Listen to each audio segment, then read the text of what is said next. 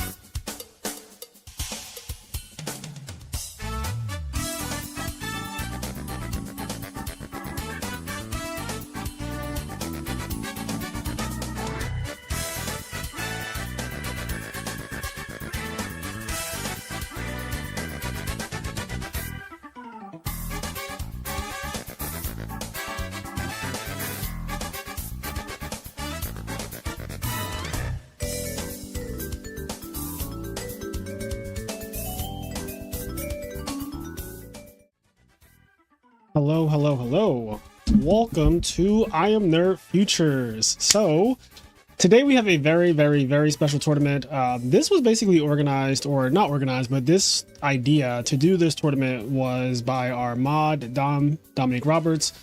He donated $100 and was like, hey, I want to do this tournament where you can play one card from the future, but nothing that is banned in Edison format already, right? So the idea is you can't play like Painful Choice, you can't play Cast Up or Dragon, but you can play like a Link Monster, you can play That Grass is Greener, you know, you can play any card from the future, and that's what the tournament is essentially allowing you to do in your Edison deck. You get one copy of any card from the future. Very simple to understand, very simple to follow. We have a lot of unhinged decks in this tournament. I looked at every single deck list. They are fucking ridiculous. There are some really cool ideas. I cannot wait to see who's playing round one. So I'm gonna choose based on some of the decks that I've seen. Actually, I have a spreadsheet, which I'm not going to show on stream because it lists the card. I made everyone list the card that they're playing. And I really want to see, I want to see Wayne Bang Me play. Where is, he's playing as Ronnak, which is, I swear I'm not being biased. I swear I'm not being biased. But like, Wayne's deck is really, well, the card he's playing is really cool. Hold on. Ronak's deck is toxic though, and I kind of don't want to, they have to be in unlimited, right? They have to be over here. Because their decks are just not like actually viable. Let me check something. What's Tim playing? Oh, Tim is playing something cool. Okay, we could do Tim. Tim and Junoichi. Let me turn the sounds on. I'll be with you in 1 second, chat. Just checking some things out. And I'm also going to set a timer. Let me just do... I have to set a timer as well. All right.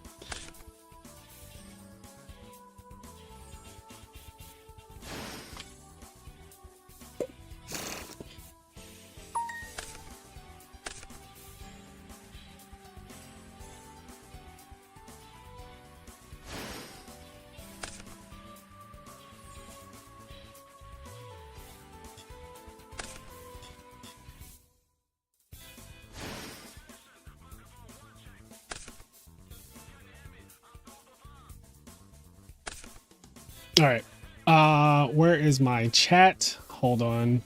I have so much shit open right now, and I'm doing this tournament completely manual. It's all I'm doing all of it by myself. So this is going to be, we're in for a long night. We're in for a long night, but I hope everyone's doing good. Also, thank you guys for 9,000 subs. We are at 9,155 right now, I believe. So if you guys saw the giveaway for the Switch 2, that is happening as well.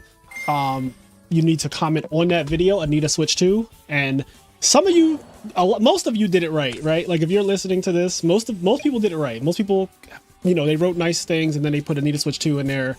Some people just did not follow directions, and there was really only 2 directions. Subscribe to the channel, 1, and 2, you need to write Anita Switch 2, not I need a Switch 2. And some of you, for whatever reason, wrote I need a Switch 2, and I promise you, you will not be eligible to actually get the Switch 2 if that's what you did, because when we do the program that is going to pick, it is not looking for I need a Switch 2, it's looking for Anita Switch 2. Those are very different things. So just follow directions. I know Yu-Gi-Oh players don't read. I am a Yu-Gi-Oh player, I get it, but like, it is the most simple thing, and it is literally a $480 Switch that I paid for cash, right? So like, it is worth your time to just correct your comment if you messed it up. Just want to put that out there. Fair game for everybody. Yeah, I'll probably say that again later when there's more people in the stream. But right now, we're just here to vibe. Sprite Elf is on the field. Let's see what Sprite Elf does. So some people probably don't know what the fuck this does. This card is broken, and I think it's banned in Modern. Or at least I think it was banned. I don't know if it's still banned. It might be banned. It's broken. It's one of the most broken cards they ever made. Which, I say that a lot, but this really is. So 2 monsters, including a level 2. And then it says, cannot be used as link summon, which doesn't matter, or link material. Your opponent cannot target monsters this card points to with card effects. So right now, this Dupe Frog, which it is pointing to, you cannot target this Dupe Frog with card effects. So that's one thing. Then it says, during the main phase, quick effect, which means either player's main phase, you can target 1 level 2 monster in your graveyard, or if your opponent controls a monster, you can target 1 rank/link to, which, you know, that part doesn't matter, special summon it. So right now he's using the quick effect because his opponent controls a monster to dupe block his opponent on the opponent's turn. He just dupe blocked him. He just dupe blocked that man on his turn. Like that is wild. I've never seen someone get dupe blocked on their turn, bro. Imagine playing your turn and then a fucking dupe block happens. So yeah, this tournament is going to be very unhinged. We're going to see a lot of crazy shit. And I'm excited for it. That card was better in tier than it was in Sprite. Yeah, that card, the problem is that card is so broken. Sprite Elf was so broken that like they had to just ban it because it would keep scaling as the game continued, right? Like as Yu-Gi-Oh continued, it would just keep getting better and better and better. because it's so generic. It just says level 2. Like it's entirely too generic. Whenever you have a generic card like this that's broken, it's just going to keep getting better. Like, think about how Painful Choice has scaled. Think about what Painful Choice would do in Modern if it were playable at like 3, right? Painful Choice would be ridiculous because it has scaled with the game. Like, it would probably lead to some weird FTK nonsense.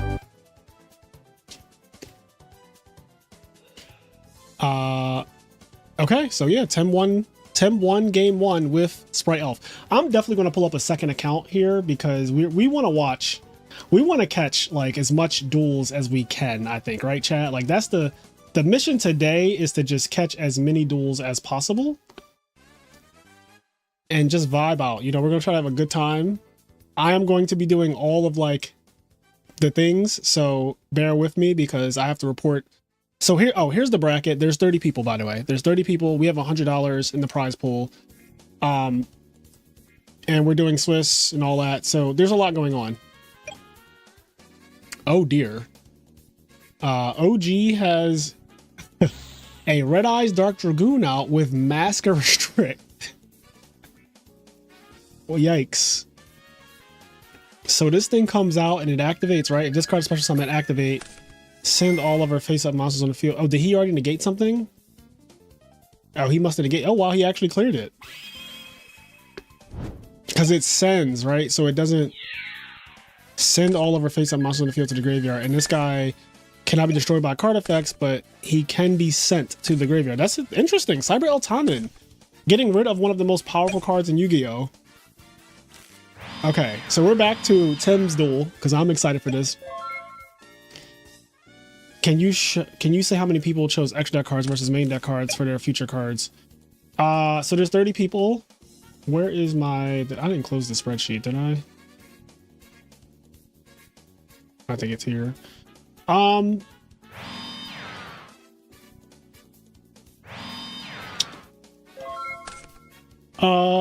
Let's see.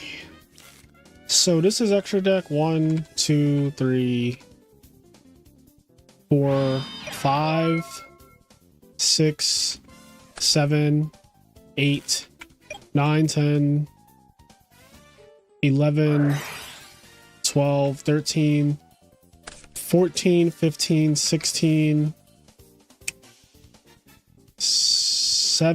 17 people out of 30 playing extra deck cards. There are 17, so I'll put it in chat.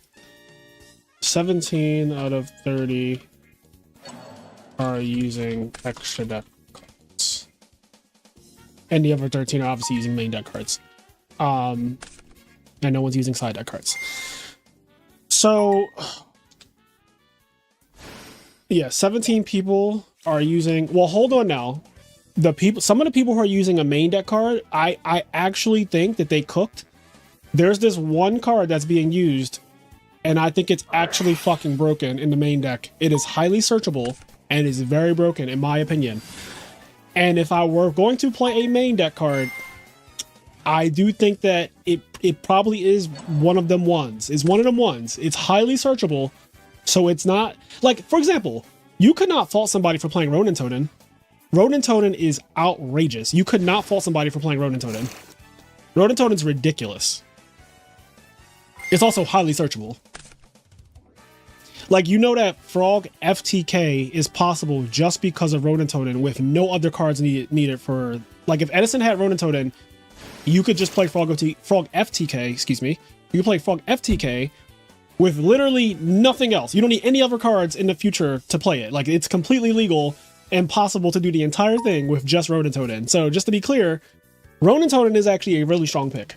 But there's another card that people are playing in the main deck, some people, and I actually think that it is a contender for one of the best picks for this tournament. I genuinely do. I want to see how it pans out, but when I read the card, I see what they're going for, and I'm like, I think this might be a cook. What would you have picked? I'm not going to say until like after. I'll say after the tournament.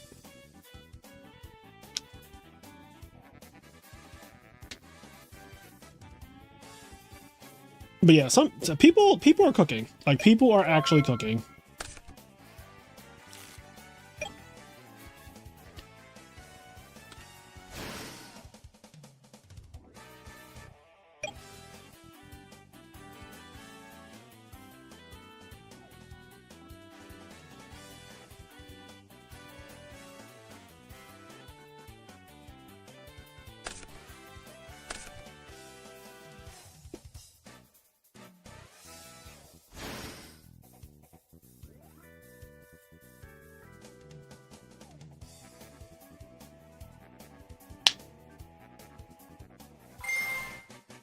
This fucking thing is so outrageous. Is it? It has to be a level 2 specifically? One level 2 monster. Okay.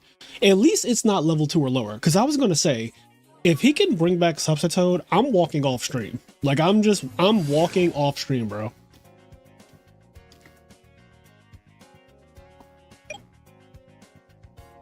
I just want to check in over here. Sprite Elf is doing entirely too much. This card just generates an outrageous amount of card advantage. And it's gone. And it's gone. I think it's already done a lot. What's the banish card in the other duel? That's just Lord British.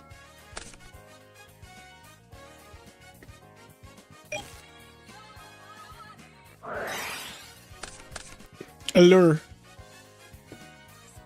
Yeah, Elf is definitely an insane card. I dare say you probably don't even need to really like attack with it either, right?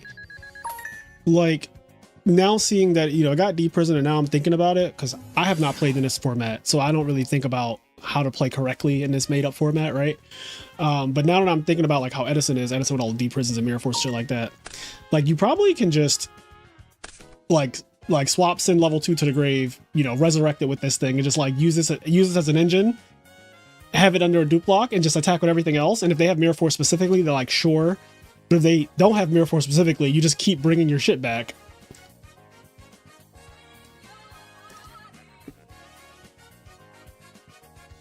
Yeah, this looks... He's gonna have to use a lot of cards here to break a dupe block.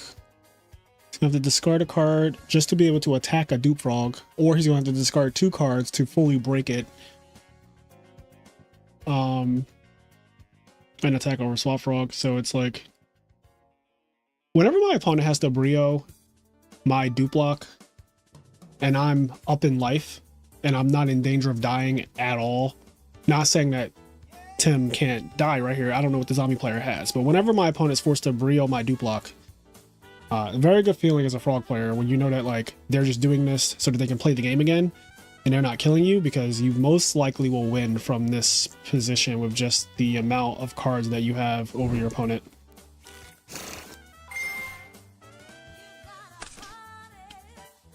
Now this is Ultimate Offering Zombies though, so anything goes. Thumbnail goes hard. Thank you. I actually made that today while I was working. I didn't work too hard on that thumbnail, so I'm glad that somebody liked it, because I was like, I don't know what I want to do. I just knew I want to do Esperoba because Esperoba is a psychic, and this is called Edison Futures, and I needed a psychic card. So Omega, right? Psyframe Lord Omega, which is a future, you know, it's a card that's not an Edison. God forbid it was. Yeah. But here we are. So we're doing zombie combos, pretty broken stuff.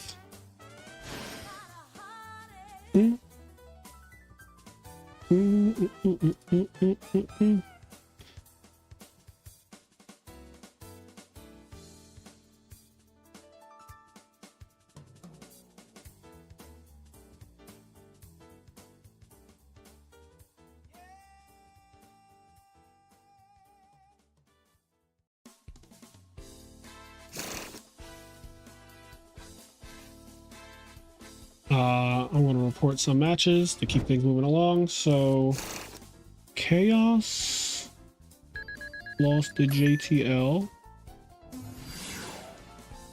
All right.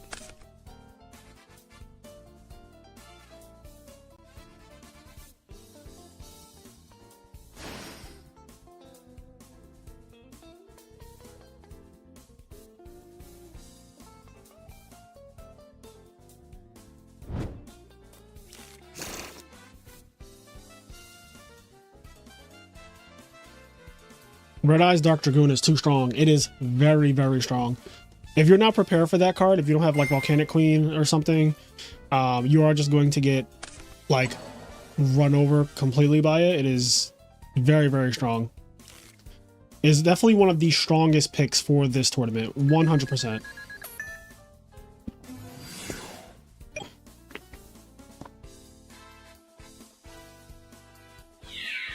What the fuck is this? This is a card called Gozuki. This is what he's choosing to play. It says, during your main phase, you can send one zombie monster from your deck to the graveyard. If this card is sent to the graveyard, you can banish one zombie monster from your graveyard, except Gozuki, special summon one zombie monster from your hand. I do not think Gozuki is like that crazy or anything. I read it when I saw his deck list earlier and I was like, okay, interesting. Like maybe there's something I'm not really picking up on with this one, but that's what he chose to play. As you can see, Tim chose to play Sprite Elf, which is like the disparity of the quality of cards, like Sprite Elf versus Gozuki, right? Like it's like not even it's like not even close. It's not even close. That's as nice as I could put it. This is just not even close, chat. Yeah. So let's see. Another match is done. Igera lost to Posse Bossi. So Sasha Edgar lost to Posse Bossi. Boom. Okay. Dom lost to GYBU. Get your bag up. All right. GYBU gets a dub. Edison Club tie won. Boom. Very nice. One of these days, I'm going to have an assistant. I'm going to have an IMNerd assistant, and they're going to be glorious. They're going to be so glorious. Are also banned future cards allowed? Yes. As long as the card is not specifically on the Edison ban list, you can play it. That's basically how this tournament works. To like summarize the tournament, you can play any card that's not banned in Edison. So you cannot play Chaos Emperor Dragon or Painful Choice or Graceful Charity or Pot of Greed. You can play literally anything else from the future, though. Like, literally anything else. And these rules were set by Dominique Roberts, who is the person who donated the prize for this tournament. I've done a tournament like this before, where I allowed you to play literally one of anything, and I didn't give a fuck if it was on the ban list or not. Just to make it even more simplistic, like, you can play I don't care. If you want to play Painful Choice, which is not correct, but if you want to play it, you can play it. Like, don't let me stop you, right? But yeah, Dom wanted people to not play anything that is banned during Edison, which is actually cool because it's different from the tournament that I already did last year. Like, if you guys don't know, I'm going to show you this video. Or did I post it in here? Oh no, I posted it in the IMNerd channel. All right, welcome back to the channel. Okay, so I did this video, which I guess I'm going to link here. This is from like January 2024, but basically these are like top 8 decks from the one banned card / future card allowed. So you were able to play anything. Like OG top 8'd last year with Totally Awesome. Nextastic topped with this Blackwing thing. But yeah, there's deck lists in there. Hydro Pump got second with Graceful Charity. So last year we had a whole big tournament, and yeah.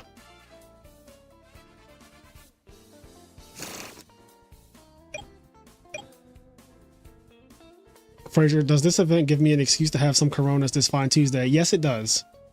I think this event is a very good reason to have a Corona on a Tuesday. It's also Taco Tuesday, so like, it just seems correct, you know? Like, it seems like the right play. It just seems like the right play. Carl Waite lost to Sippy. Where is... Okay, here we go. Mr. Sippy, boom. Gets a win.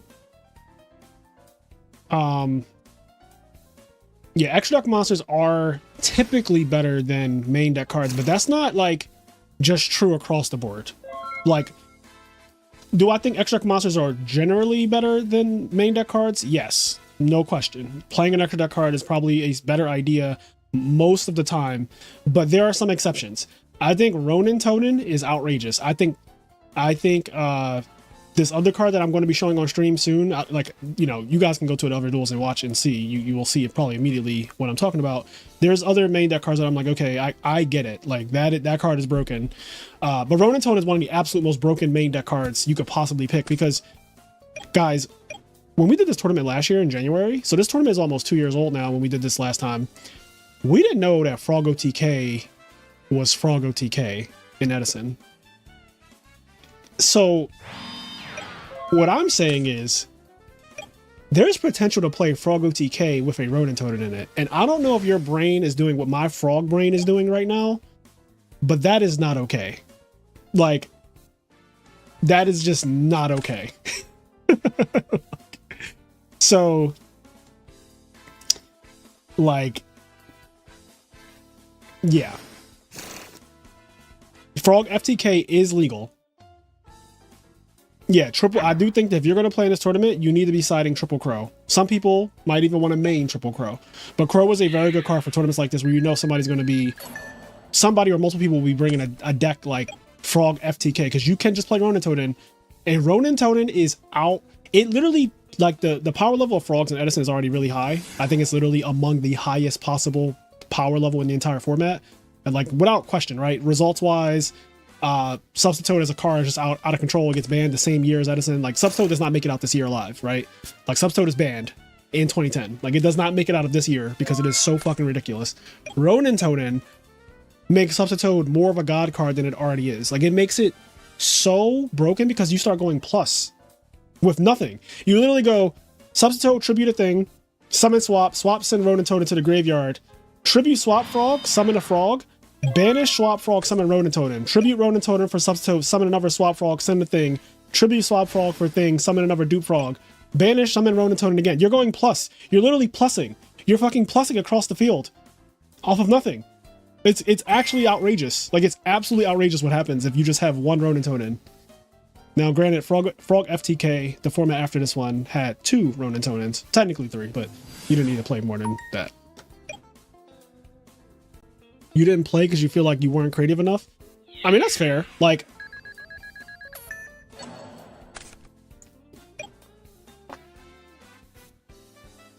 but yeah, I think that the conversation of main deck cards versus extra deck cards is not as cut and dry. It's just extra deck cards are better. I think that there are exceptions to the rule, and I think Ronin Totem is one of them. I think Ronin Totem, I think I could win this tournament with just Ronin Totem in my deck. Like, I think if I spent time, like if I actually worked on it, now there's no incentive to do that because this tournament is just designed to be like a fun one-off thing that we do. Because the IMNerd, we like doing wacky shit like this. But like if I was working on this like format and I was really trying to break it, I think that like I could find a frog deck, whether that be with Totally Awesome, which is an extra deck card, or with Ronin Totem, which is a main deck card. I think that I could break frogs like with that.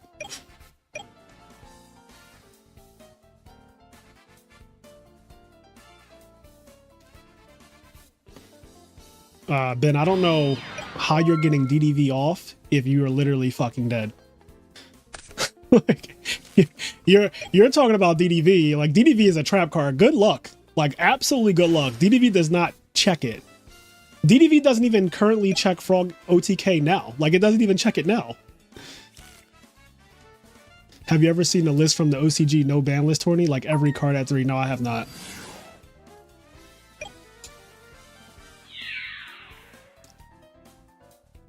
Okay, OG won his match versus Quest.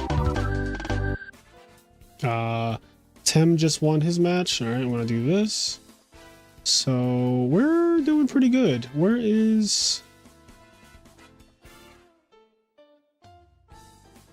All right, here we go, Tim. All right, let's get out of here. There are a couple more matches going. Oh, we got more. The big win lost to Bazaar, so Bazaar won. Patrick Star lost to Hydro. Let me see if I can find a match as well. Unlimited, unrated. The Gulls playing versus Frogs. And he's playing Lightning Storm. So the Gulls decided to play Lightning Storm. And... Yep. Okay, Hydro Pop won his round. Okay, I don't think I missed anyone. I think I have every match that I see.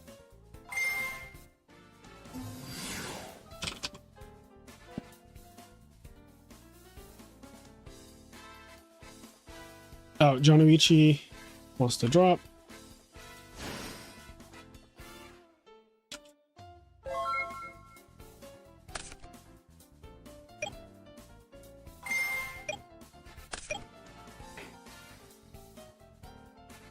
Let's do this.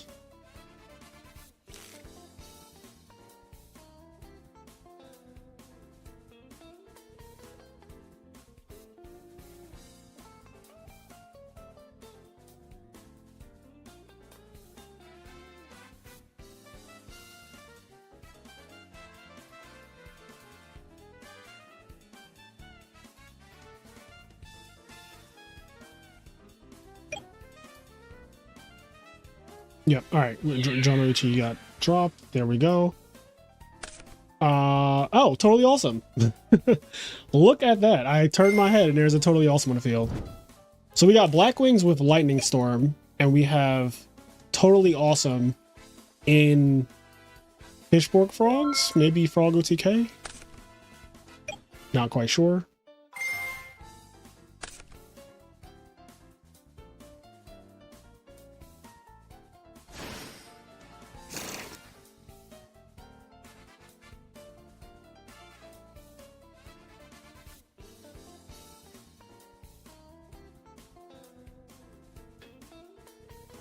Let's see.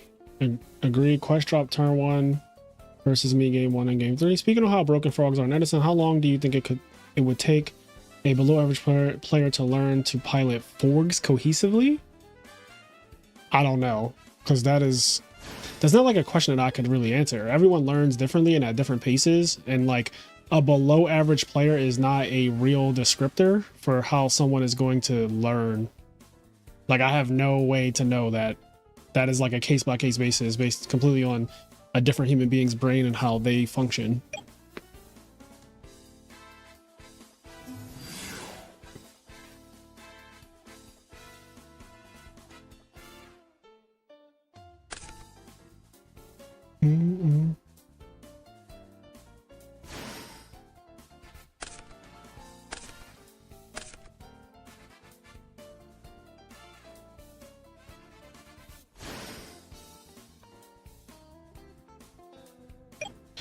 Ronin is way better than Formula Synchron. I cannot let us get derailed like this, chat. We cannot get derailed like that. We cannot compare Ronin Toden to Formula Synchron. It's just not even close, chat. Ronin Toden, did Ronin Toden get banned at some point in Yu-Gi-Oh? Like, did Ronin Toden touch the ban list, or am I tripping? Do I have to Google this, or does somebody just know? Do I have a Yu-Gi-Oh historian? Did Ronin Toden get banned? Okay, like we cannot get this far. Oh, it's banned right now. Wait, bro, is it literally banned right now? Is it fucking banned? Is it literally banned right now, chat? Is Ronin Toden literally banned right now, or am I tripping? We cannot. What we cannot do on this channel, because I like to not lie to you guys. I'm a truth teller. I don't get on here and tell you bullshit. I tell it how it is. And I like to believe that some of you enjoy me being such an honest person. We cannot compare Formula Synchron and Ronin Toden. It is not a fair comparison at all. Ronin Toden was a completely different atmosphere, stratosphere than Formula Synchron, especially if we're talking about frogs. It's not even close. It's not even remotely close. I will give you 3 Formula Synchrons and I will take 1 Ronin Toden. And we could frog mirror until the sun comes up. And I will be surprised if you win a game. I'll be surprised if you win a solitary game.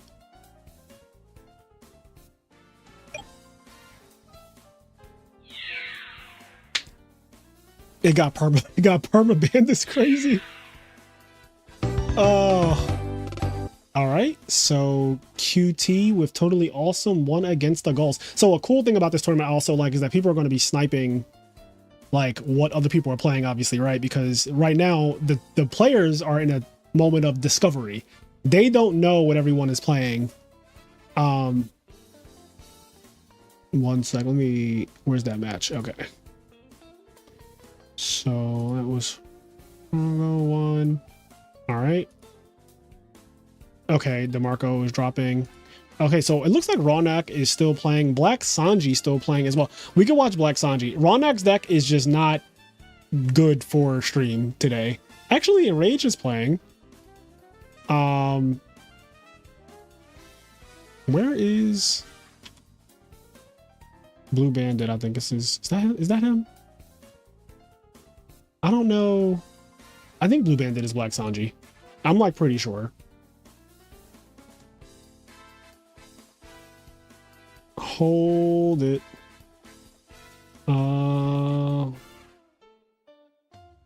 Black Sanji. Okay, it is Blue. Okay, Blue Bandit is, yes, that is him. So DeMarco is dropping.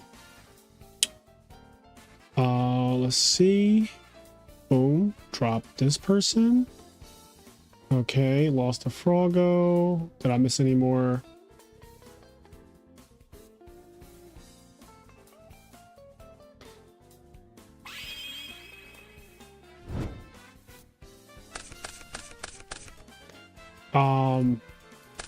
There are 17 minutes left.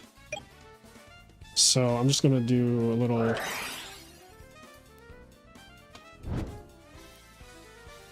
Oh God.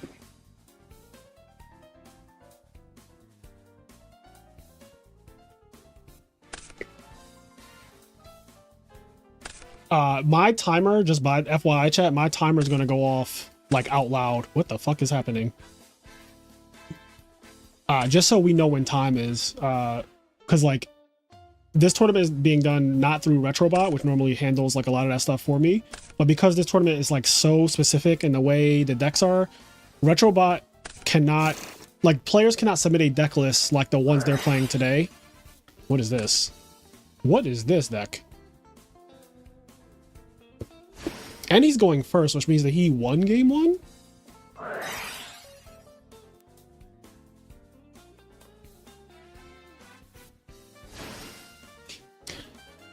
What rulings are you using for the future cards?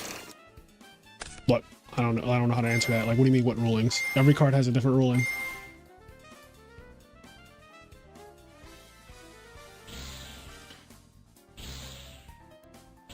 This is getting out of hand. And I don't even like chat. What is happening? What is this like the god hand from Orphtronics?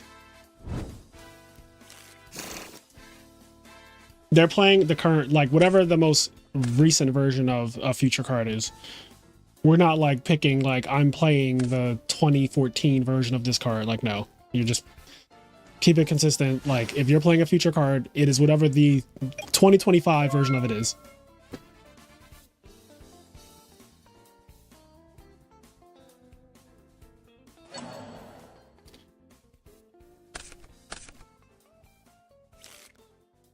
Oh, he did all of that and then ended on plasma? Okay.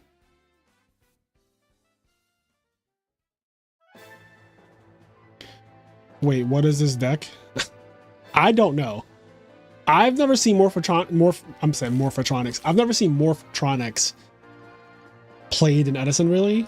So, like, outside of the one time I think I shadow gamed against Quest, and that was like literally years ago at this point, I don't know anything about them. I thought something magic. I thought he was about to start doing some wild shit with his extra deck.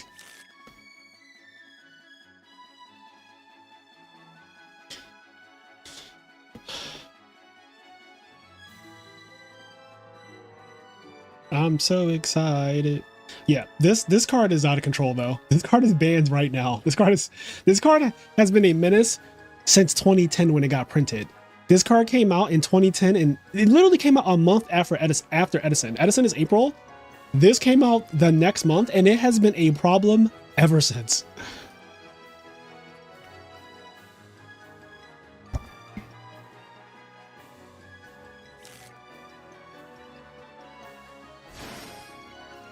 Doesn't that just beat over it? Plasma with like no other thing, like no back row, no dupe block, is definitely a choice. Right, so that does dodge plasma.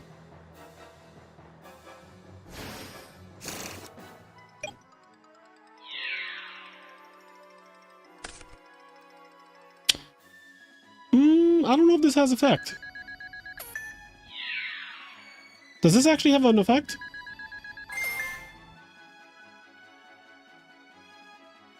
Like I know plasma negated it when it came out. But like, does it know when plasma is gone?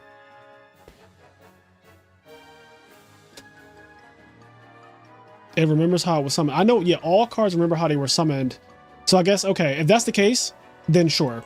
Because that is true. Cards do remember how they're summoned. For example, if you flip a hamster and special summon a Raikou face down, and I go summon Jalgun the Spiritualist and pitch a card out of my hand for Jalgun's effect, it will kill your face down Raikou.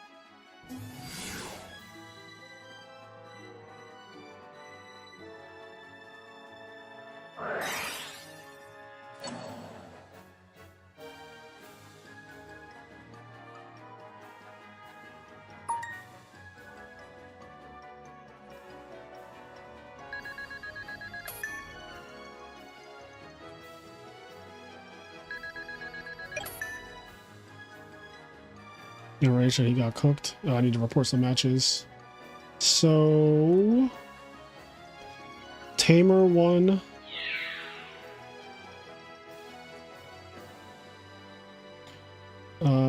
Spore won. We are almost done here. Yep, Spore, here we go. Alright, so the only matches that are still going on. Oh, this one and Raw Next are the only two matches that are currently still going. And Blue Bandit won.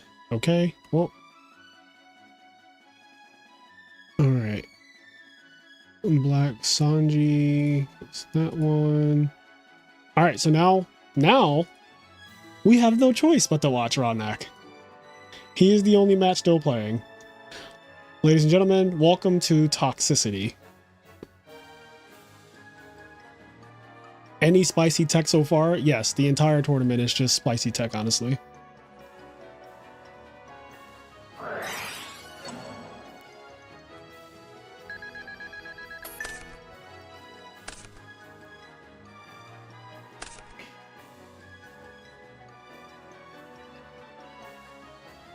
This is such a crazy field. What is this deck? Okay, a Hero Beat, and this is some kind of fairy nonsense with he's choosing to play Eva. So if you don't know what Eva is, it says if this card is sent to the graveyard, you can banish up to 2 other light fairy monsters from your field and or graveyard. Add the same number of level 2 or lower light fairy monsters with different names from your deck to your hand. So, Nick, thank you for becoming a member. Ava's broken. Ava got banned, I'm pretty sure. I feel like this card got banned in Modern. I know it got put to 1. For sure it got put to 1. But I feel like it also got banned. Like, I think this got actually banned. What's that deck called? Drytron? Drytron used to play this in like 2021. Ask me why I know that, right? Because he's like, why do you know that? Well, I know that because my friends were trying to fucking snake charm me into playing Modern Yu-Gi-Oh! Again in 2021 really bad. And they were like, oh, you would love the Drytron deck. Like, it's so good. And they were like showing me plays and shit against all the other decks. And he was like doing all of these things with Beatrice and Eva. And he was searching out like heralds and shit and just like ending on Cyflocks. And it was nonsense. It was nonsense. I was like, you think I want to play that? You just told your opponent they can't play the game.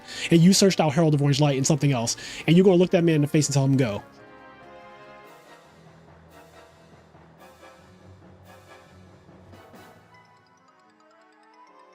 It just recently got unbanned. I feel like unbanning unbanning cards is kind of a meme in modern Yu-Gi-Oh!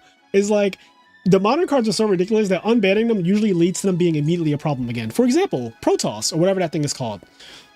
Like that card should not be legal at any point in Yu-Gi-Oh!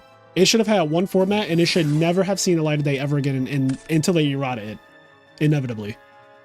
That card should never see play.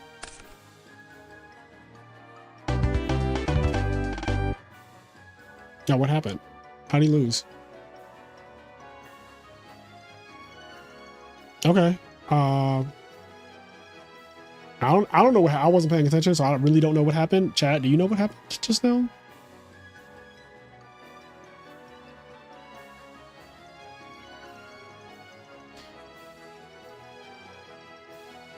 All right, round 2 is up.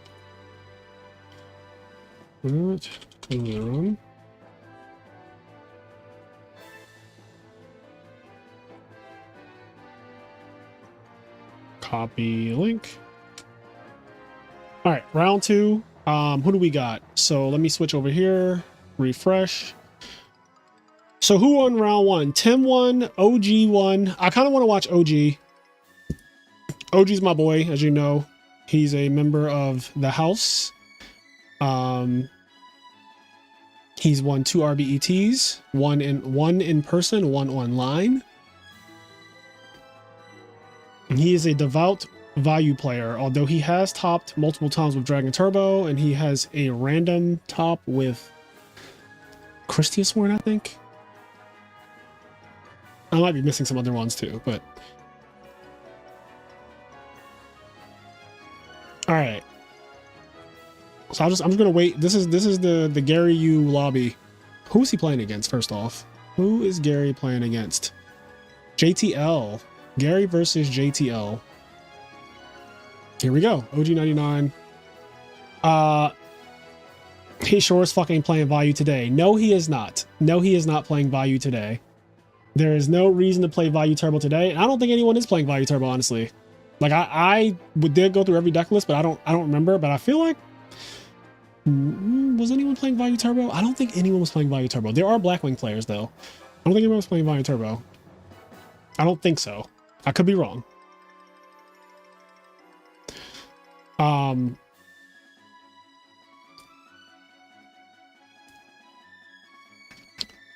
So yeah, 2 people. Okay, so we still have 28 players in the tournament. $100 is still on the line for top 4. Okay.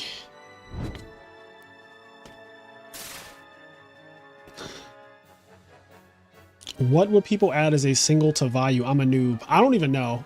I genuinely don't think that Value is good in this environment. Like, I think the best you could do with Value is play like double oppression and hope that you play against people who are doing some kind of crazy special summon mechanic. But I think that like you kind of void your fun of the tournament because like what are you playing? You know what I mean? Like I really don't know what Value will be playing in this environment where you could play anything. I feel like almost every other deck, including decks like X-Sabers, benefit more from this than Value Turbo does.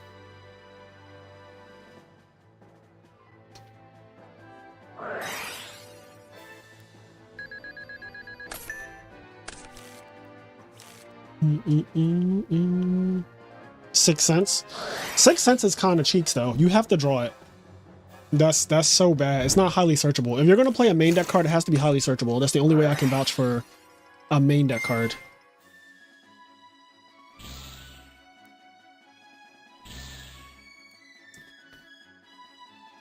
Oh, both players can do this. During the main phase, the turn player can fusion summon 1 fusion monster from their extra deck by banishing fusion materials mentioned on it from their hand or field. So interesting. And his name is 1 card FTK. Well, this is unhinged. Turn 1 Dragoon. Turn 1 Dragoon, chat. How do you out it? Is this a go next? The die roll means a lot here, I feel like. For obvious reasons. They're kind of playing modern Yu-Gi-Oh! Like if you saw the finals of the last YCS, Main volcanic queen from the top ropes. That would be wild.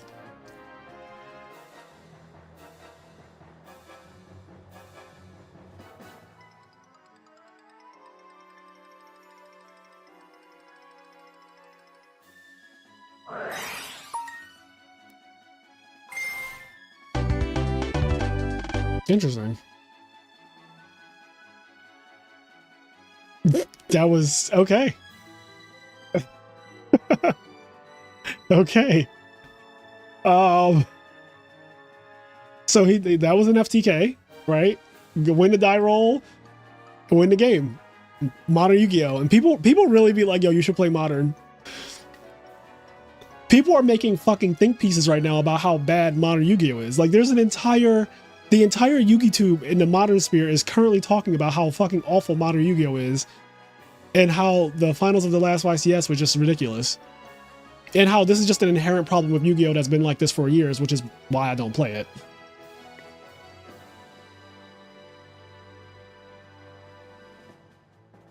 So that's kind of funny.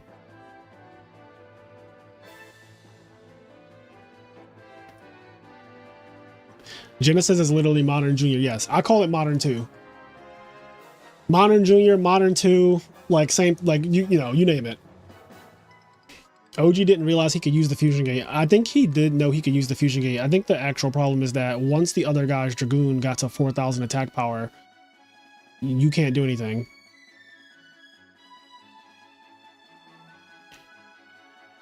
Oh, PRG is dropping? Okay. I will do that.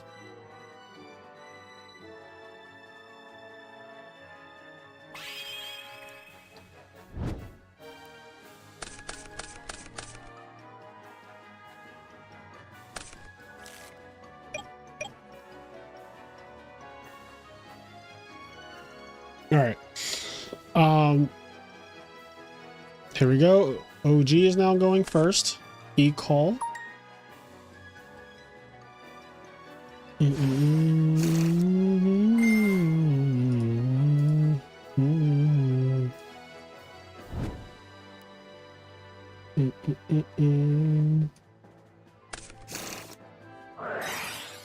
It's fine. I can do this myself. This is only 30 players. I can manage 30 players. I am a one-man machine. Modern players are happy with Genesis, and it's like retro players still hurting. Modern players are happy with Genesis, and it's like retro players still hurting. Why are retro players hurting, though? I feel like retro players are not hurting at all. Well, game's over. Not necessarily. This is now a side deck game. There are definitely a lot more outs to it after game one.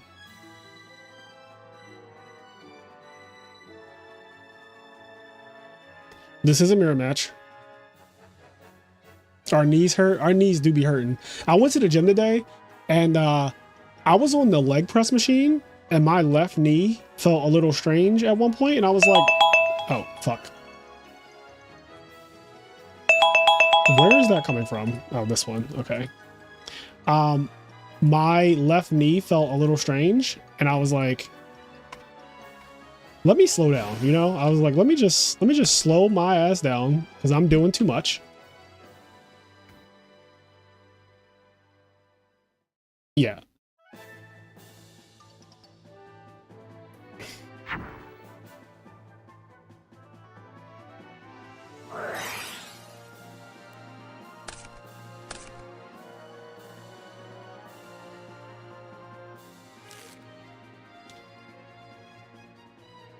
I'm not embarrassed to be in the gym and get on a machine with too much weight and be like, wait, I'm tripping. Exactly.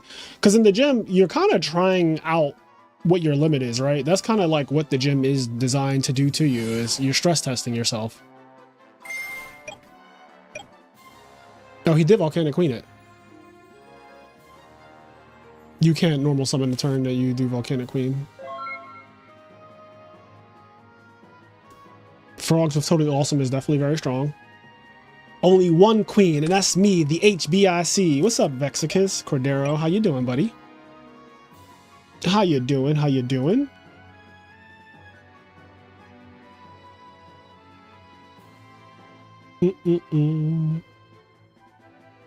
Kaiju's an aside. Yeah, you pretty much have to play Volcanic Queen in this tournament, in my opinion.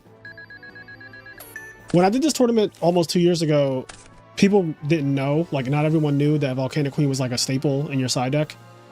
But now I think people have gotten to the point where like, okay, I've seen this song and dance before. Oh, shit. Oh, shit. Gary fucking you with the, yo, he has a way to bring it back. He said, bring it back, bring it back, bring it back, bring it back, bring it back, bring it back, bring it back, bring it back, bring it back, bring it back, bring it back. That was wild. I did not expect to see refusion. Refusion, bro. Monster Reborn and FTK is crazy. Monster Reborn and FTK is crazy. I'm pitting that. I'm fucking pitting that, chat. Monster Reborn and FTK is crazy. That was actually wild. That was actually wild. Can we get some likes, by the way? Can we get some likes on the stream? My man just Monster Reborn and FTK. That is absolutely wild. Can we get to 30 likes? We have what, 130 people watching? We can get to 30 likes, right, chat? We can get to 30 likes. One time for the fucking one time? One time for the absolute fucking one time. We're just having a chill Tuesday until, you know, some unchill shit happens, which is kind of what just happened.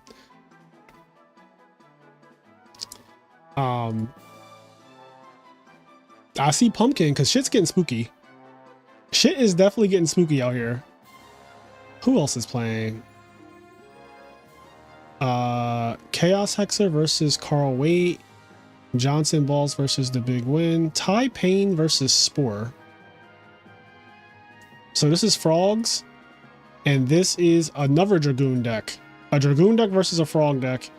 And the Dragoon deck won game 1. So this might be a quick 2-0 and a handshake against whatever card he's playing. He might be playing Totally Awesome. I forget. I don't know if we know. All right, here we go. So far, whoever's going first has won these games between these two players right here. They're both playing Dragoon Turbo. Red Eyes Dark Dragoon Turbo. And yeah, whoever has gone first has just won both times.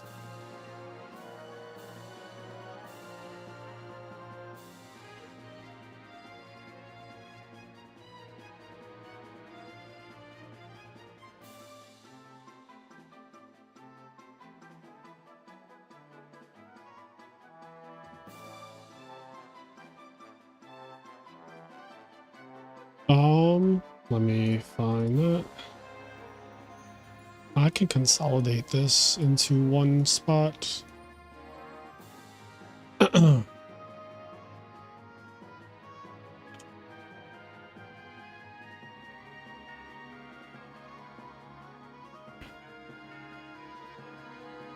Okay, low people, yo, they are cooking very quickly. So Hydro Pump 1. Carl Waite 1. What is going on? Oh, Frozen Soul. What the fuck? How's it been, my boy? Thank you for the 20 bucks. Oh, it's not going to let me go in this account because I'm already logged in. God damn it. I hate when it happens. All right, I'm getting out of this duel. We were watching OG, right? Dueling Book just absolutely decided to shit the bed for a second there. Oh, he said a monster and passed.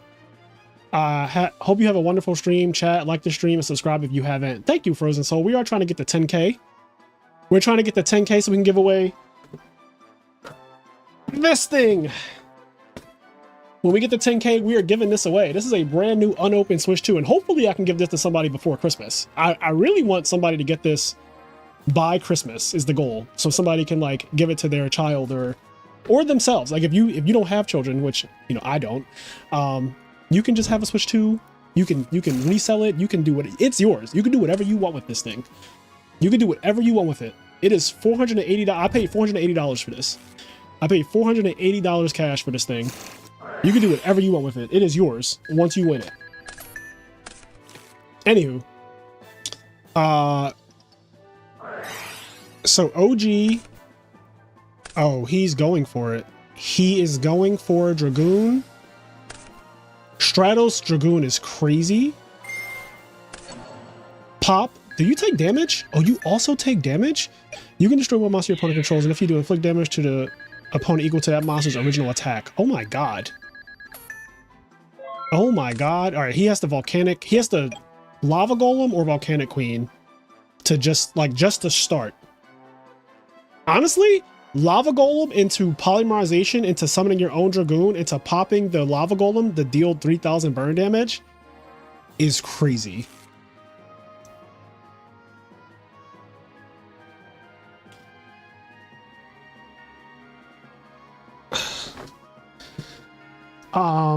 Okay, Johnson Boss 1. I'm gonna continue reporting some while they think about their turn. Who else? Chaos is dropping. Okay.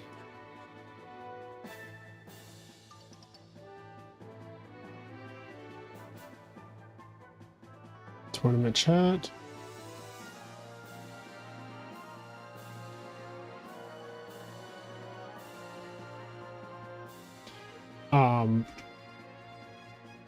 Is someone playing Frog FTK with Ronin? I am not at liberty to say what people are playing while they are actively in the tournament, and we haven't seen that yet. If I saw it on stream, I would say yes or no, but I have not. We have not seen that, so I do not know. Or if I do know, I'm not at liberty to say.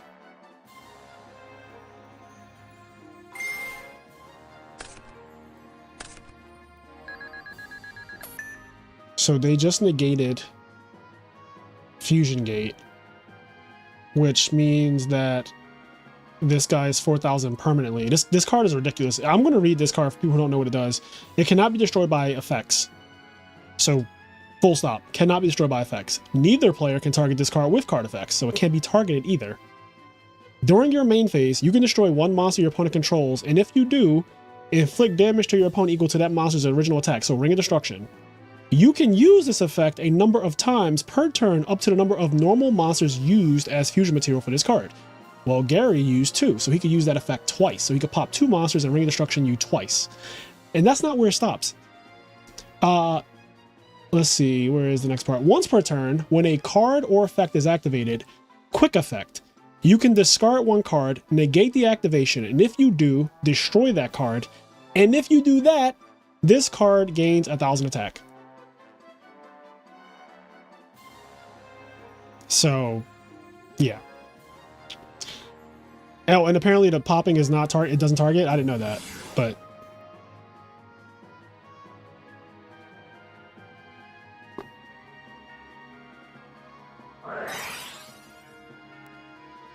okay. He's playing poly, and he's polying for absolute zero. This guy can't die by card effects, though, right?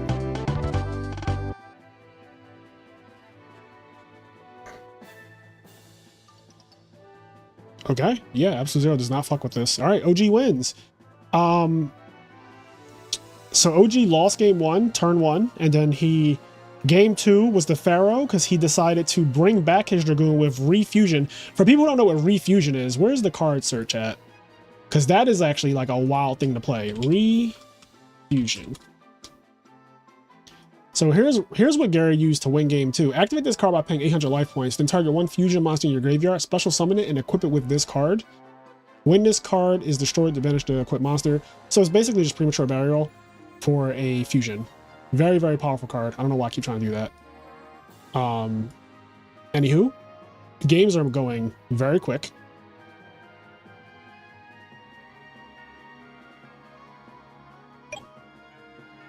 Glow Bulb! Fucking Glow Bulb. Oh, Mocking the Citadel. This is another broken card. If you don't know what Mocking the Citadel does, this is very broken as well. Yeah, people are blitzing this tournament. They're just like going as fast as possible, which I am here for. I did not want this to take long. I was going to make this double elimination, but I was afraid that it was going to take too long.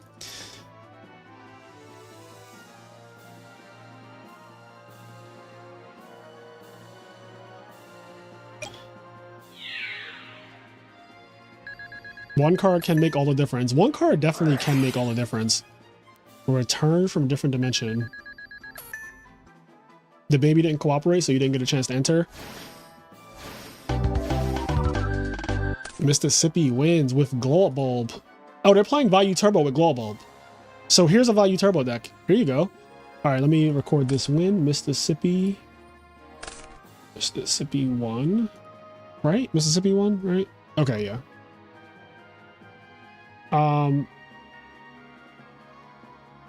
Who else is in? Tamer is playing. I kind of want to watch Tamer. Oh my god, another Dragoon. Versus Gladiator Beast Darius. Gladiator Beast Darius. 2 monsters, including a Gladiator Beast monster. During your opponent's battle phase. Bruh. I was reading that. During your opponent's battle phase, Gladiator Beast monsters you control cannot be destroyed by battle or card effects. If this card is link summoned, god damn, I can't even read the cards. They're ending the duel so fast. If this card is link summoned, you can special summon 1 level 4 or lower Gladiator Beast monster from your hand or graveyard, or if your opponent controls a monster, you can special summon 1 Gladiator Beast monster from your deck instead. Also, for the rest of this turn, you can only use Gladiator Beast monsters as link materials. That part doesn't matter at all because you only would be able to play 1 link in this tournament anyway. Darius is broken. I think there's a better Glad Beast card to play, but Darius is broken. What's the goals record? I'm trying to mainly find people who are drop not prepared for this. Lost to Edison Club. Okay. So Spore is dropping. Yeah, this tournament definitely is one of those ones that if you don't know how unhinged shit is gonna be, you could absolutely get caught off guard and just like get steamrolled by the nonsense. Because there's, as you can see, Dragoon is definitely one of the best cards to play. A lot of people are playing it, smartly so. I do think Dragoons is like top 2 things to play. There's a certain duelist in this tournament who is using my deck.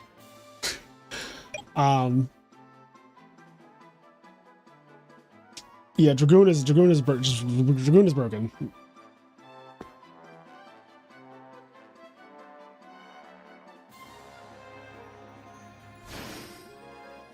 Dragoon is absolutely broken. Thought about playing Sixth Sense. Sixth Sense is not good enough. Like, it's cute. I think there are better cards that Lightsworn could play than Sixth Sense. Sixth Sense is a card that you have to draw, and it's not really searchable. Like, not easily searchable. And I'm not about to recommend you play Cataville Omen to just resolve Sixth Sense. That's just ridiculous. For what I have played, I'll say after the tournament what I would have played. Someone's using my deck list in this tournament, though. Like, there's a person who last night asked me for my deck list, and I gave it to them. And, yeah.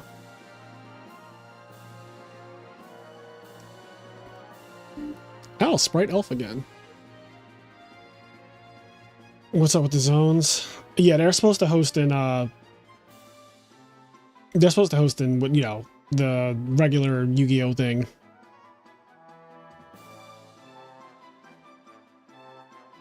They're just gonna have to pretend that it's there. In the extra monster zone above Queen. They're just gonna have to fucking proxy the zones this duel. Since somebody hosts, whoever hosted it's hosted in Classic.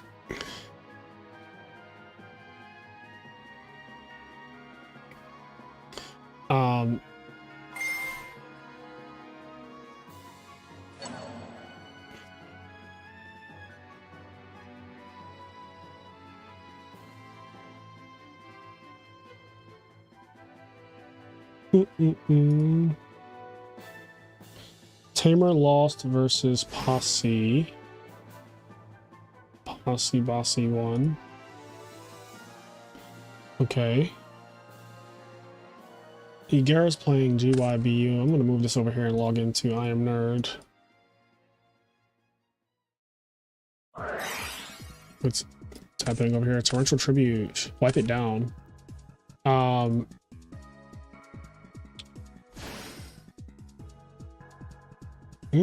Or they're not playing. Let me see over here if they're...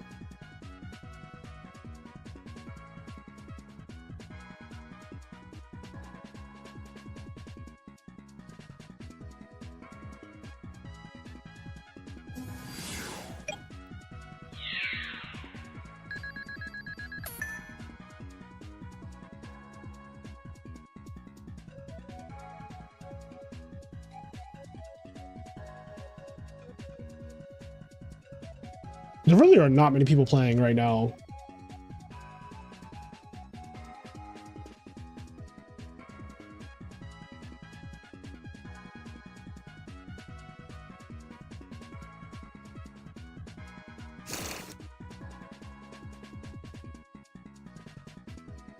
Oh wow, this person's been in the server since 2023 and I've never seen them.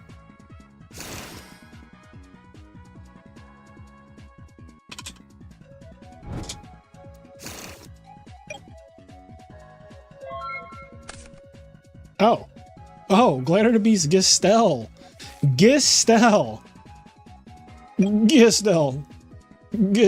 At the end of the battle phase, if this card battled, you can shuffle it into the deck, special one Glad Beast monster. Okay, it does exactly what all Glad Beasts do, but then it says, you can only use each of the following effects of Glider the Beast Gistel once per turn.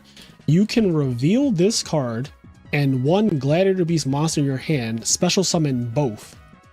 If this card is special summoned by the effect of a Glad Beast monster, including itself, you can add one Chariot to your hand. Or really it says one Glad Beast spell or trap. This card is unhinged. Like, very, very unhinged. I hope I don't have to explain why revealing a Glad Beast and special summoning this and the other Glad Beast out of your hand, and you haven't even normal summoned yet, and when this guy is summoned like that, he searches a trap or a spell, he searches Chariot. I hope I don't have to explain why this card is fucking unhinged. Like, I hope that that is just very clear.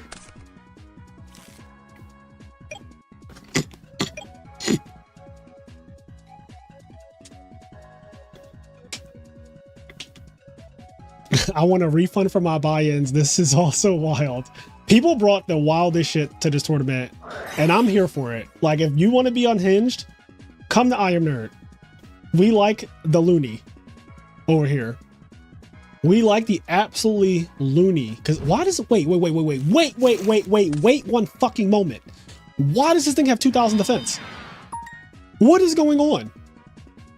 Why does it... Yo, why does this thing... In all seriousness, why does this thing have 2,000 defense? I never noticed that. That thing should have 0 defense. There's no reason Gistel should have 2,000 defense. No reason.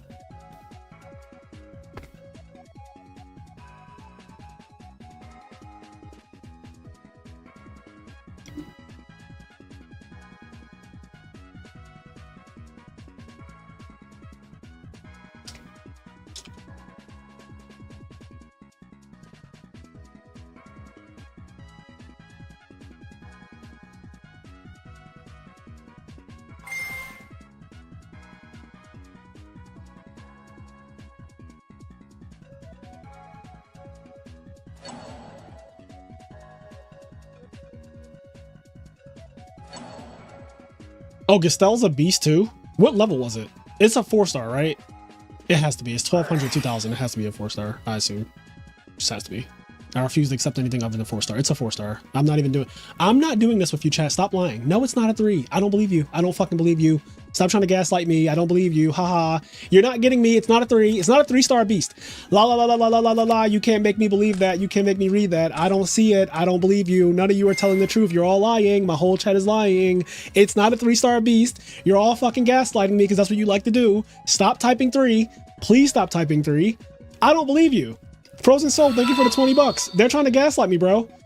They're trying to get me. Imagine a combination of the Frozen Soul Cups singleton format with one modern card legal. That might have to be a thing. Gistel is not a 3. All right, I'm gonna look up Gistel right now because y'all are really trying to gaslight me. I can't see. What level is it? Level 4. See, I knew y'all were trying to gaslight me. It's a fucking level 4. Y'all tried to get me. Y'all tried to get me, chat. It's level 4. If you donate $100, can the next tournament be a modern deck with one Edison card? I genuinely don't think my community would like that. And more importantly than that, I don't want to stream that because I won't know what's going on. So I will decline your $100. Because all money ain't good money. Where is... Okay, there it is. So what does this say?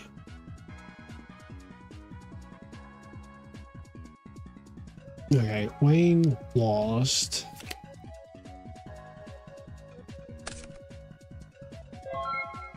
If I donate $100, can we make the above tournament I mentioned real? Not yet, because I have other things planned, but we can talk about it. I'd rather walk a mile on Legos. Barefoot, Jesus. Jesus. Oh, I wanted to announce this too. Next week we're doing a redo tournament on Tuesday because I got another $100 and we were trying to brainstorm some things to do with that money. And so I was like, you know what?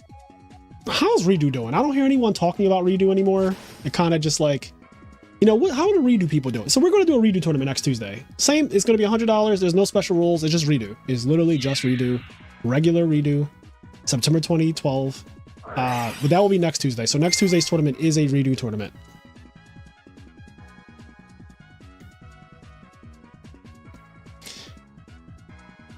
I'm going to put redo on my back.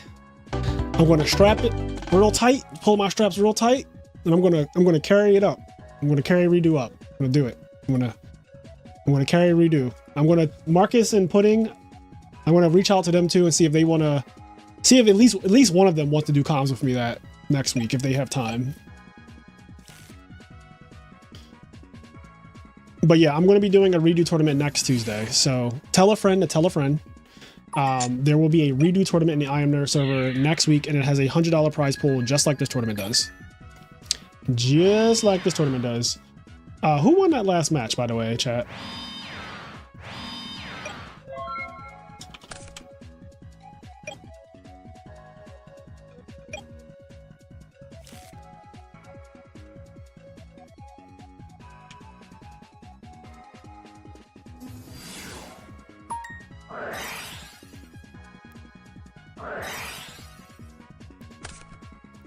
What is this? Like, what is this?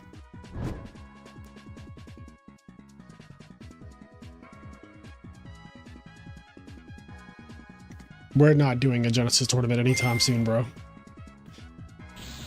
You do not hold your breath.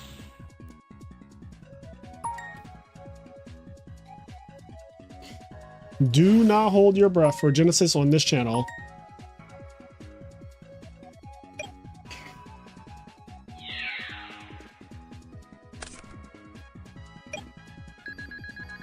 Oh man, Genesis with only 50 points allowed. Yeah, no, I have no desire to do anything with Genesis.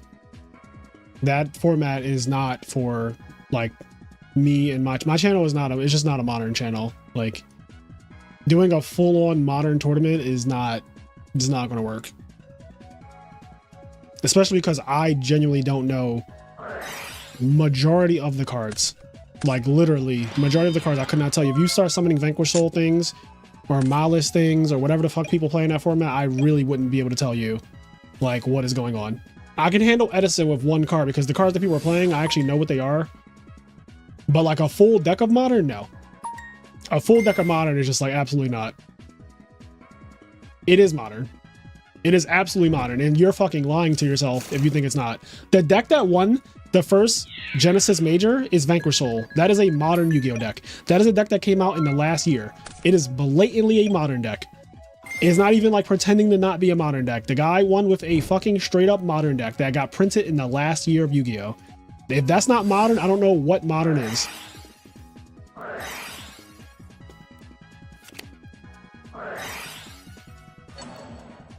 Genesis is for people who play modern but don't want to play modern. I actually like that descriptor a lot. Genesis is for people who play modern but don't want to play modern.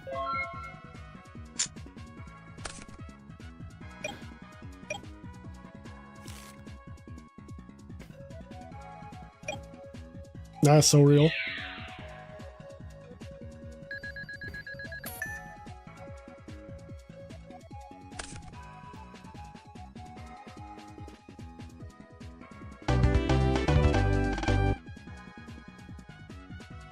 right, so the goals won.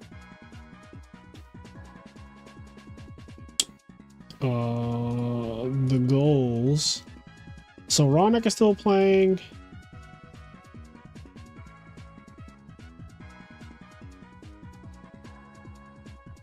I don't get to see who won.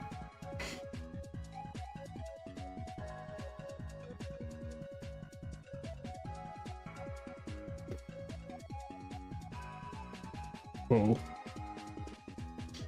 Enrage said tonight was not my night. Holy shit. Enrage, what did you play tonight since... Okay. Blue Bandit won. Gotcha. Black Sanji. Okay, I think we only have one more person, and that is Ronak. With double Gellin duo.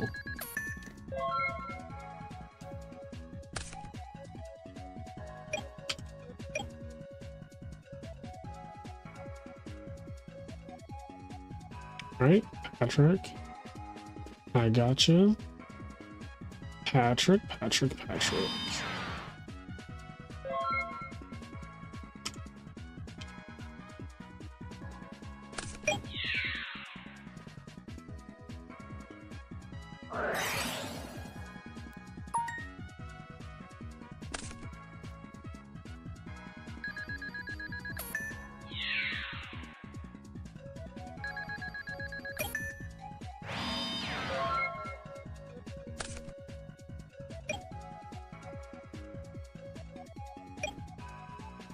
Let me check something.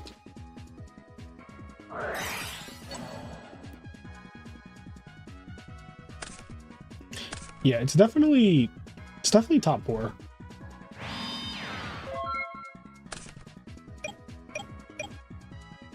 Just based on Konami's like thing of how Swiss works.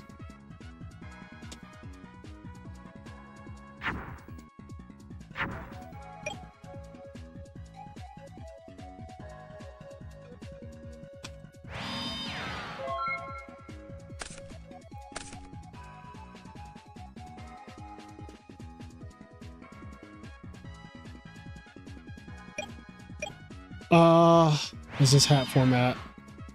Oh, because of the fucking... I don't know why that comment tickled me find out, but that is really funny. Because like I'm over here looking at Discord. Then I come back to chat and the first thing I see is this hat format? Then I look at the screen and I see 5 back rows against 3 back rows.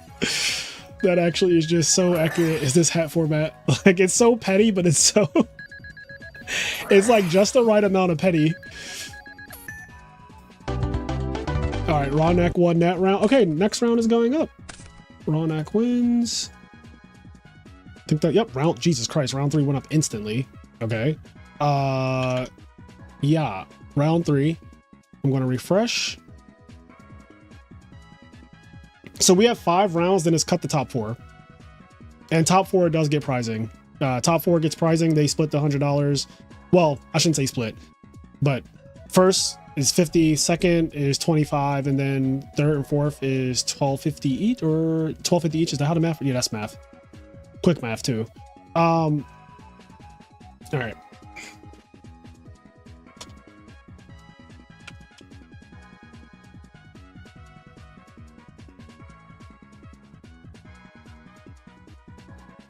All right, round 3.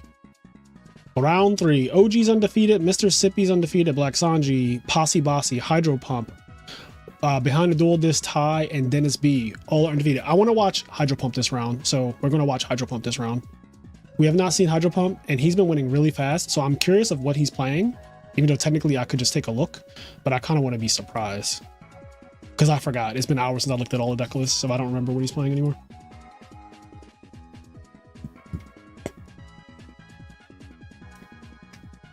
Quest. All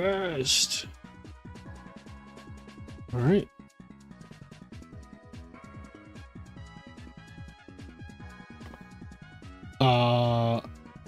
Who is Hydro playing against? I did not check. Okay, Hydro Pump's playing against Tamer. Oh, that's gonna be... Wait, is Tamer... Did he get pared down? Tamer's 1-1. Hydro got pared down. Oh no. Oh no. Guys, if you're listening, please do not host your duel in Classic. You kind of do need the extra monster zone for this tournament. Kinda. It was not my night. Literally, both of my matches were you can't play. So unfortunately, and I think I'm gonna do a video about this. Unfortunately, Yu-Gi-Oh's design as a game, peak Yu-Gi-Oh is making it where your opponent can't play, unfortunately. And the company who runs the game is complicit in that. And this is a conversation that I definitely do want to have, which is just really me piling on to the conversation that's already going on in the modern scene, because they're currently complaining about not being able to play the game. But I think that they're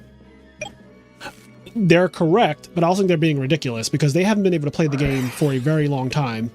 They've been believing they're playing the game, but if you zoom out, it's like that. Well, if you close your eyes, does it almost feel like nothing's changed at all? Like they have been lying to themselves, I feel like, for a long time, because I've seen many. I remember watching the finals where Silverman, Dominic Couch, and I forget their third person. Dominic Couch locked his opponent's entire field. The guy could not play cards on his turn. He literally took, and there's a fucking judge standing up, putting X's on all the zones, as Dominic Couch is literally in the finals, locking every zone so that you literally can't play the game. This is not that long ago. So like the whole like, oh, the finals of the last YCS was like so fucked because it was one turn every game. The whole set was 3 turns, and I'm like, okay, what's different? Like, where's the difference at? What have you been watching this last couple years? Like, what are we talking about? Like, I'm looking at it like, it literally is giving me, well, if you close your eyes, does it almost feel like nothing's changed at all? I'm not gonna be an optimist about this. I love that song, by the way. That song is fucking amazing. Like, unfortunately, the reality of Yu-Gi-Oh is the peak of the game, the peak, like, if you break formats and if you like solve formats, especially the modern ones, the peak is just denying your opponent the ability to even play. That is like peak. And Konami has the power to stop that from being a thing so consistently. I'm not saying that literally every modern format has been that for the last couple years, but I will say I think most of them have been. When I was watching in 2021, everyone was scythe locking each other. Everyone was scythe locking each other, and I was like, why do y'all want me to play this? His opponent just got scythed, and they can't play, and they just lost. And you're telling me like, oh no, like it's fine, like you can do this, you can have Chalice or fucking Forbidden Droplet. And I'm like, but why do I need to draw a card in my opening 6 in order to play the game? Why is that a necessity? I don't want to play that. Like, why is that a necessity? Like, oh yeah, you could just like Droplet it or... No, fuck you. Like, I don't want to do that. Just get good, bro. Just draw the out.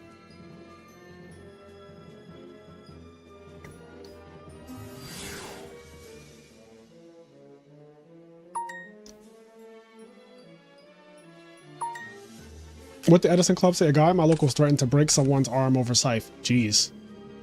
Frozen Soul said an appropriate response. So, Frozen, you want to do a tournament where it's one of every card, but you're allowed one modern card. We could do that in probably sometime in November, I want to say. Because I have to do the 1K. So the 1K is happening November 8th. That's just regular Edison format. Vanilla Edison, November 8th. $1,000 tournament. You guys know the rules. You know how it goes. Party member or higher if you need to be on the Patreon. That tournament, you have to be on the Patreon in order to play. But that tournament is $1,000. We did one 2 months ago in August. But we're doing another one November 8th. And then next week, we're having a $100 redo tournament. So the next week is going to be redo. Because redo deserves a little love too, you know? Redo needs some love.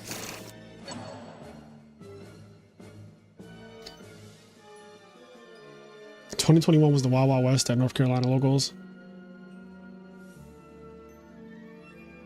Stops Frog FTK from being real. It does. Oh, here's GB Darius. It's a black guy's name. What is he playing? Like, what's in his deck? What's in Hydro? Oh, Hydro Pump is super polying. What the fuck did he just super poly, bro?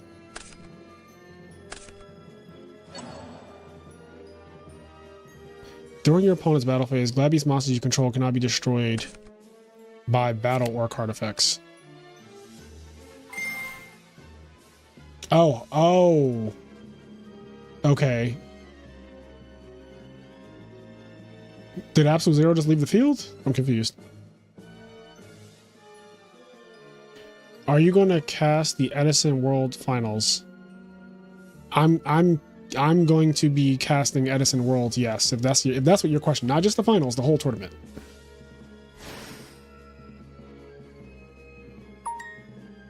Please tell me someone is playing heroes with Sunrise or Shining. I'm not sure. Maxi is terrible in this tournament because you can only play one of it, son of a gun. Super Poly, Zero, and Darius for Gaia. Oh, that's what happened? He Super Poly, Zero, and Darius to summon Gaia, and then Zero wiped down the field. I'm up to speed.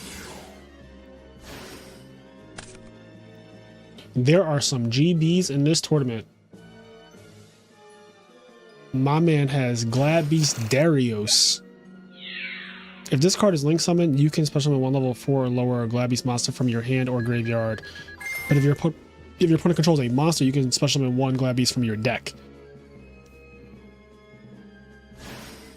It's a pretty broken ass effect, honestly. Like, this thing is very broken. Oh shit. Oh fuck. What just... Okay. This got so bad.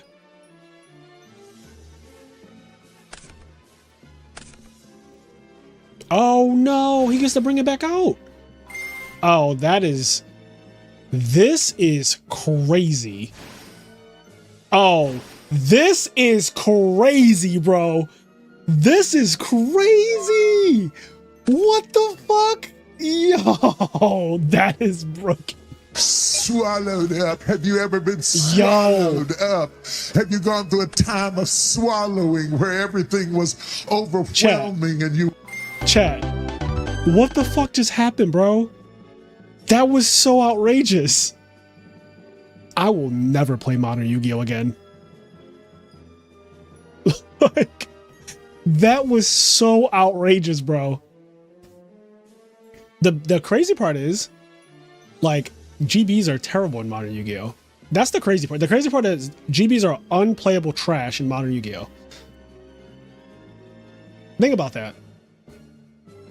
Like, what we just saw, well, you can rewind it, find out. This is YouTube. This is not Twitch. You can rewind it. You can literally just rewind the stream.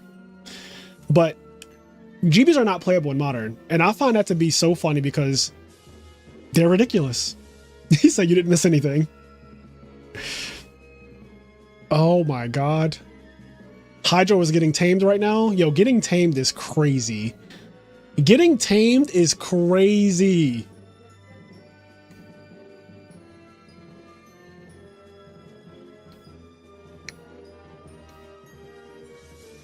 There's always one guy that insists on GBs no matter what the format. I do think that GBs is a good pick for this tournament though. They have a lot of modern cards that came out in the last 2 years that I think are genuinely broken. Gestel is outrageous. Gestel searches Chariot or Respite or Respite, however you want to say it. You can say both.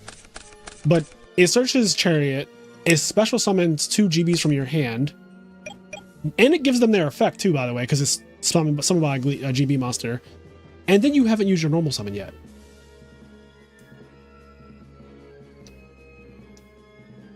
GB is the reason I would not say 2 cards for this tournament. Like the actual reason, not the actual reason. Gestel and Darius is outrageous. Yeah, I agree. They are pretty broken cards.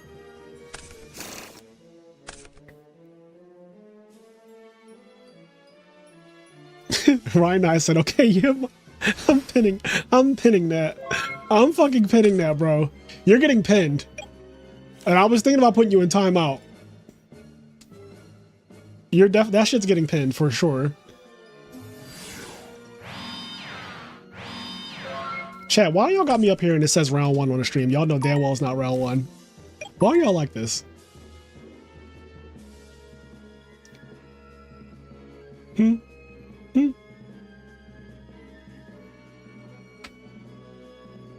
Why are y'all like this? All right. So there's 39 minutes left in the round.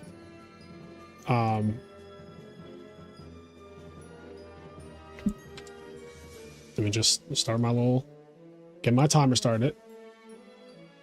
The cool thing is you can like use the stream as a way to know how much time has passed. Because if you just rewind it, it tells you like how many minutes ago, like when I started, like when round 3 went up on the stream, I can see that it was 11 minutes ago basically, which is really nice. Anyway, what's happening right now? Who's getting creamed?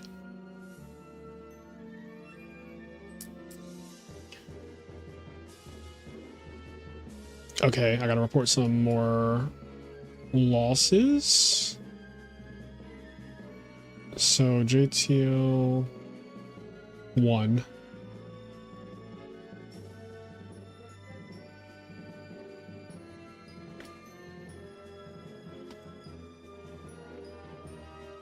Edison Club tie. Lost. Oh my god, Frozen Soul. Holy shit, hold on. I gotta give me a second. Thank you for the 10 bucks. More importantly, how we got 130 viewers and only 31 likes. Yeah, wait, hold on, refresh the stream. There's more than 31 likes. You gotta refresh. You might have to refresh the stream. There's definitely more than 31. At least when I saw it. Mine says there are 51 likes. But still, your point stands, right? Your point stands. I am going to... So who wanted to drop? Bizarre dropped? Bizarre is dropping.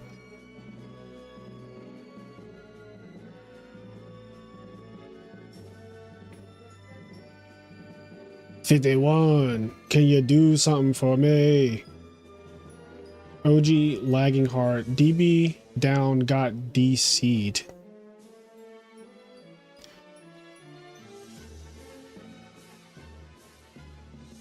Oh, and Rage dropped. Whoops. Let me go to participants and Rage.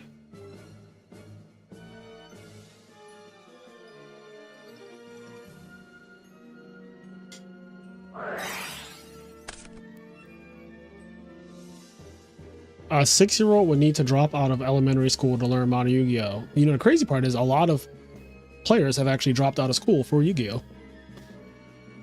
Have you done your Duolingo lesson yet? I just started using it 2 days ago and paying for it. Hopefully I can have tiny conversations this winter. So I have not done my Duolingo lesson for today. I am 740 days in to Duolingo right now. And it's 9 o'clock. Yeah, I might have to do that during the stream at some point, just because I don't know. We have a lot more. We have a couple more rounds to go.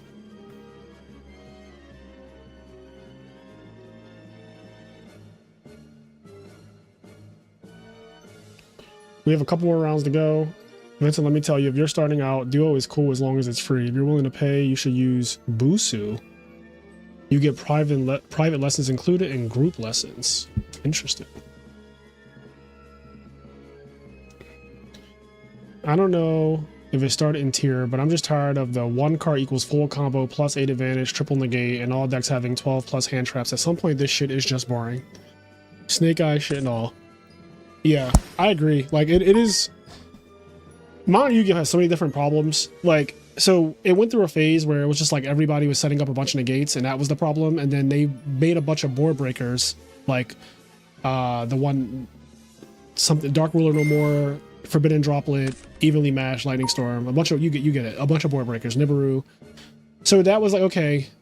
you know, people send up all these Omni negates and they start printing cards and say this card can't be negated, like Droplet and Dark Ruler no more. But then the game has switched to, now I'm just going to gain so much advantage, aka Snake Eye, aka Pearly, aka Yummy, aka every deck just gains so much advantage that they don't have to set up negates anymore. They just get so much advantage that they just win.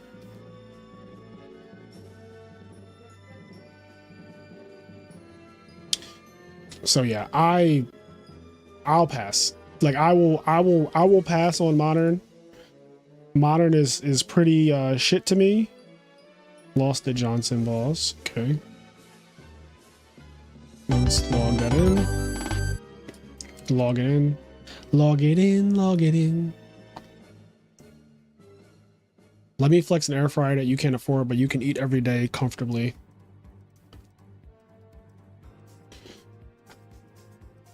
Oh man.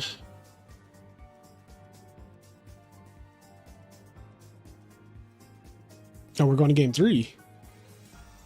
Game 3.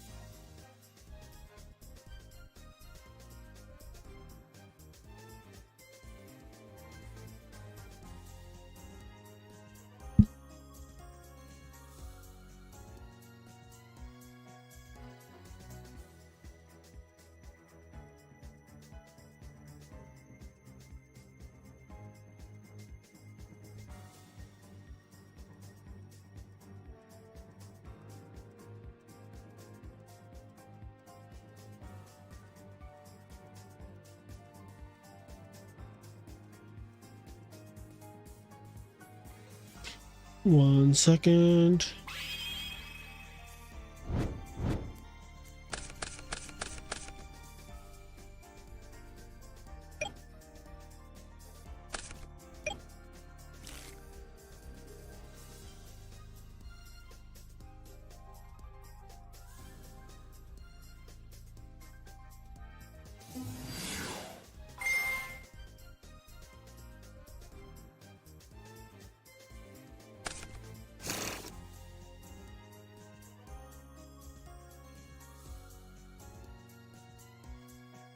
All right, what's going on? Prisma, Send, Laquari, very tame. That's funny. Very tame opening so far. I love those cakes. Oh my god. Wait, what are we talking about here? What did I walk into? You love whose cakes? On the bright side of things, Christmas tree cake. Oh, Christmas tree cakes are back. Okay.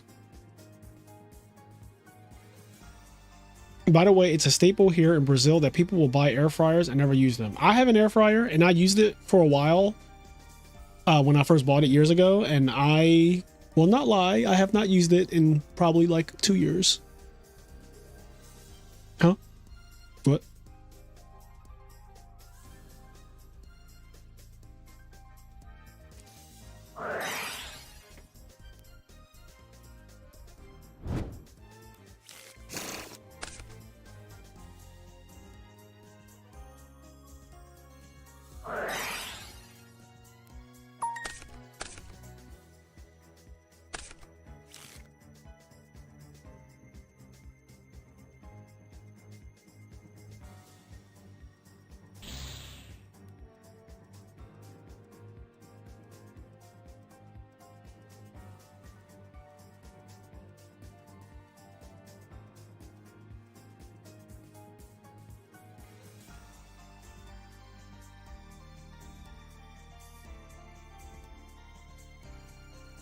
Them chickens don't fry themselves. I actually love wings. Like chicken wings made in an air fryer are so good to me. Like I have a recipe where I season them and I cover them in hot sauce and I put them in the air fryer and they just come out so fucking good.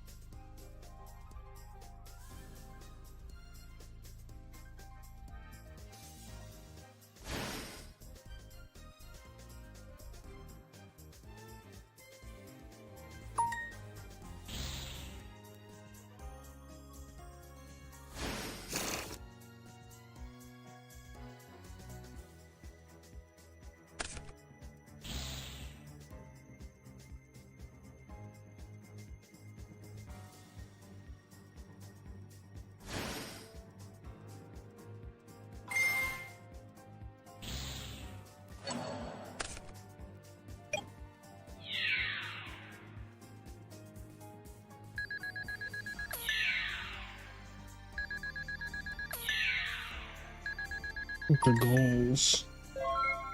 Alright. Let me...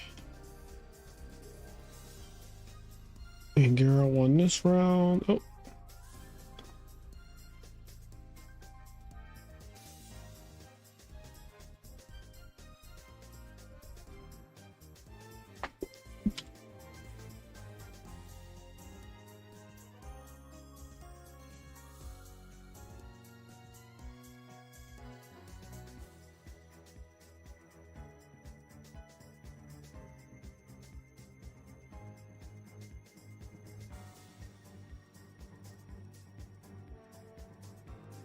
It's crazy how entitled we are these days. Did you know a 10-piece takes 5 chickens to make?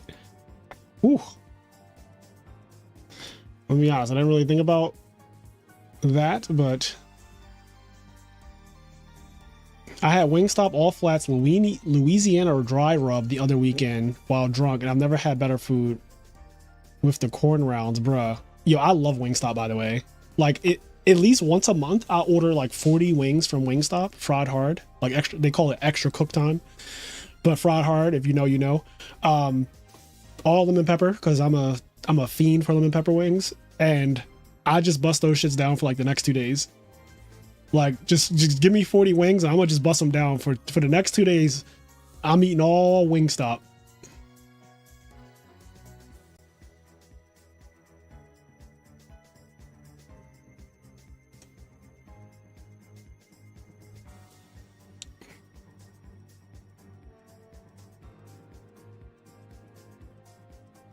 Wingstop corn need to be tested for performance enhancing substance.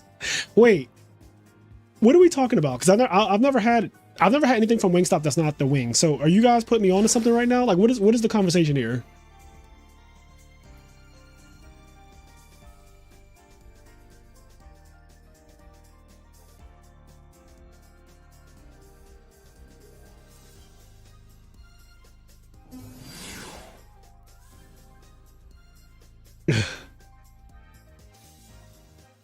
The fries are broken. I don't like fries from Uber Eats or DoorDash is the problem.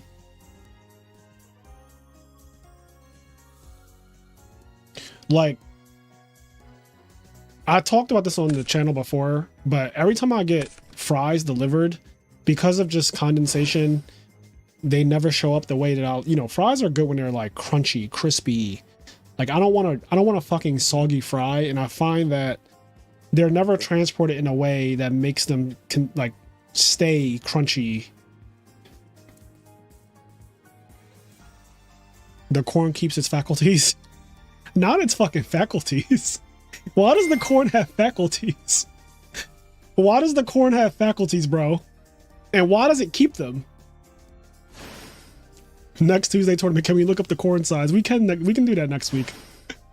There's no Wingstop here. The only North American stuff we get is McDonald's, Burger King, Habib's, and Subway. What the fuck is Habib's?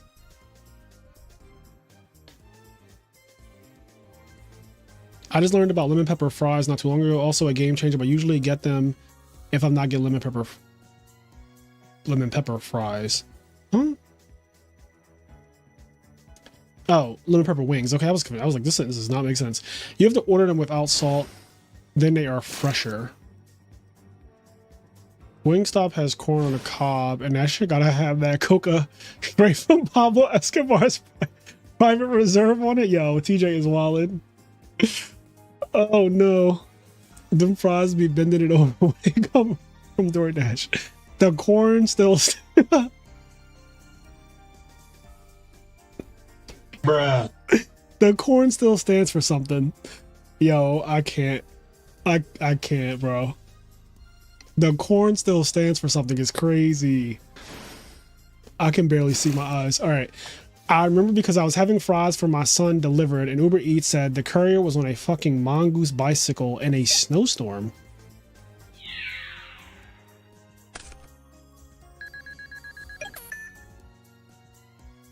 I agree. DoorDash fries are ass. Yeah, like GYBU. It's like I've tried Checkers fries, McDonald's fries, Wendy's. I tried every kind of fry. They just don't hold up. If the ride from your place, your house to the restaurant is not very short, your fries are going to show up soggy. And I just do not like fries that are kind of like moist because of just the natural condensation going on in the bag.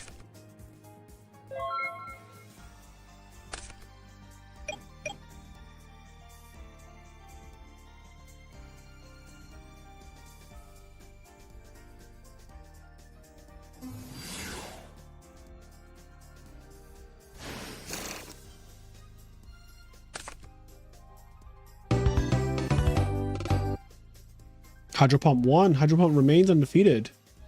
Look at God. Won't he do it? Hydro Pump overcomes the evil GBs. Dom versus Carl. Wait, did y'all play? I'm assuming that y'all didn't play. You've been very active in the chat. OG versus Blue Bandit, game 3. Dragoon is in the graveyard. How did that happen?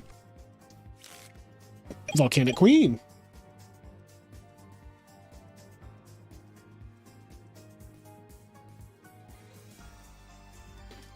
All right. Oh, that's right. Hydro got pared down.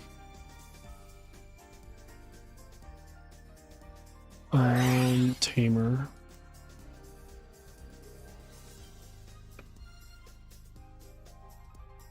The goals. Did I drop the goals already? Okay, here we go. So the good thing is this tournament is top 4. And naturally, you know, as people lose, they drop, right? It's just like how Yu-Gi-Oh works. But by the time we get to the end of the tournament, there's only going to be a few people left in the actual thing, which is great because then you don't really have to guess or wonder like, oh, am I top 4? Because it's going to be like, well, there's really no one in the tournament.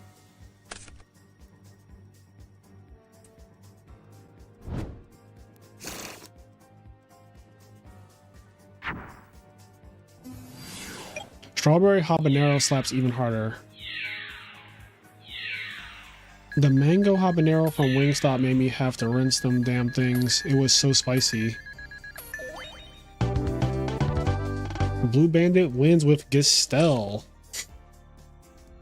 Blue Bandit, yum. Where is Blackest of Sanjis? So I think GBs are undefeated right now. Is that, do I have the right of it? Let me refresh this real quick. Actually, I can do this on stream.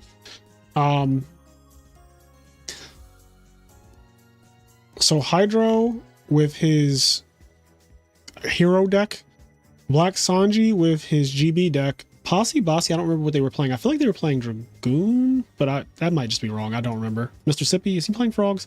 I don't know what people, let me stop guessing. I don't know what people are playing. I forget. Okay, I just need to do this Dom and Carl Waite thing. I think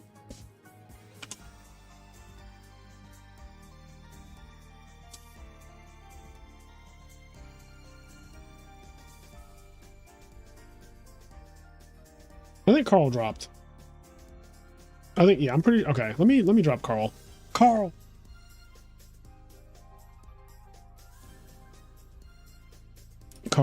drops. Okay, yep.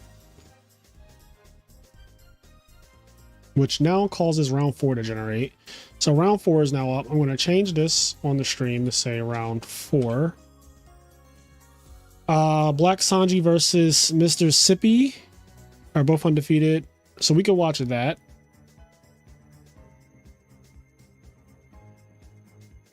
Meanwhile,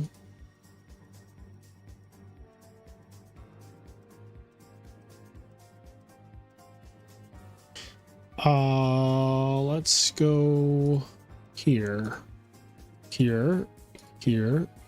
I hate how far you have to go to get to unlimited unrated. Like, that's just egregious. Me and Kenny were talking about this in one of the videos. I feel like they could get rid of some of these now. Like, what is this, chat? Like seriously, what is this? They now have Genesis. Konami doesn't even support this format. Like, Konami literally doesn't even support this. What are we doing? We can get rid of this. And aren't they discontinuing this? Isn't this like a thing that they're discontinuing? Or is that speed? Like one of these got discontinued. I know I'm not tripping. We can get rid of some of these. We can start just getting rid. We can just be honest. We can just start being honest. Okay? We can just start getting rid of some of this shit. I feel like DB has entirely too many formats now. We went from having no formats to having too many formats. So we'll call it out.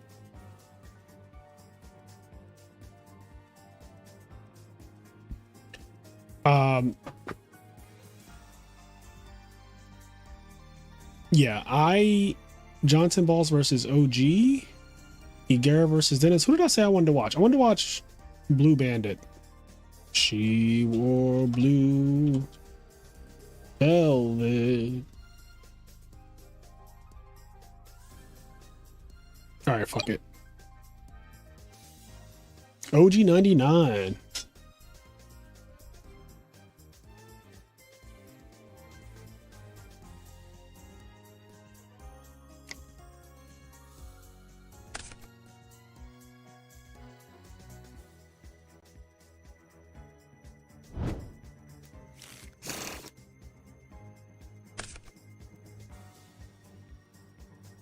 Goat still goes hard, back up. Yeah, Goat is not one of the formats that I think they need to get rid of, but like Rush Duel and Speed Duel and Traditional, no shade. I just feel like at this point, we can genuinely get rid of those formats. Like we can also, like Rush and Speed, one of them can go. All right. If you don't want to let go of both, one of them can go.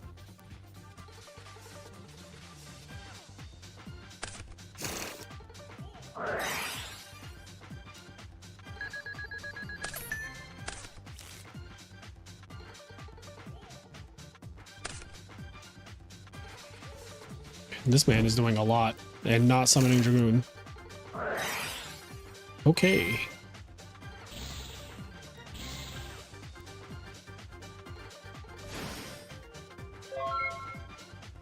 All right, turn 1 Dragoon. That's a lot of hoopla before we got here.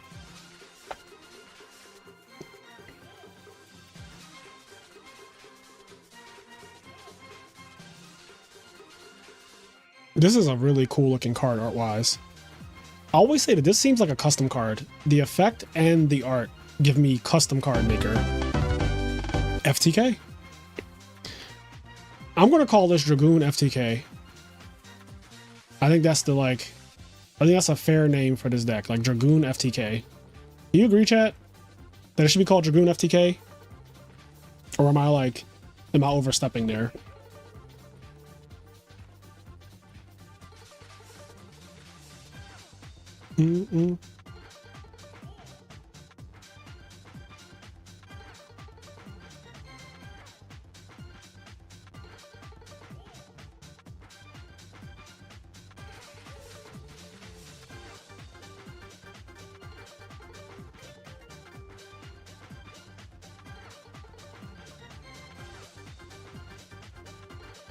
All right. Stick a Dragoon, win the set. Now, he does have to get through the next 2 games. This is kind of like Frog OTK in actual Edison format. You win game 1, very high win rate, right? Like 85% win rate or some shit. But then you got to fight through games 2 and 3. And that's where shit gets tricky. Danik. 10 wins.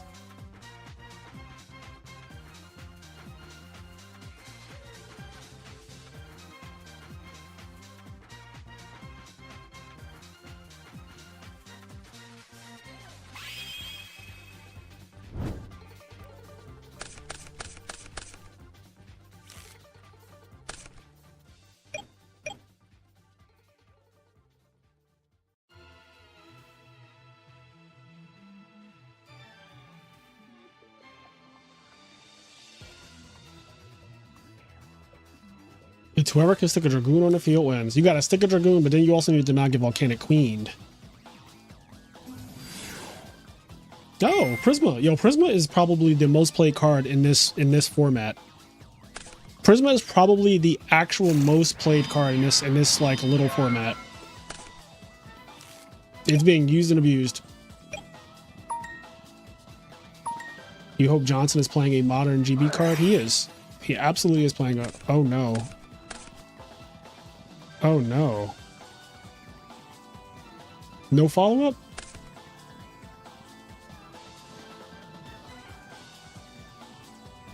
By the way, Prisma was level 5 in the anime, I'm almost sure.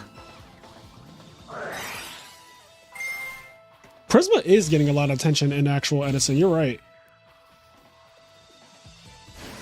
Alright, well, this thing's back out and he can... Look! Fucking Prisma!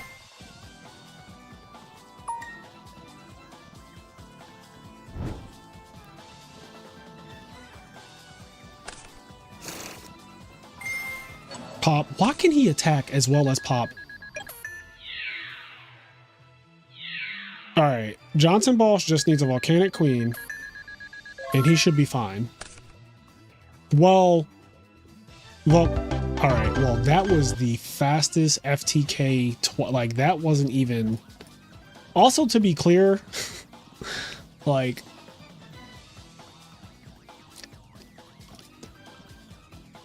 Yeah. Yep.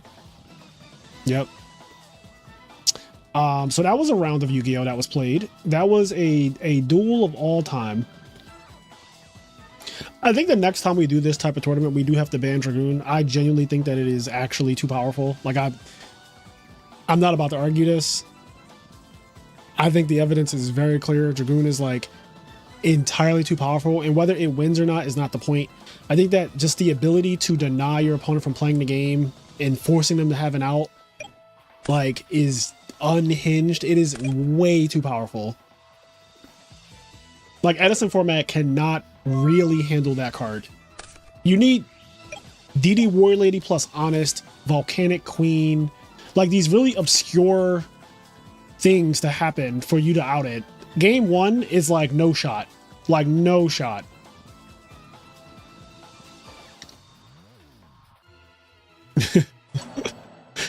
Brian, you like my to be clear? Dragoon is really cool, but I think that so there, like Dragoon, I think was the most played deck in this tournament, and I'm pretty sure it was the most played deck the last time I did this type of tournament in January 2024. So, like, you know, we've seen it enough. It's kind of, you know, it's broken, it's powerful. Like, it's a bit much. DD War Lady can actually affect it. DD War Lady doesn't. She doesn't target, right? Or does she target? If she targets, then. But does DD War Lady target? I thought that she didn't target. Now what? No.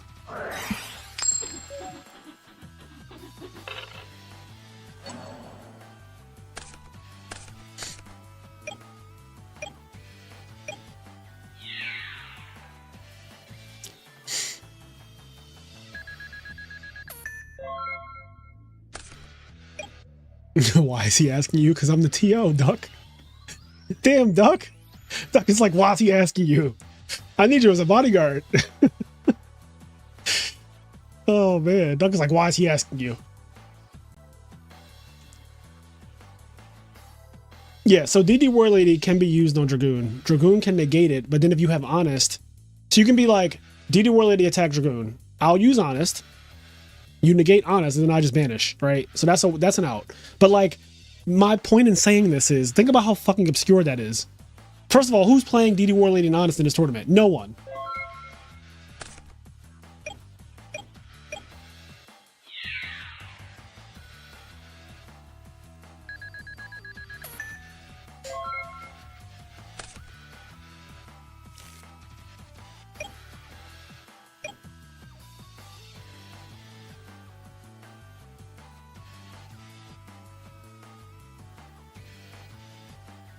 That Salvo deck you just posted, SMH?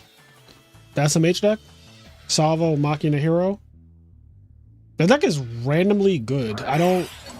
Like, when me and Kenny were playing it, we went into it like, alright, this is probably about to be a brick fest, and then it just wasn't bad. Like, it was just actually a good deck. I was like, oh, okay, cool. Like, I'm happy when a deck looks shit on paper, and then it ends up being, like, broken. Like, we won a lot of games with just 2 battle phases. I was like, all right, I mean, Um,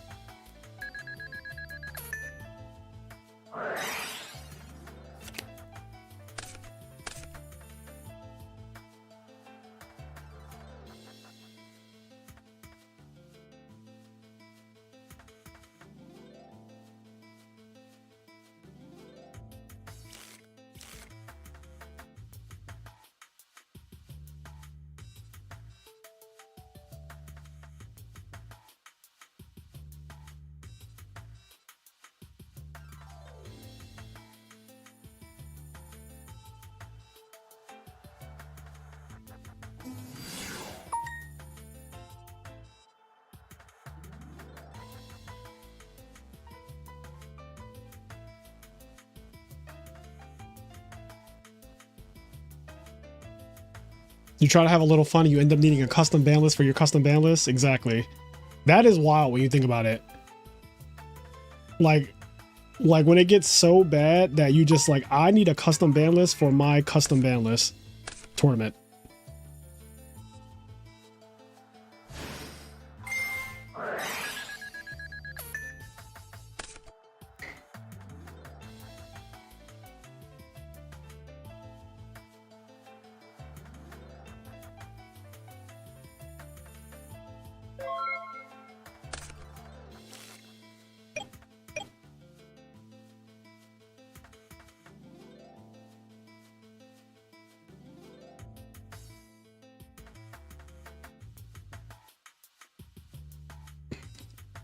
Tim won. Higuera 1 versus Dennis. Who else?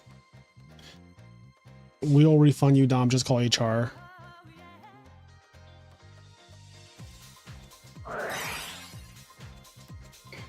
JTL won.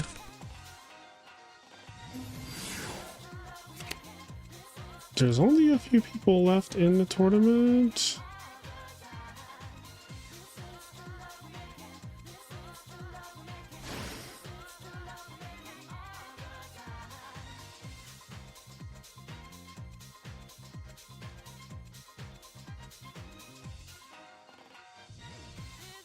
It's been recorded.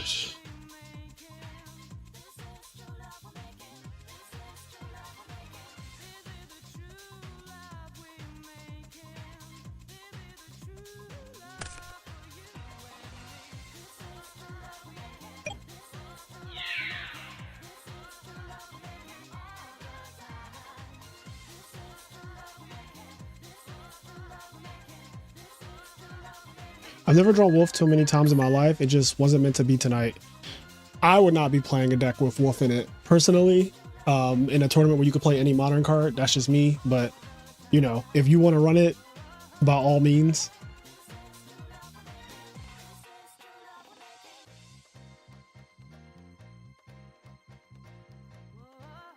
By all means. I'm just.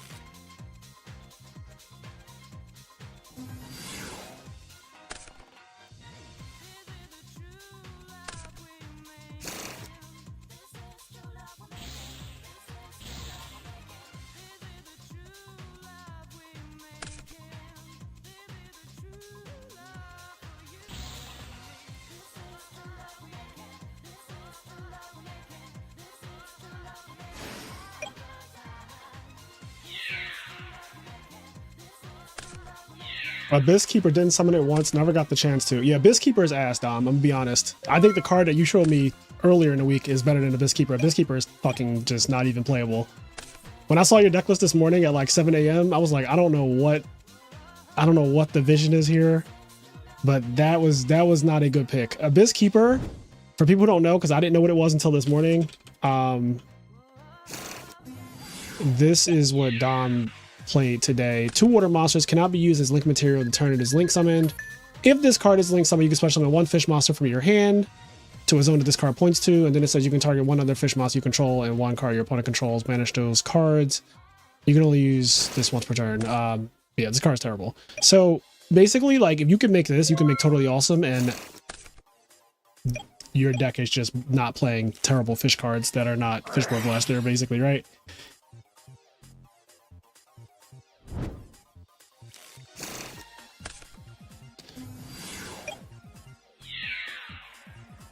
No, I'm not discouraged from running another one of these, but I would not run another one of these as is. Like, I would definitely ban Dragoon 100%. Also, like, I would not do this type of tournament very often because this tournament is outside the bot, which means that I have to do everything manually, and I do not enjoy doing the whole thing manually. Like, it is not something that I would do very much of. Which is why you don't often see these types of things on the channel, because, like, we do them and they're fun every once in a while just to, like, shake it up, because how much Edison do you want to play as just regular Edison, right? But in terms of, like, doing this type of tournament a lot, like, no, absolutely not.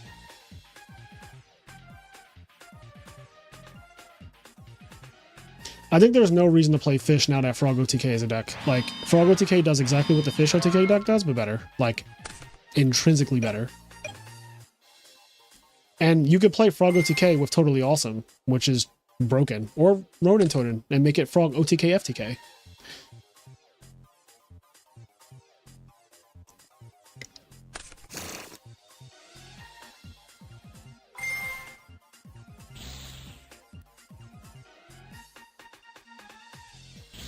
Wait, what's not totally true, Dom?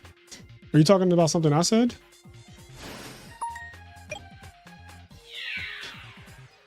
I think Abyss Keeper's ass. I don't know. Like, I think that card is terrible. I think that card is really, really bad. And in a tournament where you're allowed to play anything, I think that Abyss Keeper will probably not crack the top 500 cards. Oh, not completely true. If you can make Abyss Keeper, you can make Toad. It says 2 water monsters though, right? Like, I feel like I don't know how I'm making, like, what 2 water monsters am I not making? I'm just saying it's not even top. It's not like Abyss Keeper would not be top 500. Like, if you gave me the choice to play any card in Yu-Gi-Oh, I don't think Abyss Keeper is making top 500. That's all I'm saying. I don't think Abyss Keeper is making top 500. That's all. Like, I think I can name 500 more cards that you and I think that you would have more fun with them too. First of all, okay, I have a deck list from this from a while ago, and I played some zombie thing that's broken. Like, this zombie card is fucking broken, bro. If you guys don't remember, at the end of the last time I did this tournament, I played the winner. And no shade or anything, but I fucking destroyed the winner on stream after they won with my deck that I made for the Unhinged Cup. Yeah, Balder Drosh or whatever. I don't know how to fucking say it, but find out. That's the card that I played. My deck was unhinged.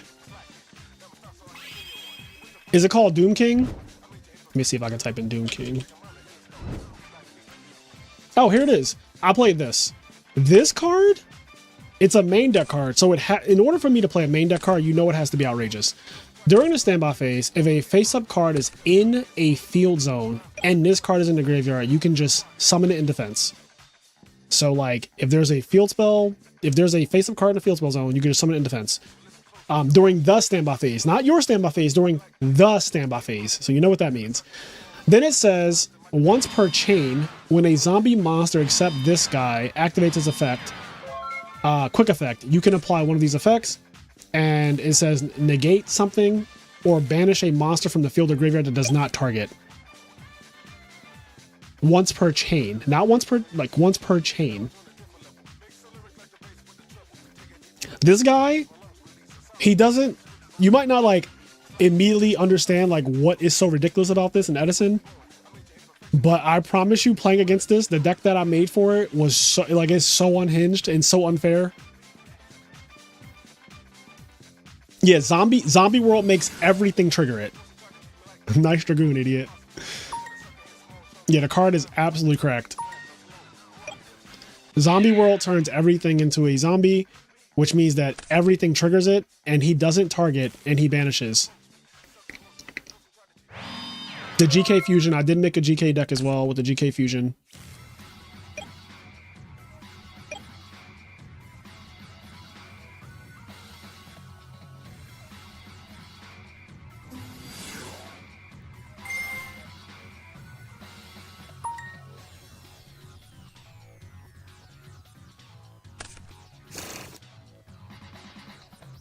You remember losing to it? Did I play you with that deck quest? With my my Doom King Balder Drosh, whatever the fuck thing, I'm a jig.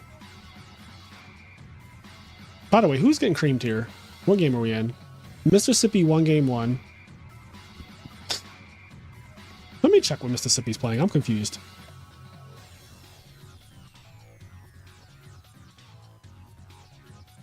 Ah, Mississippi, okay. I remember now.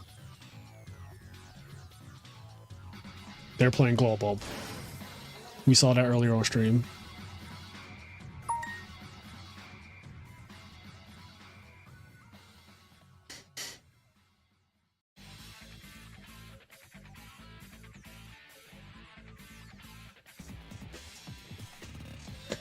You attached a match to the end of the top 8 list for the Unhinged Cup. Just 5 rounds? Yes, it is 5 rounds. And then it's top 4. I mean, if top 4 once, we can just split and everybody gets $25 and then we call it a day. Or they can play it out. It's up to them. If they don't want to play, because I understand some people are not in the same time zone as me, where it's right now it's almost 10 p.m.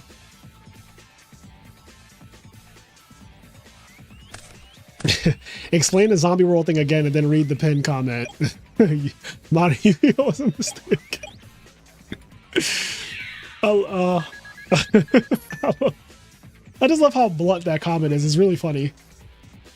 Like, calling something a mistake is so harsh. Like, its entire existence is a mistake. Like, fuck it. That's the whole thing. Mistake. Like, you shouldn't exist. You were not meant to be a thing.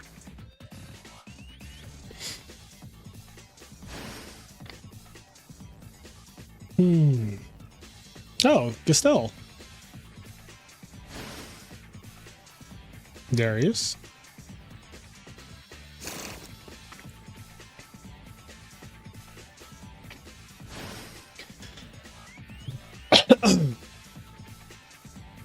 What's Unizombie?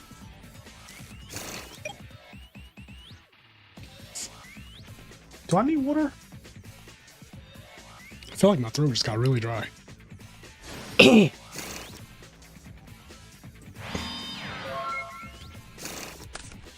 I'll be back. I'm gonna grab a bottle of water.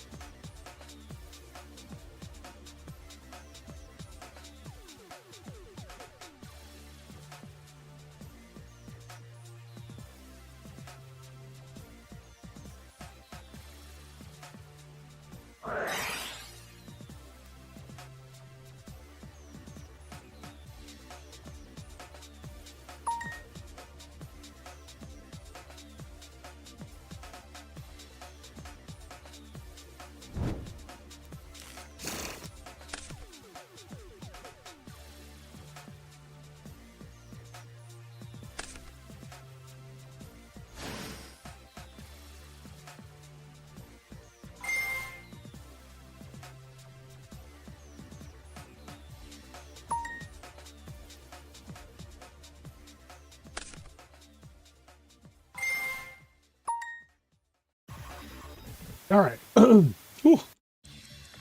I'm back. Okay. All right. Need to give me a bottle of water.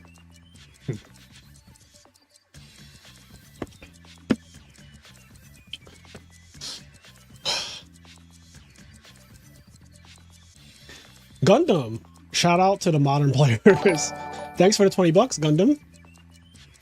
Shout out to the modern. I mean, there are definitely some modern players in the chat. I know there are. And if you're a modern player, put a 1 in the chat. All 2 of you.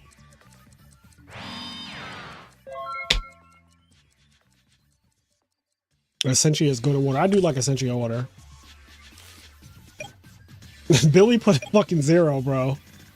TJ put a 4. You guys are so toxic. You guys are so toxic, you know that?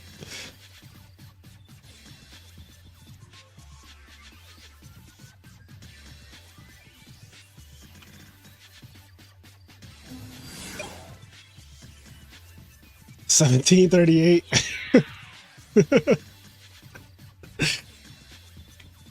Like, all right, Quest, see you later, buddy. Get some rest. You haven't slept in 2 days, goddamn.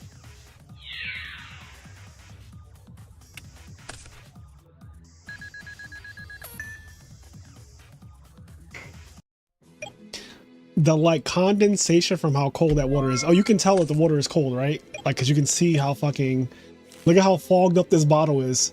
I love cold water, by the way. Like, I fucking love cold water. There's no drink in the world better to me than cold water. Especially when you're thirsty. When you're thirsty, cold water, I guess my fridge is really cold. But yeah, when you're thirsty, cold water is nuts.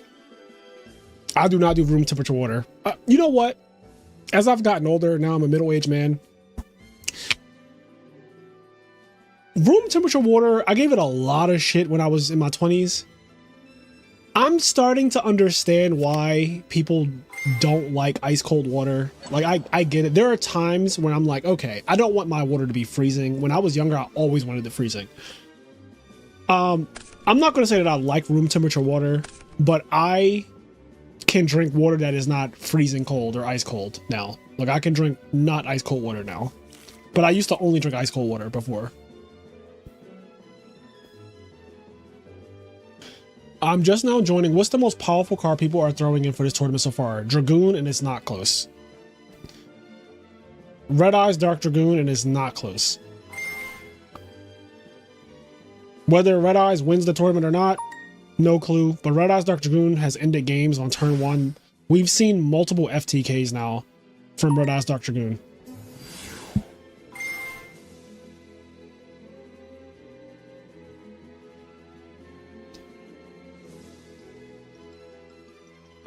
Okay, he lost to GYBU, so GYBU wins this round.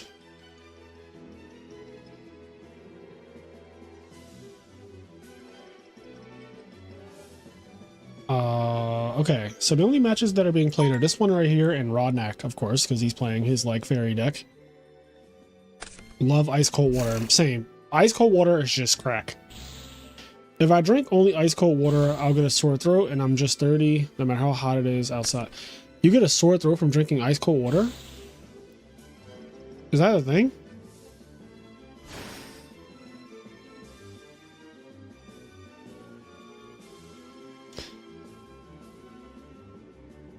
Ice cold water be hitting like McDonald's Sprite? It does.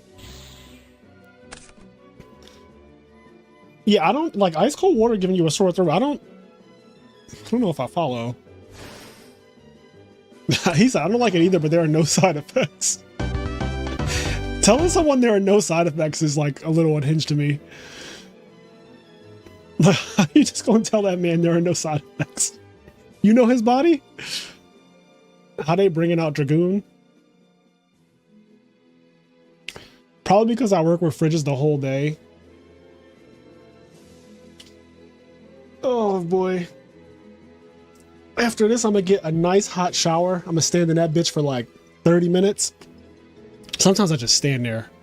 Just let the fucking scalding hot water from hell hit my skin. It feels so good. This is one of those nights for sure. I can feel it. When it's like a little chilly outside, so then the hot shower just hits that much better. Oof. Upon drinking the rest of my 64-ounce bottle, it is still cold even after filling it at 8 AM this morning, so apparently not so room temperature after all. So I do have those bottles that keep things cold or hot. They're really good. I forget what they're called. They're called thermos or something like that. Anyway, those bottles are broken. Like when I discovered those, one of my coworkers had one, and I remember she had ice cold water that she filled up from yesterday. And when we came into work the next day, her fucking water still had ice in it. And I was like, Crystal, how does your water have ice in it and you didn't fill that since yesterday? And she's like, oh, this is like a special bottle thing. I was like, that's so broken. And then I bought one from Walmart.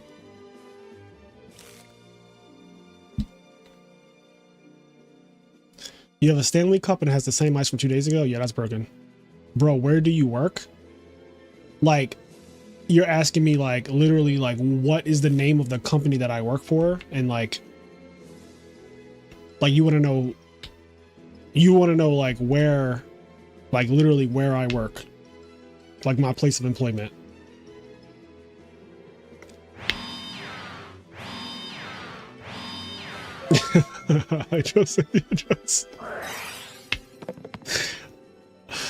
Hydro is such an asshole. Oh, what's your social?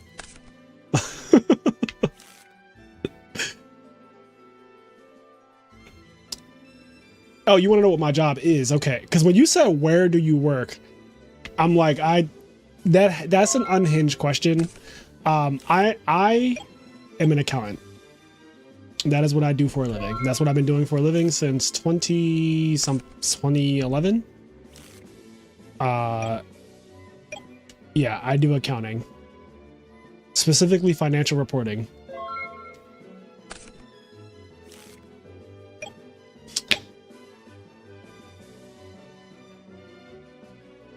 But yeah, for people, if you listen to the podcast, and a lot of you already know, you guys know I'm an accountant. A lot of you know I'm an accountant. I don't do 10Ks anymore. I used to when I worked for a publicly traded company years ago, but I do not do 10Ks anymore because my company is not publicly traded. We don't have to file a 10K.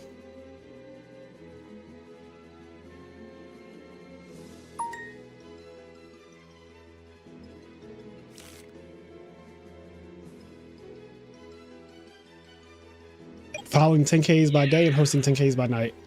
No, the pain in the ass was the company I worked for before this one. I had to file 10 Qs. So every quarter, and that shit was miserable. Like, absolutely fucking miserable. Every quarter, I had to work on a Saturday, and I hated that. Like, I think I literally quit that job when they were like, yeah, we have to come in on Saturdays every quarter. Like, once a quarter, you have to come in on Saturday. And I don't know if you know, but like, in the corporate world, in the accounting world, in the finance world, or whatever, we don't work on weekends. There's just normally you do not work on weekends. So as soon as that started becoming the thing, I was like, yeah, it's time to find a new job. And my job currently that I've had for the last 8 years, I have not worked on a weekend a single time, not once. Not once. And I have unlimited time off, which is the best part. Like, one of the best things about my job is the benefits. The pay is good, but the benefits are outrageous. I have unlimited time off, and I'm not joking. They have something called flex time off, FTO, not PTO. It's called FTO. And FTO, flex time off, literally just means you do not have a set number of days that you can take off. You put in your time, and if your boss approves it, you're just off.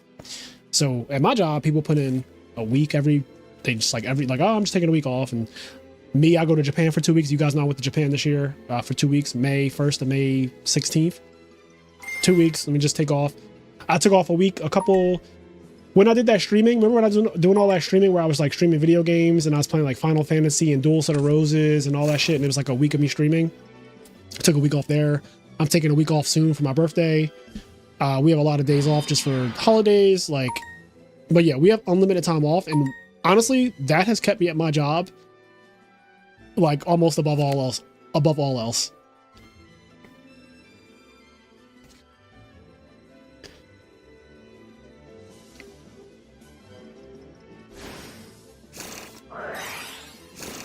You enjoyed my God of War stream? Yeah, God of War is crack. God of War is one of the best games of all time to me. It's in my top 5 video games of all time. You worked until 3:45 in a hotel room Friday night, Saturday morning before our BT Laurel. How old am I turning? Ancient. FTO is one of the best benefits of my job. It is quite ridiculous. It's one of the, like, I feel like now I don't want to go to a company where I have a set number of days, because I've been almost a decade in without having to think about like, oh, how many days do I have left? Like, I just go and put that shit in the system. Like, all right, I'm just putting in, I'm just taking time off.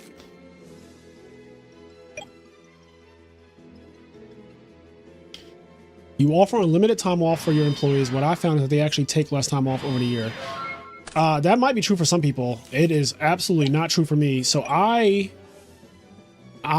track how much time, I mean, you can see it in the system, right?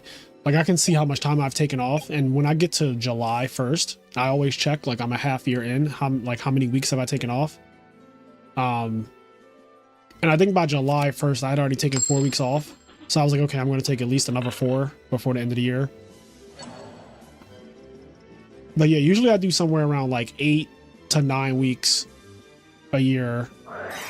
And I do a lot of like Friday and Mondays off just cause, like, just a 4-day weekend. If a holiday lines up in a way, then I'll just like take off a couple more days to just make that like a longer like holiday, like the 4th of July. If it falls on like a Thursday, it's like, okay, well, I'm obviously taking off Friday, and fuck it, why not throw Monday on there too? As someone in healthcare, unlimited time off sounds surreal. It honestly, before I got to my company, I was like, what the fuck? How do you have, like, how is unlimited a thing?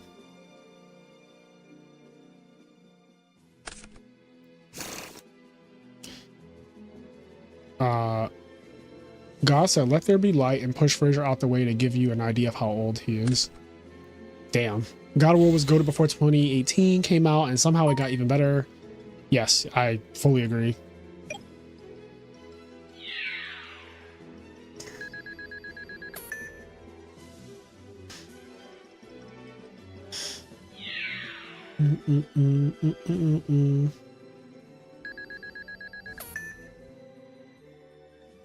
Yeah, the lore of God of War 2018 or Ragnarok, the storyline, your son, Atreus, like, the character development, seeing, if you play the old God of War games, you know how violent and ridiculous Kratos was. To see where he's at now is like such insane storytelling. There's so many subtle things that you pick up on if you play the old games, but you can completely play 2018 without ever playing a God of War game, which I think is amazing as well.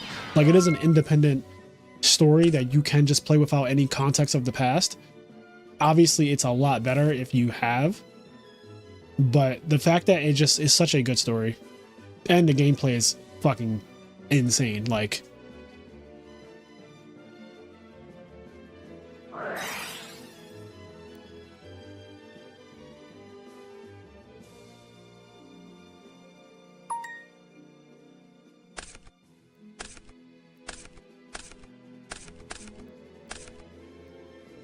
what just happened? Heavy? Yep.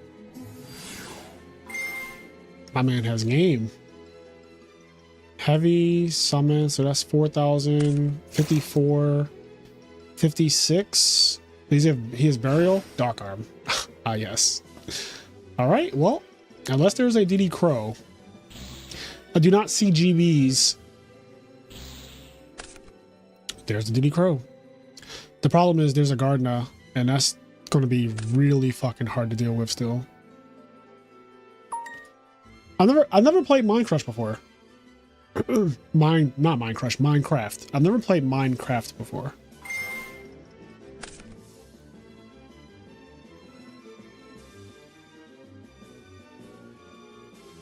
The drop near a spear.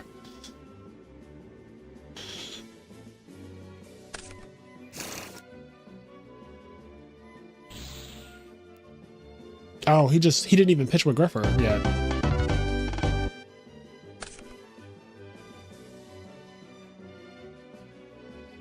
Yeah, 3 was insane when it came out. The opening to God of War 3 is so fucking good. I used to say the opening of God of War 3 is my favorite opening of any game I've ever played. Like back when it came out. And it held that place for a very long time. Like the opening of God of War 3, you like kill Poseidon and you know, all of that. It is so good. Okay. Where are we at in the bracket?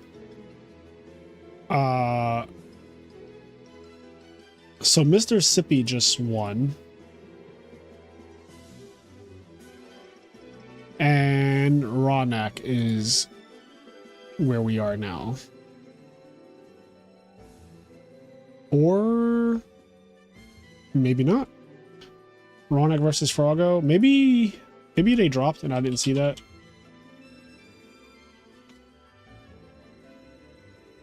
Oh, he did say drop. Yep, I did not see that. Okay. That is my bad. All right, well, I mean, that... So the match we were watching was actually the last match, which is fine. All right. Round 5, officially.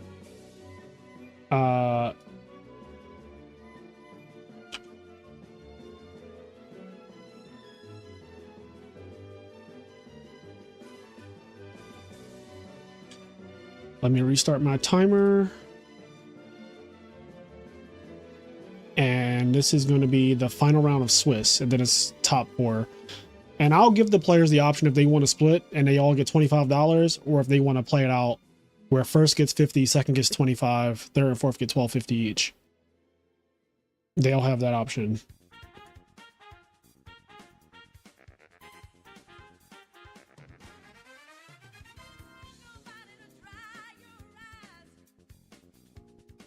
Drive me crazy. Let you go. I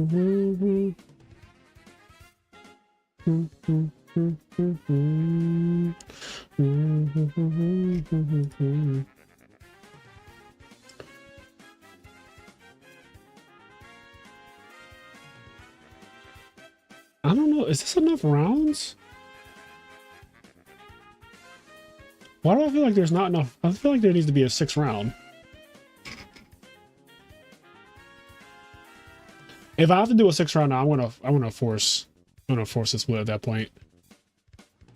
But I'm looking at, there's 2 undefeateds that are 4-0, and then there's 1, 2, 3, 4, 5, 6, 7 people who are X1. Right, but it's a cut the top 4 though, because it's 30 players. So like, what I'm basically saying is I don't like how many people it's going to come down to tie. Like, I feel like there's going to be X1s that don't make it because it's going to come down to tiebreakers, which is my issue.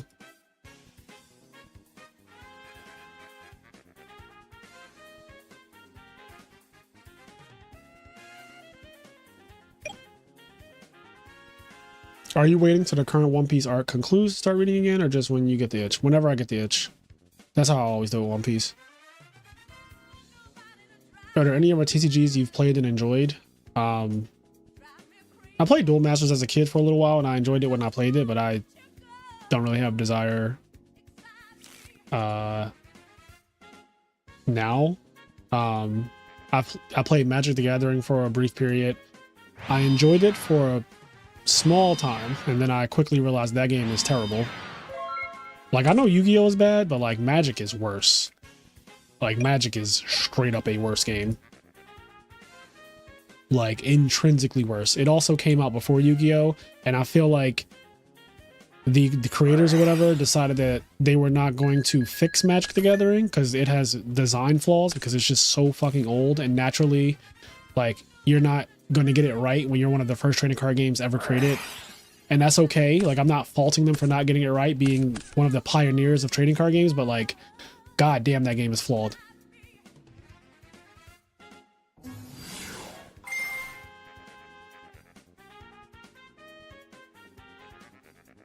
Somebody just get heavy for 3?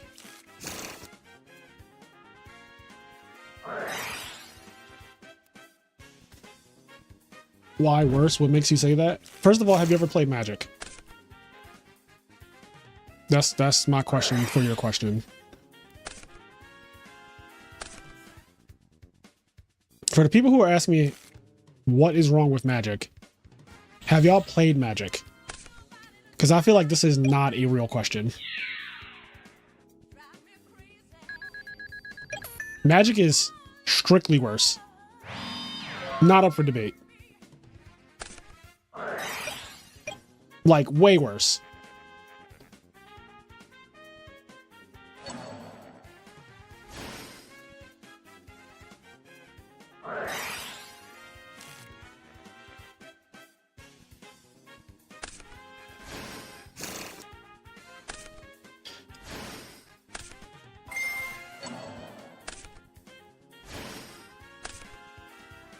Uh-oh.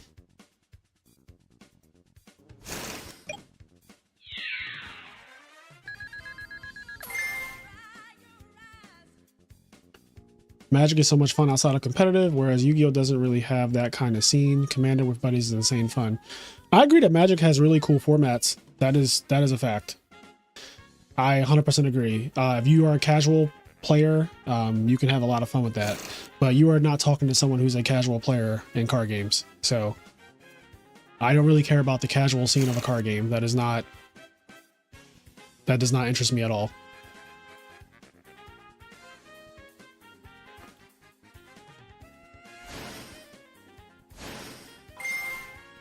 The fact that this fucking thing summons on, like it on summon searches is crazy to me.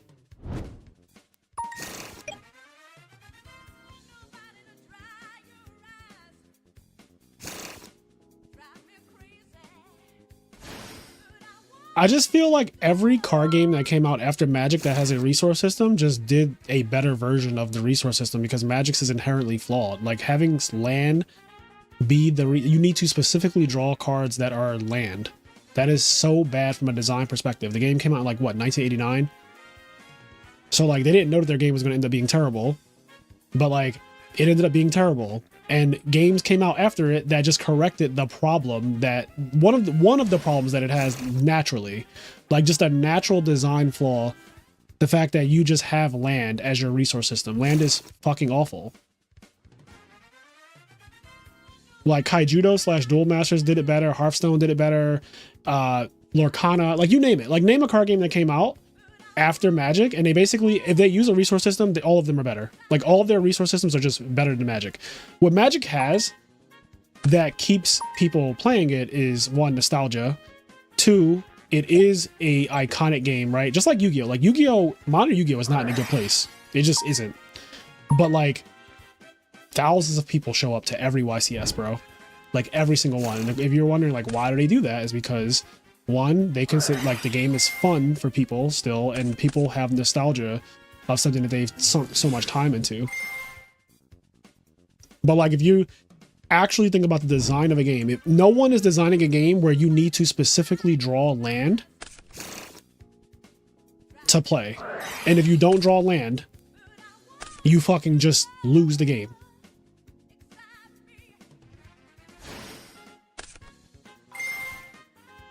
At the end of the day gotta end. I agree.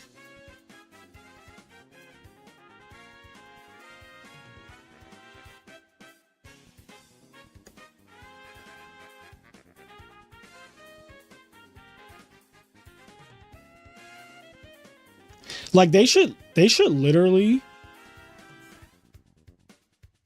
comment section spam. What the hell? What are you doing, bro? Magic, like the land system, I just wish they retconned it. They just fixed it. It's so bad. Getting mana screwed or mana flooded is so dumb. It's like, you know that there's a better way to do this. You know that you can just make your cards all just generate mana. Like you don't need them to be specific. That is just poorly designed, and it's because it's from the 80s. The game came out in the 80s.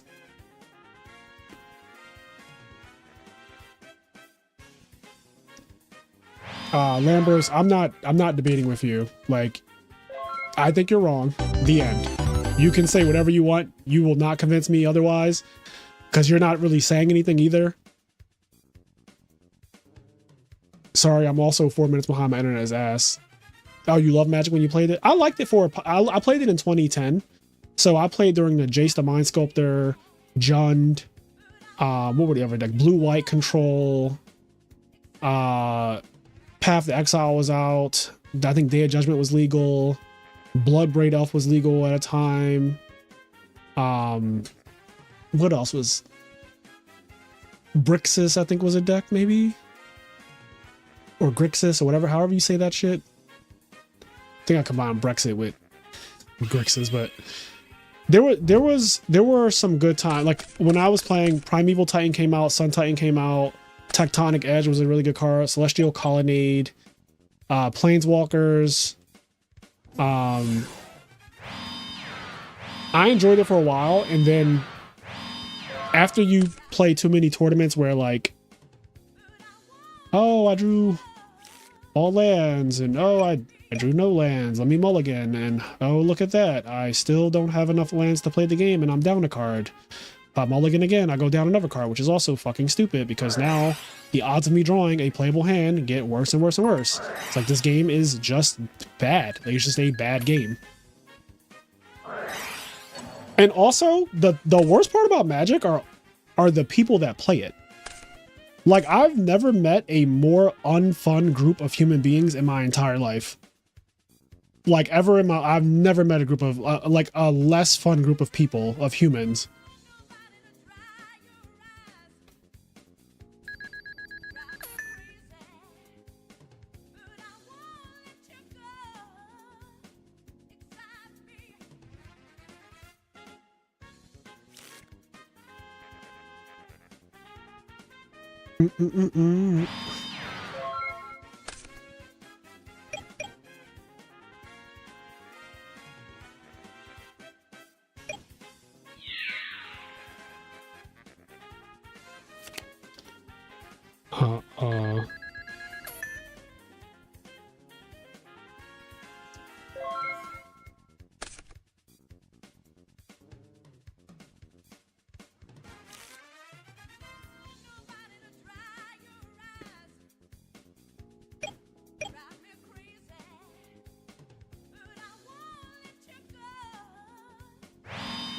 I don't know what's going on right now. I'm reading in the Discord and like, I just don't know what's going on.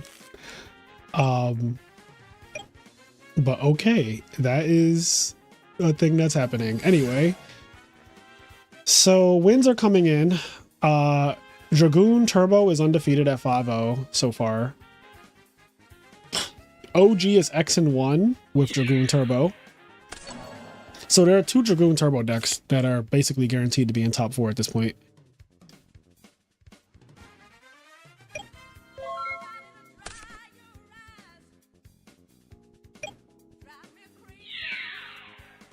But I won't let you go.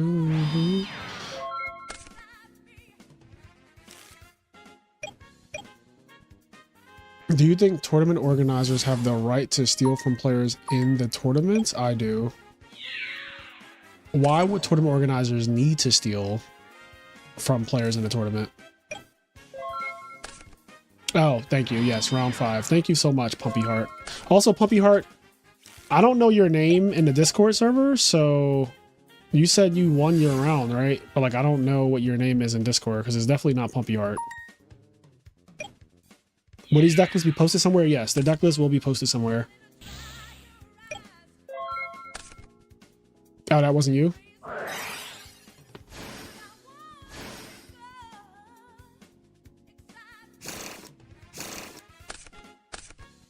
Froggo is a no-show.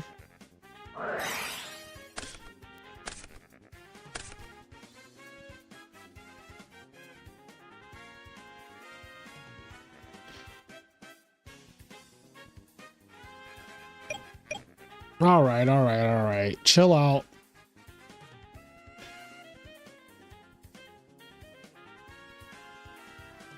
I do think it is weird to use different usernames across platforms. Yeah, like,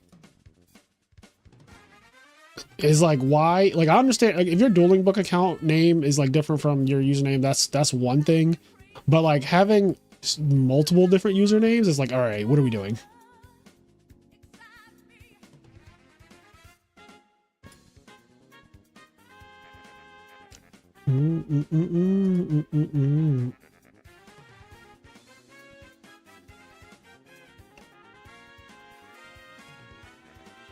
You've been the duck murderer. I still want to know like what the lore is behind that duck murderer shit.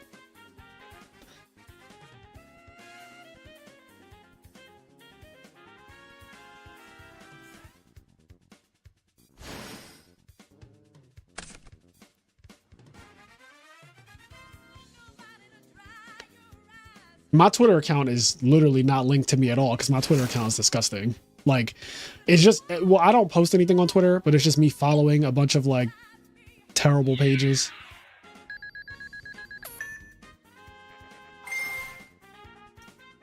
Maybe he really likes Peking duck. Maybe.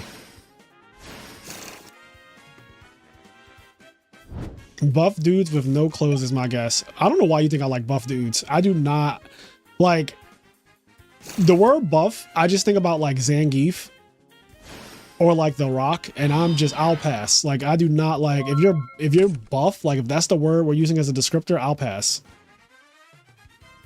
Not Duolingo antagonize me right now.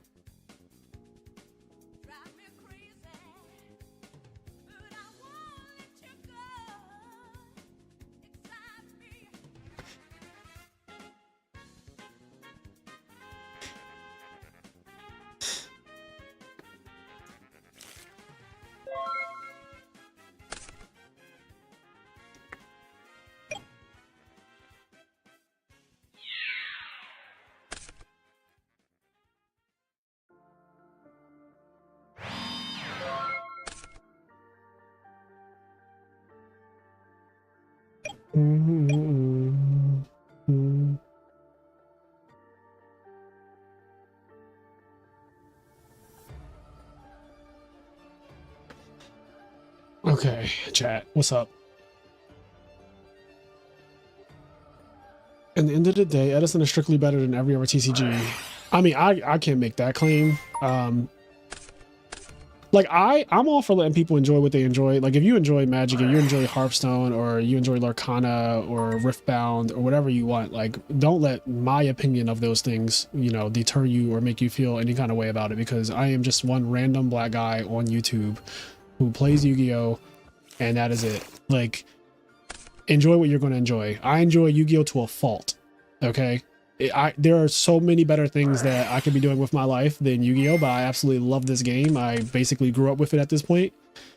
And it makes me happy. And I've realized that doing the things that makes you happy is more important than living a life where you are not happy. For the sake of other people, or for the sake of a job, or for the sake of a relationship, or for the sake of your parents, or for the sake of anything.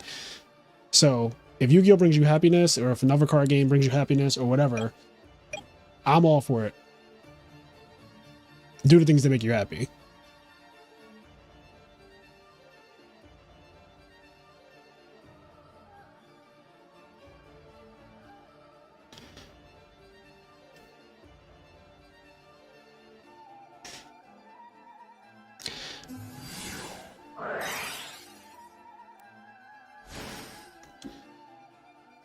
Why is he in the extra monster zone? I don't know why Heraclinos is up there.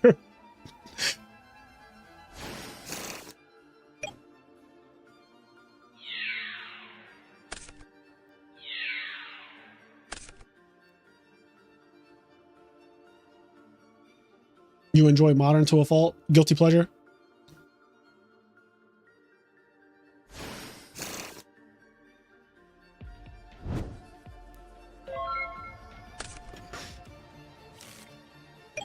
Gingerilla said, damn, that would be a sick outro or something. Gingerilla, look at what I got. Just sitting on my desk. That good D-Mock. Still sitting in a top loader. I haven't been to a tournament. I'm not going to be physically at a tournament till next year, so this is just kind of sitting on my desk. I see it every day. It is a sick ulti. Especially when I turn the lights down in my room when I'm not streaming, because right now I have like fucking lights and all these different directions coming at me. Come at me, bro. Who won? Actually, that's a dumb question. There's like a Herc on the field and a lot of other things. Wait,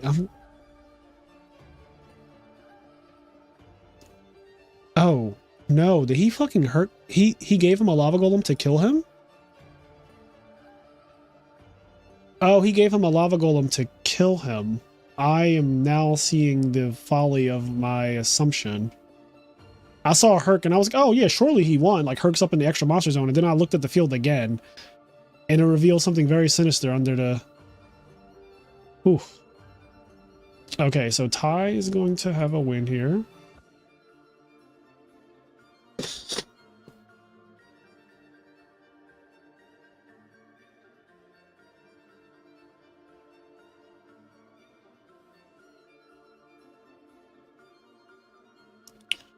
All right, we need to watch another round. I'm like staring at the thing. I don't want to bore you guys with that. Who else is even playing? Hydro and Blue Bandit. These two are actually playing to keep their X1 record. Hydro is just playing fucking Diva Hero, bro. like Mans is just playing Diva Hero.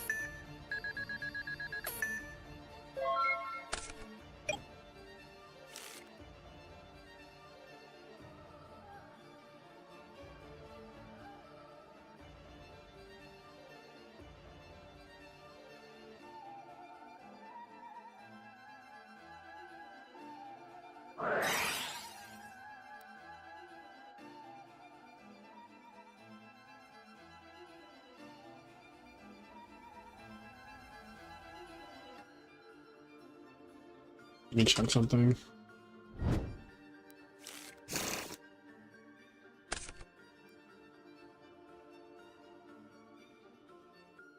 Okay, yeah, Dennis did drop. Let me drop him formally.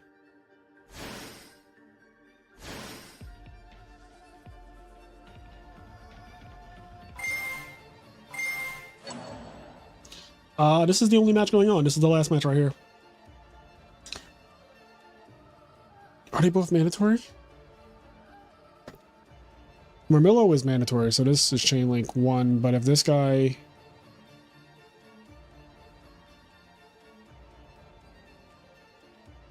You can only use the effect. You can reveal this card, but if this card is summoned by the effect of a Glad Beast monster, you can. So this is optional. So yeah, Marmillo's chain link 1, this thing's chain link 2. That's a very broken way to out Stardust Dragon, and because like this guy's so insane. Seagawk is not a thing in Edison. Like Edison is like early trigger nonsense. Like, oh, you went to the graveyard first, so you trigger first.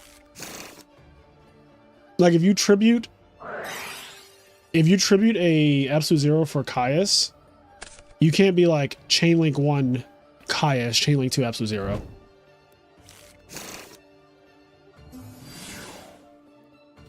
Even though they're both mandatory effects.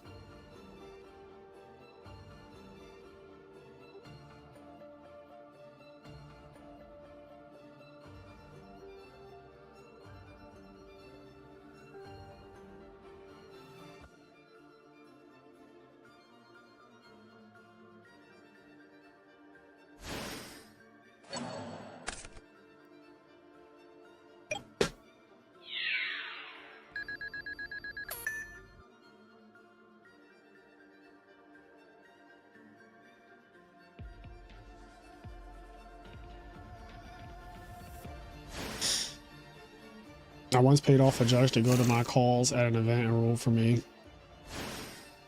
This man is just yapping. Like...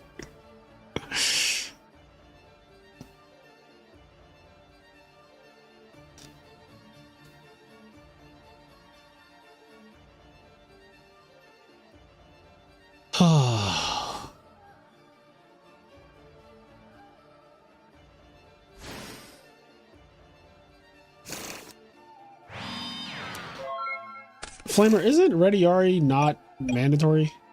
Like, do you have to banish for Rediari or no?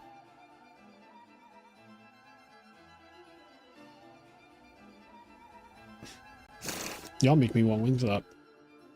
Wingstop, fat boy, need a 10-piece. A good 10-piece right now would do me right. I don't need a lot of wings. I don't need my typical order of 40 wings over 2 days and all that. I don't even need a 20-piece. I can't eat all that right now. But a 10-piece? A 10-piece lemon pepper fry hard right now? would go nuts.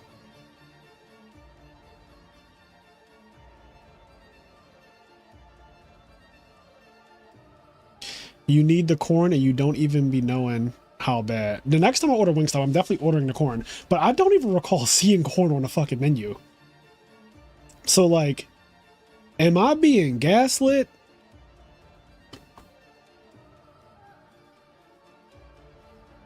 Y'all are making me crazy. Like, where is this corn at?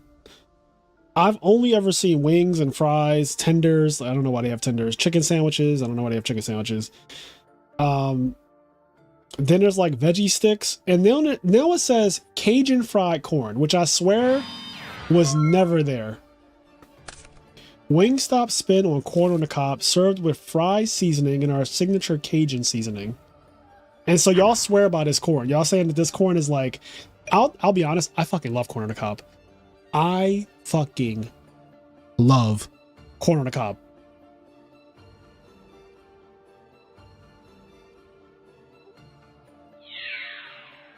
Stop it, I already had dinner.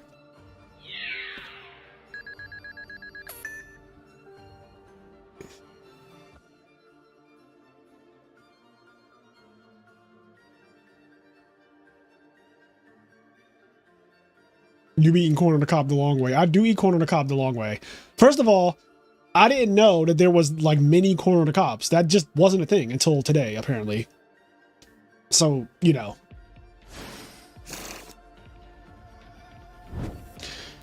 Corn on the cob is correct.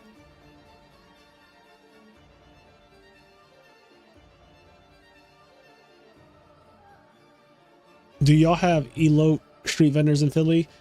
I don't know. We probably do because Philly has become a food hub in the United States. It's definitely one of these cities that has like some of the best food now. And this really did happen over the last, I want to say like 10 years or so, at least in my opinion. Maybe that's when I started to notice it.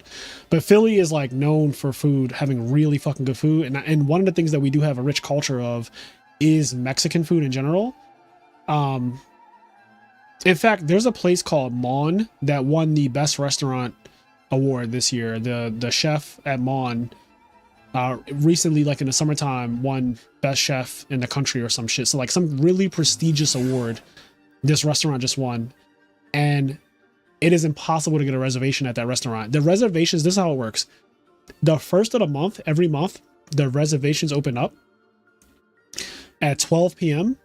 and they sell out in less than a minute for the whole month. So like when we get to November 1st, the reservations for December will open and they sell out in less than 60 seconds. Not sell out, but like they're booked. They get booked in less than 60 seconds.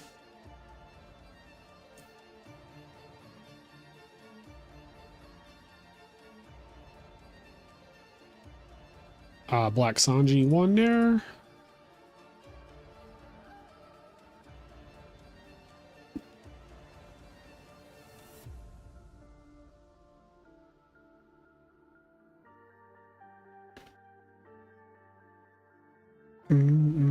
Oh wait, okay, that was all the rounds, but we have 1 2 3 4 5, we have 6 people with a record that is actually all right.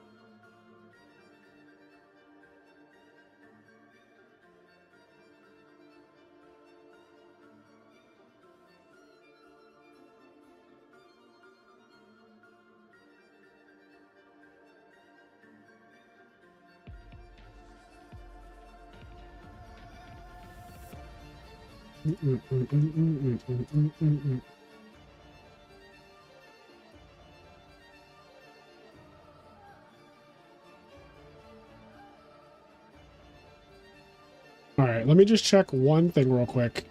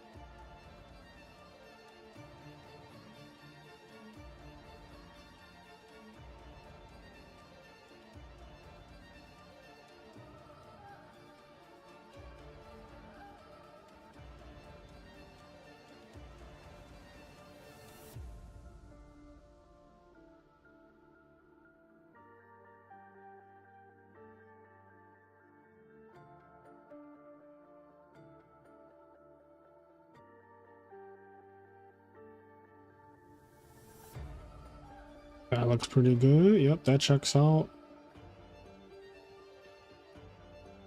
Okay, and then let me check one more thing.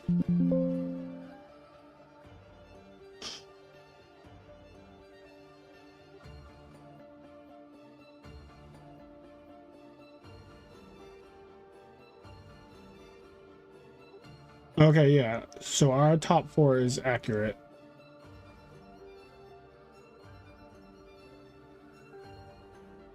Yep. All right. So our top 4 is accurate. All right, we do not need to play another round.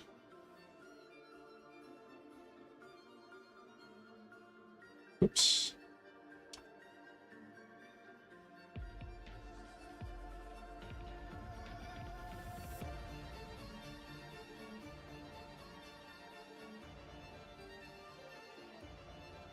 All right.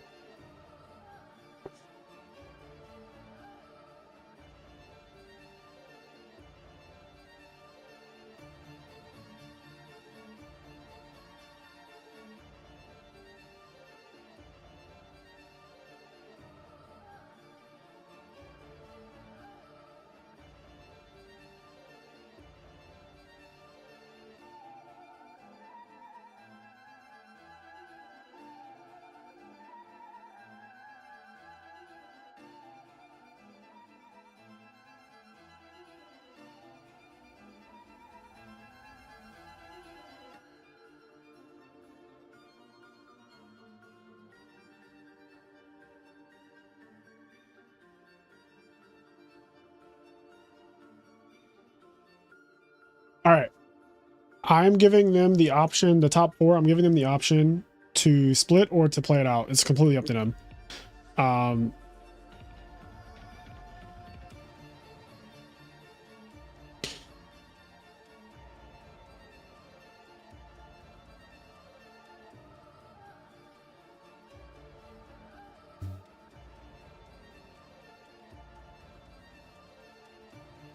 Danique said, he said, I'm fine with a split. It's almost 5 a.m. for me.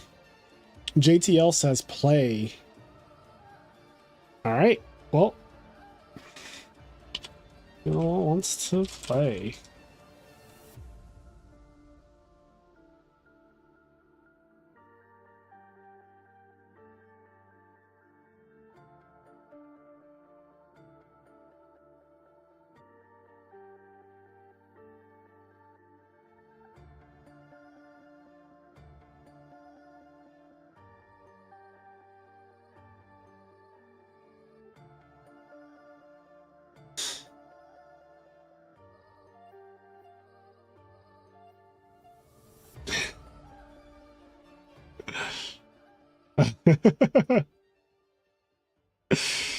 Oh god. One sec, chat. This is funny. So one guy doesn't want to split. I guess I'll fill you in on the drama. The drama is that one guy does not want to split. The other three want to split. But I said if one person doesn't want to split, then we're playing it out. Like, you know, it is what it is. And this is inspired by my locals.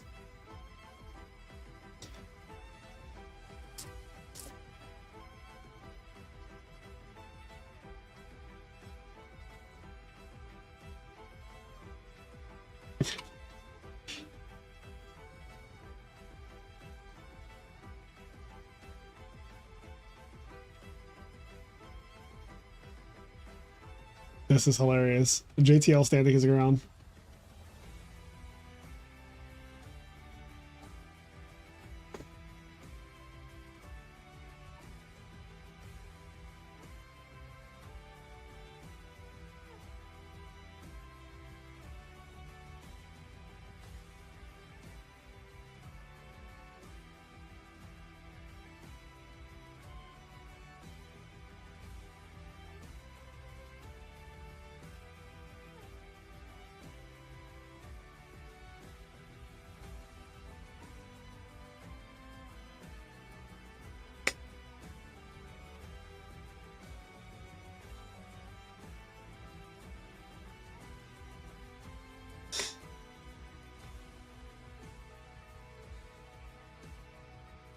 All right, we have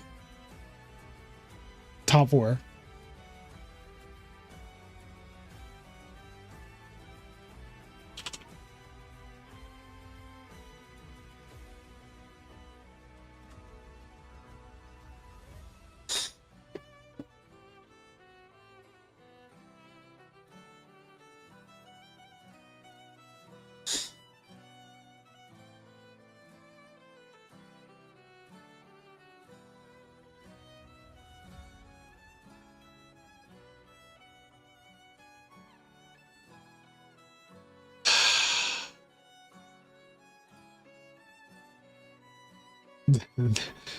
They are fucking hilarious.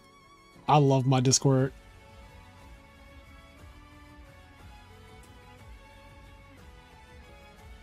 All right, I'm going to feature the Undefeated versus JTL. JTL is the guy who did not want to split.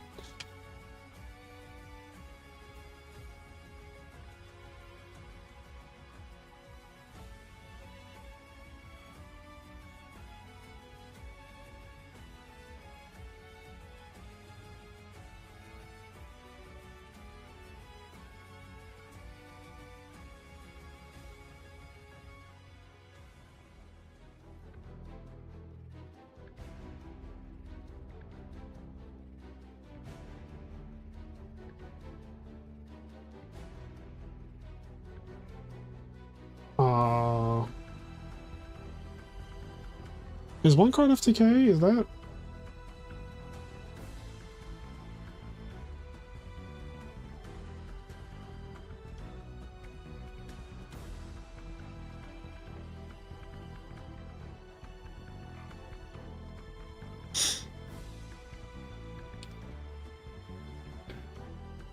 Not non-splitter is the name.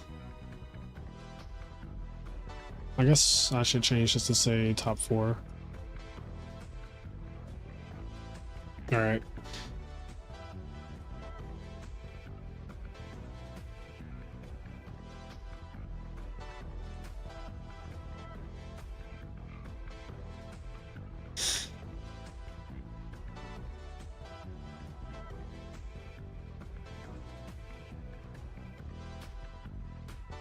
What has been the most broken feature card this format?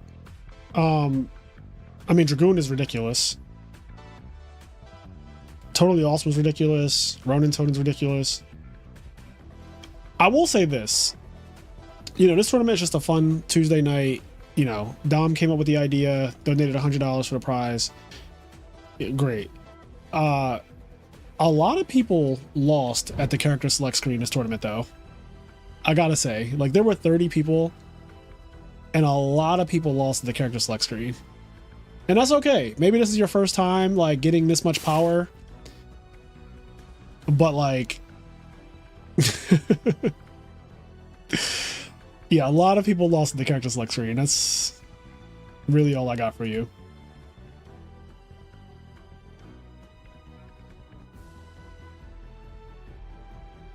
You prep for the 20 thinking Dragon's Mirror could summon Dragoon.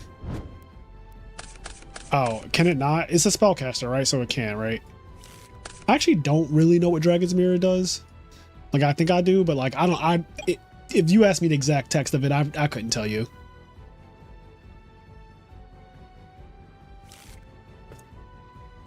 GG, never mind, I'll lose.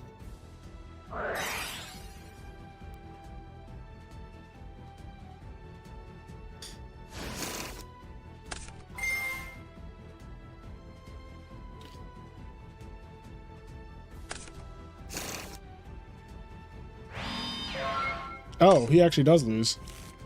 Oh, he wasn't kidding.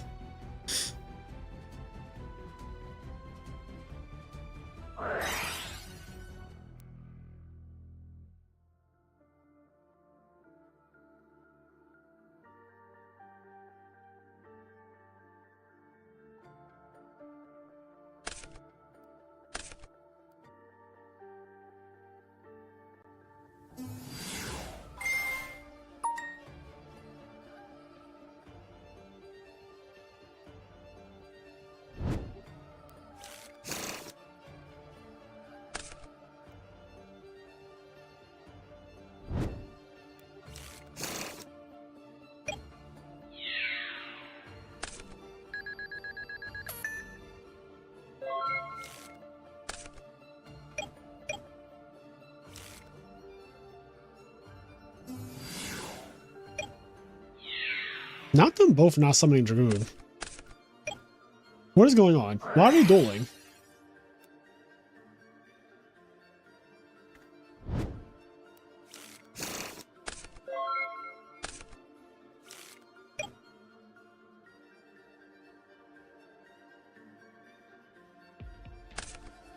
No, that has to be it.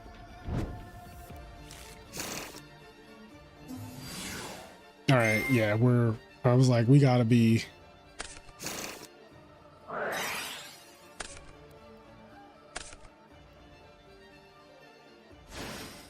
Not a draw offer.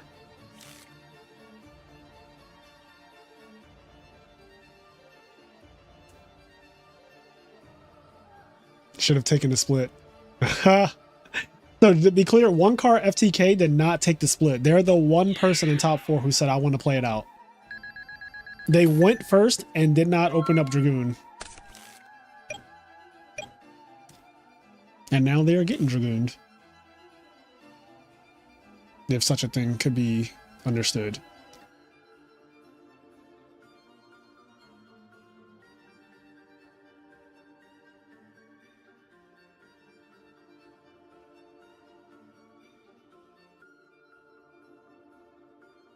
I was born with a need for sleep. So was I, but you know. You gotta do what you gotta do.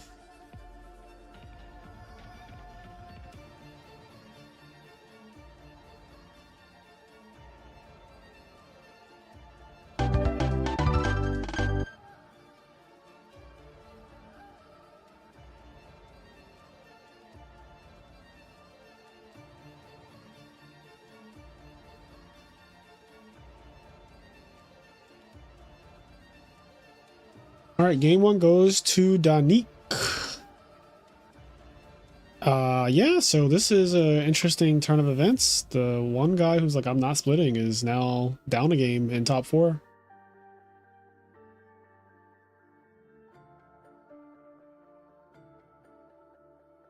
I guess we can check on the other duel, right? Let me log in. Log it in, log it in.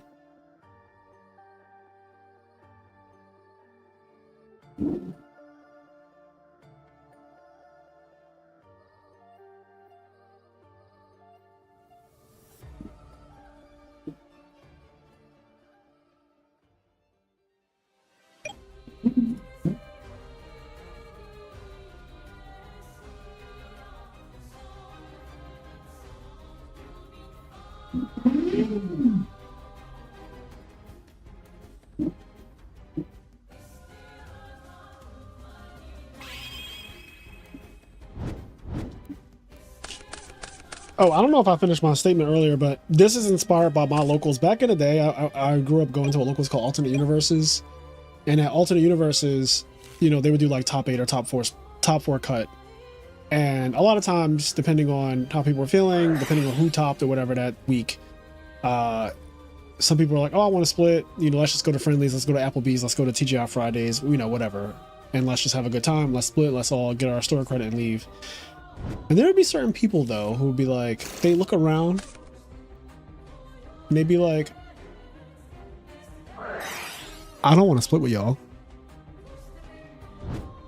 And the store manager was like, well, I cannot force a split. You guys are entitled to play it out. If you guys, you know, somebody wants to play it out, like I cannot make them split. So I am going to, yeah, you're going to continue the tournament. Or you can drop. And that shit is just like a quintessential part of my childhood. Like if you always look around to see if there's going to be the one guy, and it was like, what say you, you know? And some weeks went in earlier than others. Some, you know, some weeks are friendly and it's like, okay, let's split. And then some weeks are just like, nah, I think I could beat y'all. Y'all kind of weak. Some of y'all shouldn't even be up here. I'm taking that money. McCabe was a notorious no splitter. Sean McCabe, one of the greatest players in Yu-Gi-Oh's history and one of the greatest deck builders, notoriously will get in the top 8 and look around and be like, he literally put his finger on his lip and be like, I'm not splitting. I'm not fucking splitting.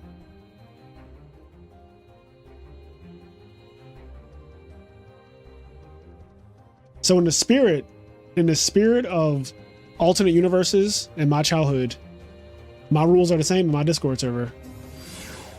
If one person says, nope, I want to play it out, guess what? You're all playing it out now. I'm not fucking leaving.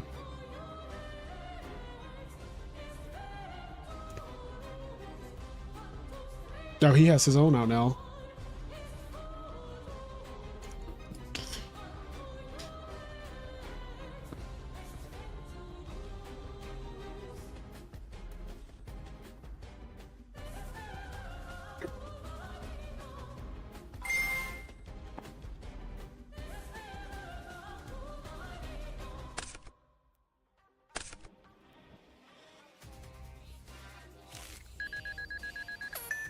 Why does he get bigger?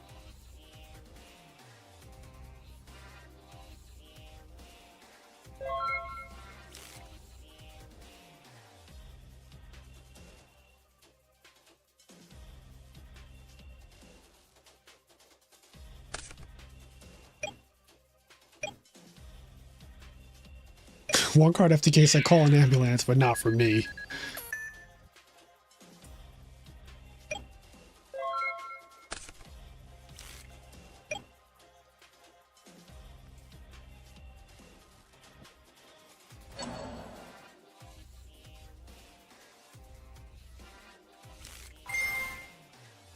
Yo, he negates effects too.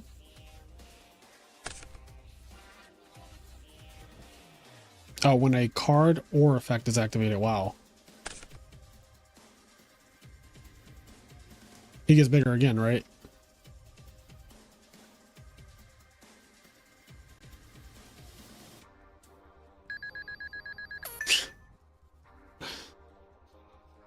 This card is jokes, bro. This card is fucking jokes.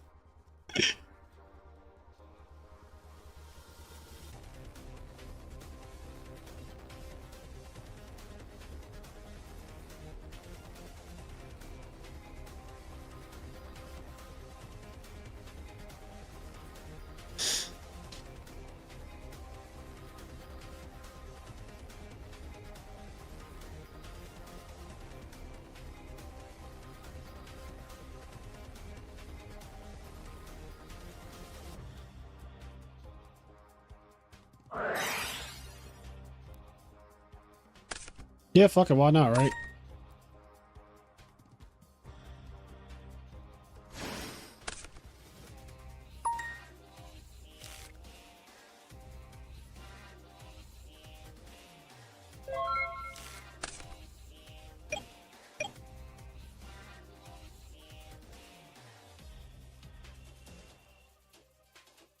Is there...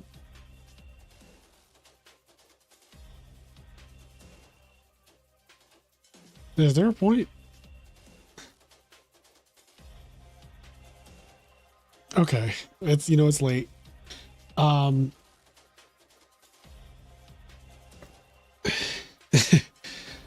If your opponent's on Dragoons, you get to play triple tactics talent. Yeah, that would very easily just steal it. Card is fair, just Cyber El Tannen.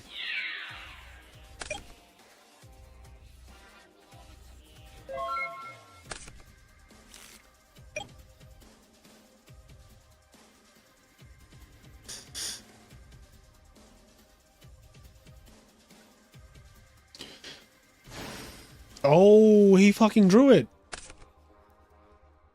Oh shit, well that might be game. Cause doesn't... He just brings it back on the end phase. Oh fuck. Oh shit. Hold on. Oh shit. Swallowed up. Have you ever been swallowed up? Have you gone through a time of swallowing where everything was overwhelming and you...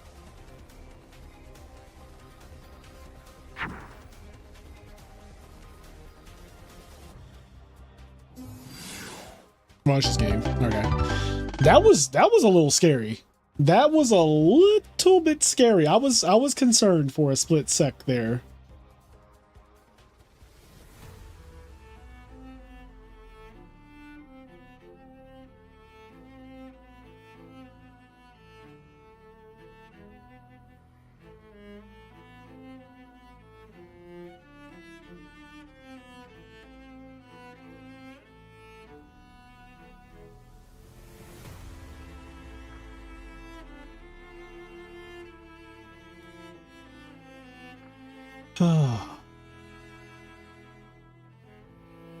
Yeah, Wyvern can revive that shit, yeah.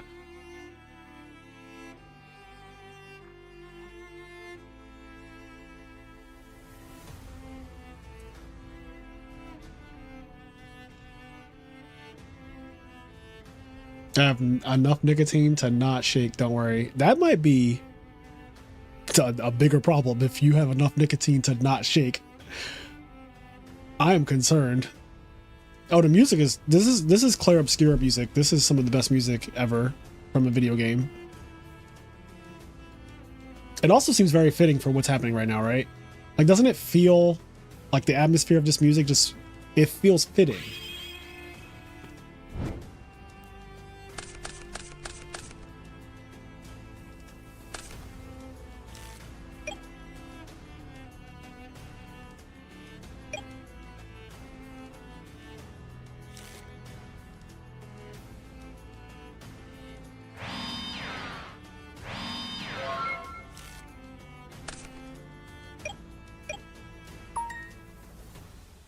Yeah, second gets the same as a split.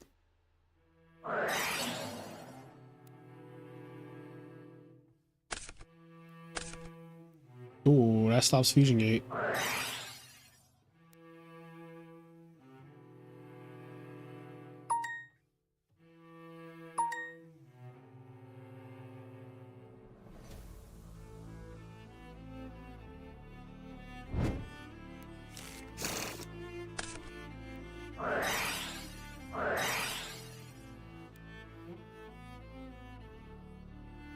Bruh. Oh dear.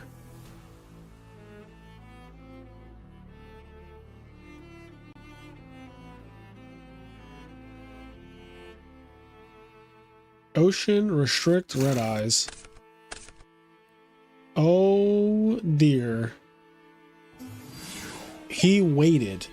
My man said, I'm going to set this trap dust shoot and I am just going to fucking chill. That was so broken.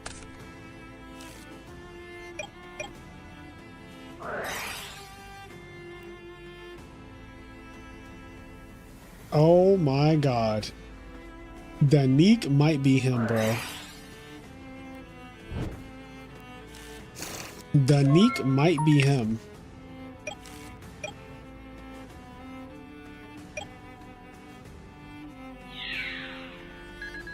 He don't care about none of that restrict shit. Don't just lose the game now, though. Don't just fucking do that cool ass play and then lose. Like, now I'm about to just lose to fucking beatdown. That would be so wild.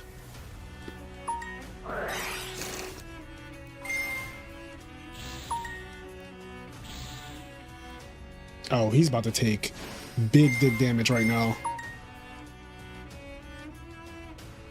And Mask Restrict is up, so you can't volcanic queen that thing.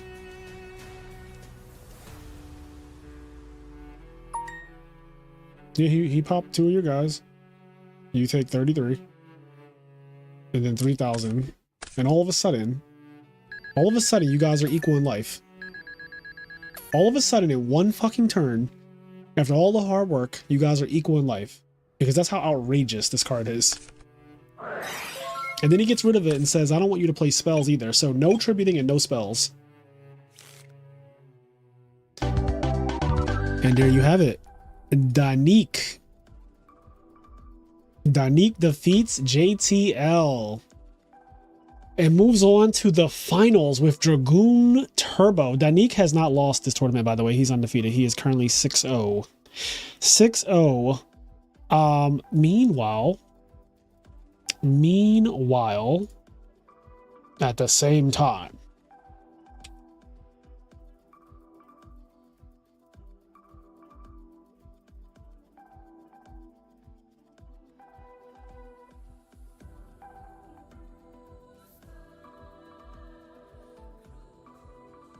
wow. That was really good. That was really good. The trap does shoot. The trap does shoot, man. That was really, really cool.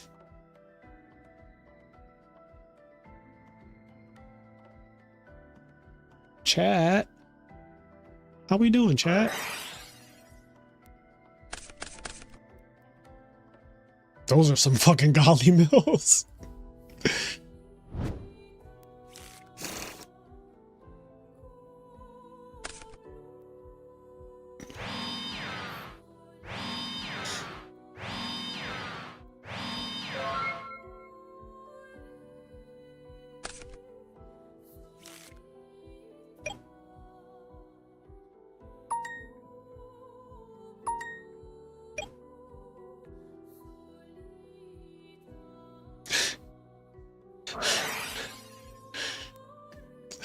This is hilarious.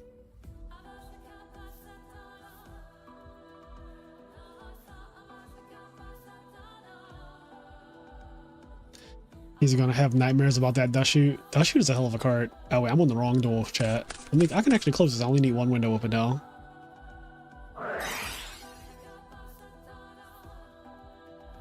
They're in game 3. Looks like it's gonna be GBs versus Dragoon.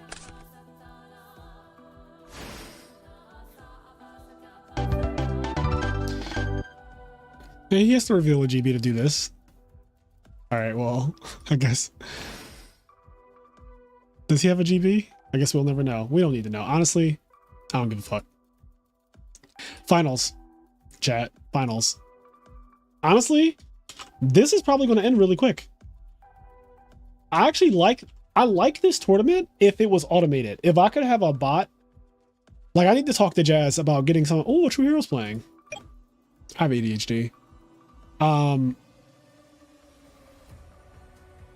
Which you guys probably have noticed if you've been observing me for the last couple of years, but he's playing against Morphtronics, which this is the second time we saw Morphtronics tonight, and that's not a lot of times, but it's still more times than I thought it would be. Anyway, I got us finals to watch.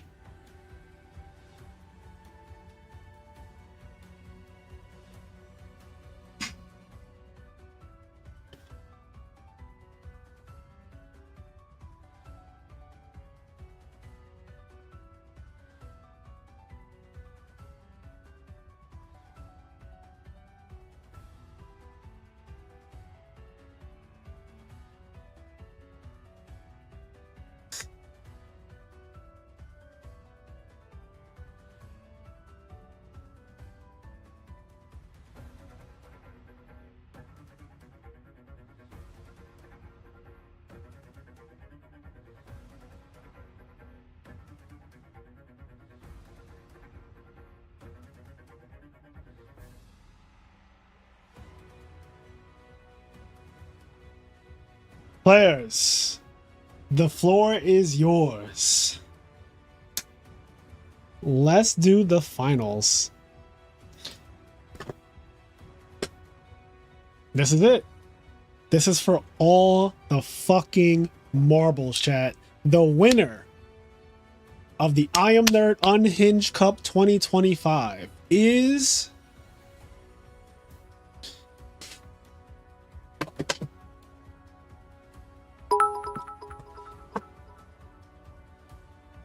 You're not going to believe it.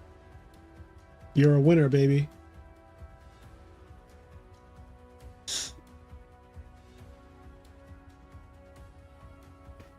Not them both hosting. They're tired. They're so tired. The good thing is, no shade, I don't think it's that hard to play the decks.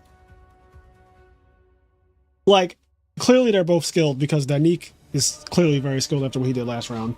And Black Sanji, we've seen him cook. He's also very skilled. But I'm saying the power level of their decks is so high right now that they don't really need to be like super on point, because if they just do what their deck is designed to do, one of them is designed to summon Dragoon, the other one is designed to fucking summon Gistel and then spam the board with GBs and win with Heraclinos Lock. And they're both really good at doing that.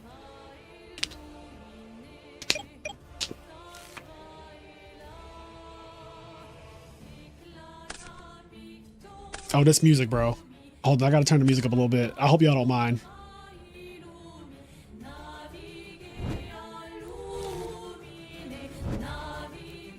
It's like right there. I think it's fine. I love this song.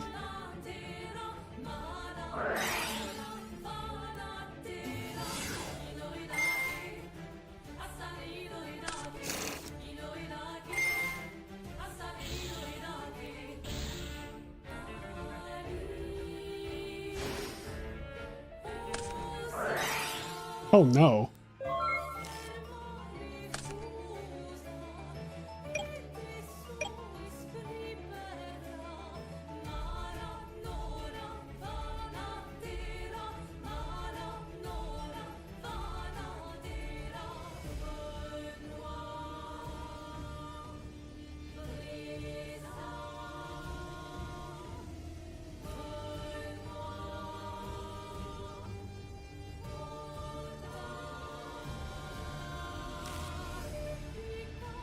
Can't play spells, can't be targeted, cannot be destroyed. One card gets negated, he gets bigger.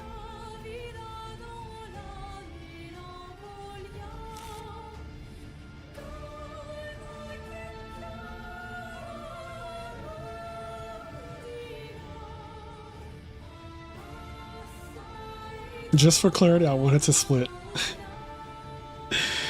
But instead, you'll have to win, Danik. Or will you? For clarity, me too. Oh, just play already. You guys are dramatic. You made it all the way here. You guys have beaten everyone else in your path. This is it. This is it. And honestly, I feel like this is taking longer than it should.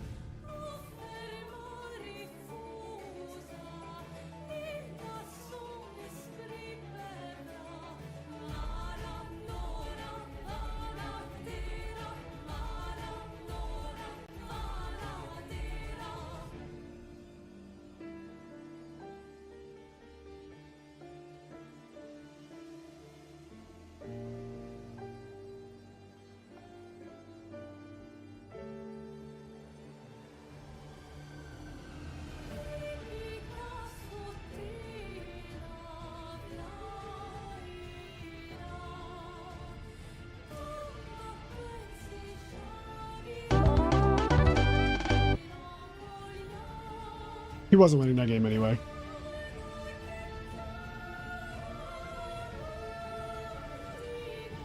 That game, luckily that game was just absolutely over no matter what.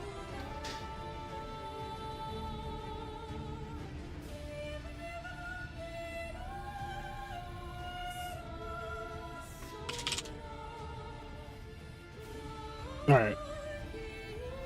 Game 1 was an FTK anyway. Like if we're being all the way real, I think that is the best opening in the format. He had fucking Dragoon plus village thing.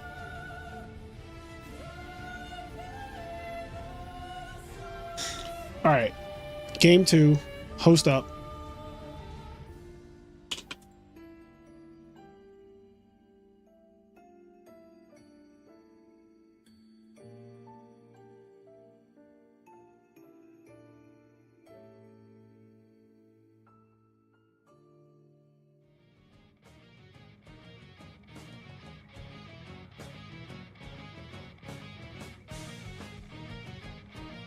Is that Carl Waite?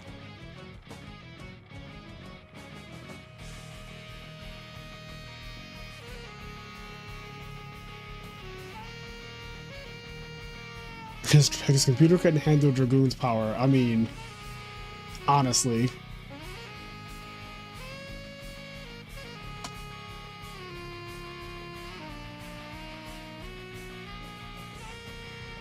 Oh, here we go.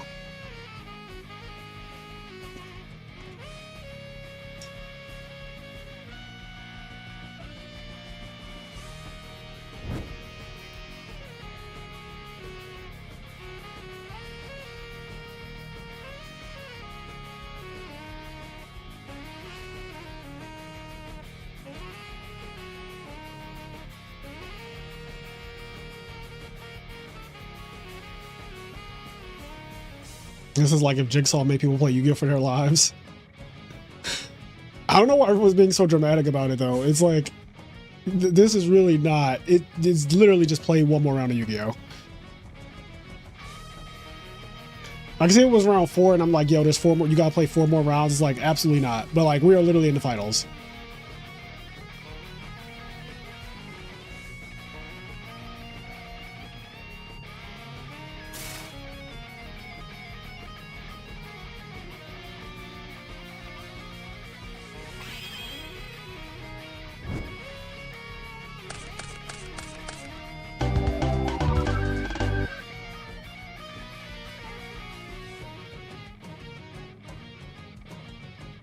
I mean, game 2 might be faster than literally everything that just happened. Like, there's a chance that game 2 is literally faster than everything that just happened. Also, to be fair, I like seeing GBs lose, personally. It brings joy to my cold little heart. So, as much as I love Black Sanji as a person, I hate that he's playing GBs. And, yeah. But right now, yeah, this is a match. The winner gets $50, second gets 25. So basically, it's like whoever gets second is kind of like they split anyway, right?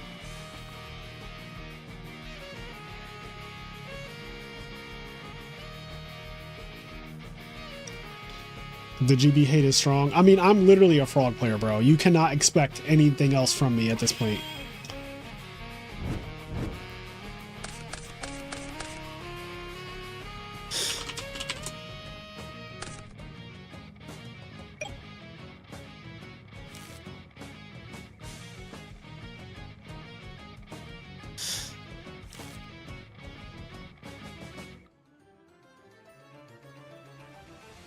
He said, I just hate GBs. I hate them too. I mean, they're my natural enemy.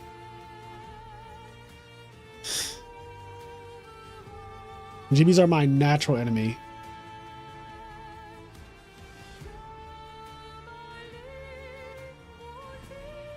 And it's weird because I have a soft spot for GBs. I mean, a lot of people have a soft spot for their enemies, weirdly enough. Like you look at basically any like anime or TV show or whatever, Batman and the Joker is like, I can't kill you, I need you, you're a necessary part, like without you I don't have meaning. It's kind of like that. Like If GBs weren't in the format, I feel like frogs would be way too tyrannical. And I probably wouldn't like frogs as much.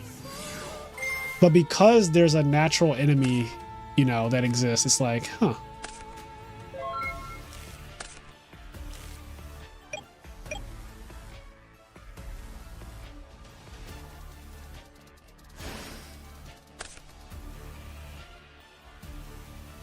Soft spot, you're not a real GB hater. I'm not. I'm actually a person who's played GBs in the past. This shit is about to get so dark. This shit is about to get so dark. Unless there's a battle fader. Secutor cannot resolve in this deck.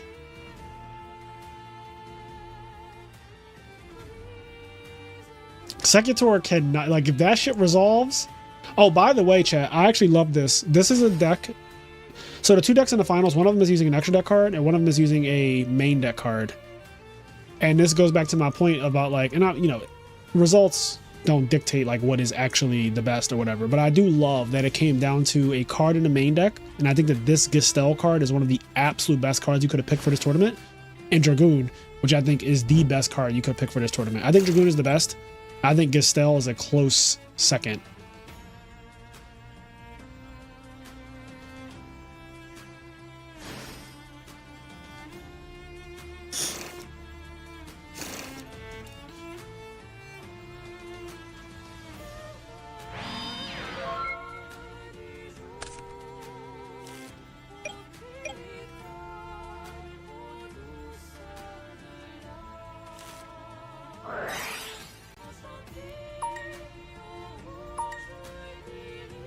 Yeah, Gistel is absolutely ridiculous.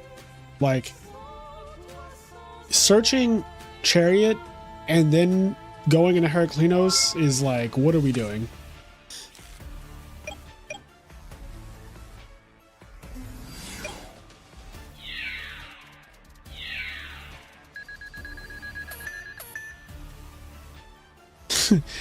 Both of these games basically ended in one turn, and they're just doing formalities because this shit is cooked.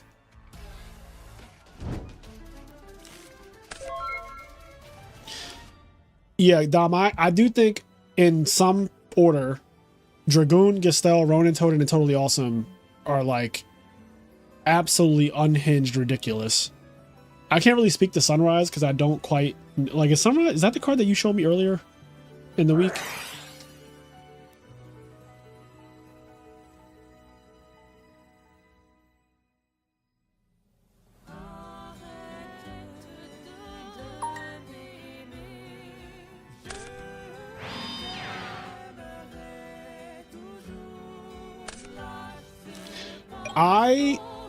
I might have this over Sunrise.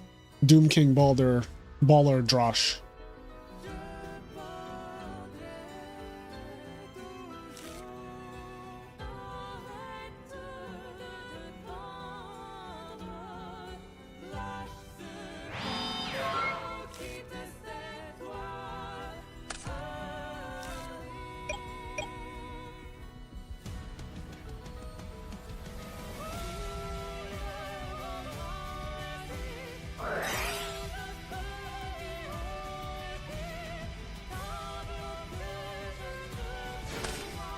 Pumpy Heart, don't be too excited.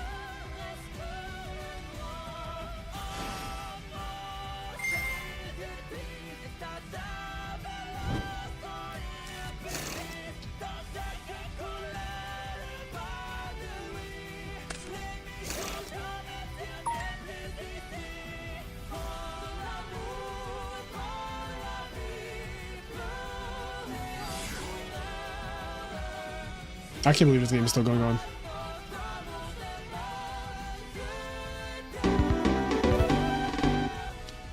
All right. Somebody did play Lightsworn with the Baby JD. Somebody did play Lightsworn with that Baby JD. The Baby JD is broken, but is not as searchable as Gistel. That's the problem. Gistel is just There's 3 Proving Grounds. There's every GB ever getting an attack off. There's Test Tiger. Gestel is exactly the type of card that you want. It's like Ronin Tonin. It's like, it needs to be a highly searchable card if it's going to be a main deck card. It needs to be something that you can Armageddonite or Greffer, which is why I think the Doom King is ridiculous, because there's a lot of ways to get to Doom King as well. Like, you have Foolish Burial too. There's like, you need a card that if you're going to be playing your main deck, it has to be highly searchable. People saying stuff like, I don't know, these fucking like one-off things that just you can't get to without drawing it, like 6th Sense. Like, I get that 6th Sense is a really good card. It's a very good card, but you have to raw draw 6th Sense. That is not going to cut it. You're not even getting fucking turns to do that. Like, you're not even getting close to that.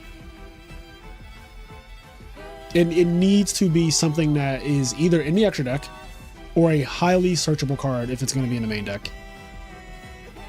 Which is why, like, frogs have highly searchable, you know, Rodent Totem is highly searchable, obviously, and Gestel was highly searchable, also, obviously.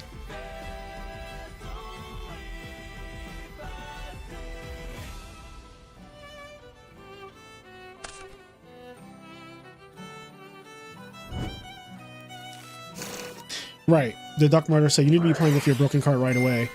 Otherwise, what are you doing? And I agree. Like, if you're not playing with your broken card turn 1, I really don't want to see it.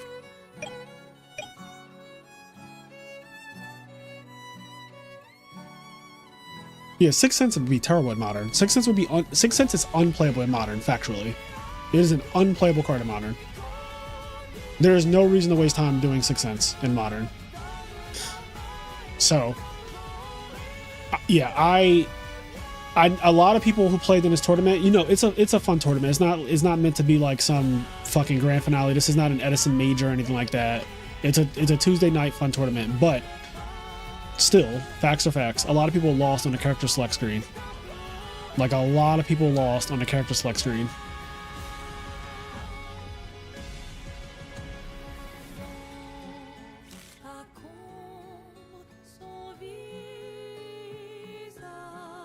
I was saying 6th Sense.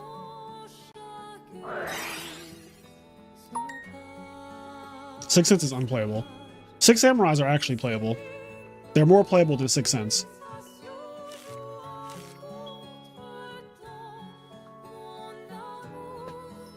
Like, some people got to the character select screen and they just lost.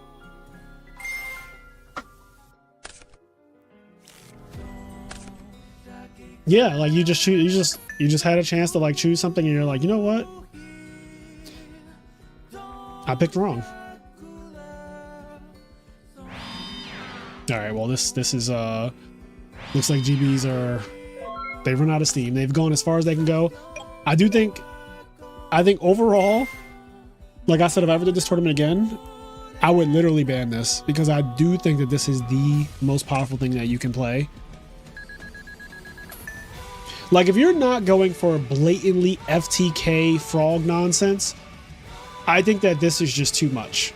Like, frog FTK / OTK, because I do think that you could play both of them in the same deck. I mean, if you're not playing that, I feel like Dragoon is just the best thing. It's really, really easy to summon. I made a list that gets up to 90%. Literally 90% of the time you open Dragoon. We did 20 opening hands. And what? 2 of them didn't open it?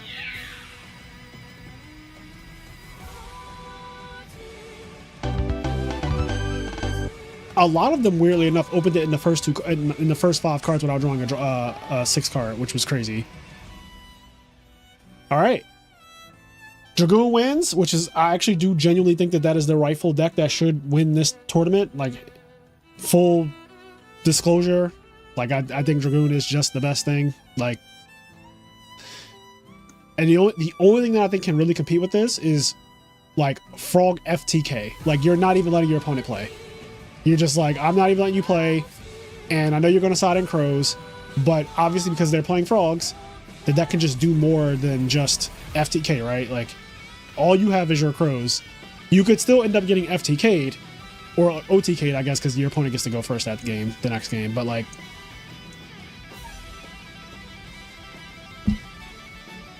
but yeah, this is overtly ridiculous. And what I love about this is that you don't have to think. You don't have to like frogs. You do have to, you don't have to know the lines and all that. And there's a lot that goes into it. But this shit is like activate Fusion Gate, activate Polymerization, win. Like no bells and whistles, just summon this guy. The game becomes extremely trivialized in Edison with this guy. So like this is exactly what I thought should win the tournament. I will show the deck list real quick. So let me get JTL's on screen first.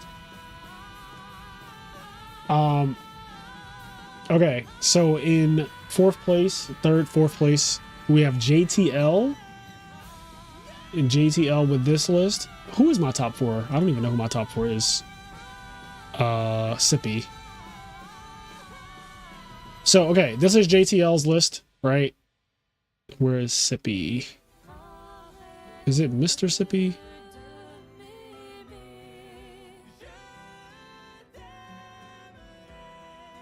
Oh, Mr. Sippy, right. Here's Mr. Sippy playing Value Turbo with Glow Bulb. Surprisingly, did pretty well with this. I think... I don't really know what their tournament was like, but I know that a lot of people just did not come correct, so like I'm not surprised. But third, fourth place for Mr. Sippy, shout out to him. Black Sanji GBs with Gistel. Like I said, I think this is one of the best picks in this format. I think this is definitely one of the absolute. I think this is better than the Darius dude, by the way. I think Darius is cute and it is broken. We got to see it do something very broken on stream, but I don't think that it's quite on the level of this thing. This thing is nonsense the card. Like nonsense the card. Special reveal it and any other GB, special summon both. You have not normal summoned yet. Then he activates. And the other GB activates too because they were summoned by a GB's effect. So he searches out Chariot. The other one does whatever the fuck it does. And then you can normal summon. So you could go Herc from frame one, like frame one Herc. Herc Chariot. Not, let me be clear. You can go Herc Chariot frame one. It's very, very broken. And for the winners deck, which is it Posse Bossy in here? Yeah, Posse Bossy. We have Posse Bossy, who is playing Dragoon Turbo with 3 main deck DD Crows, siding triple Volcanic Queen. He's saying fuck no to all fuck shit. And yeah, this is like straight to the point. I'm not fucking around. I'm not trying to duel. I'm not doing all that back and forth with you. I'm summoning my Dragoon, and I'm telling you to pack it up. Congrats to Danique for winning this tournament. Also, let me give you the role in the server, the tournament winner role.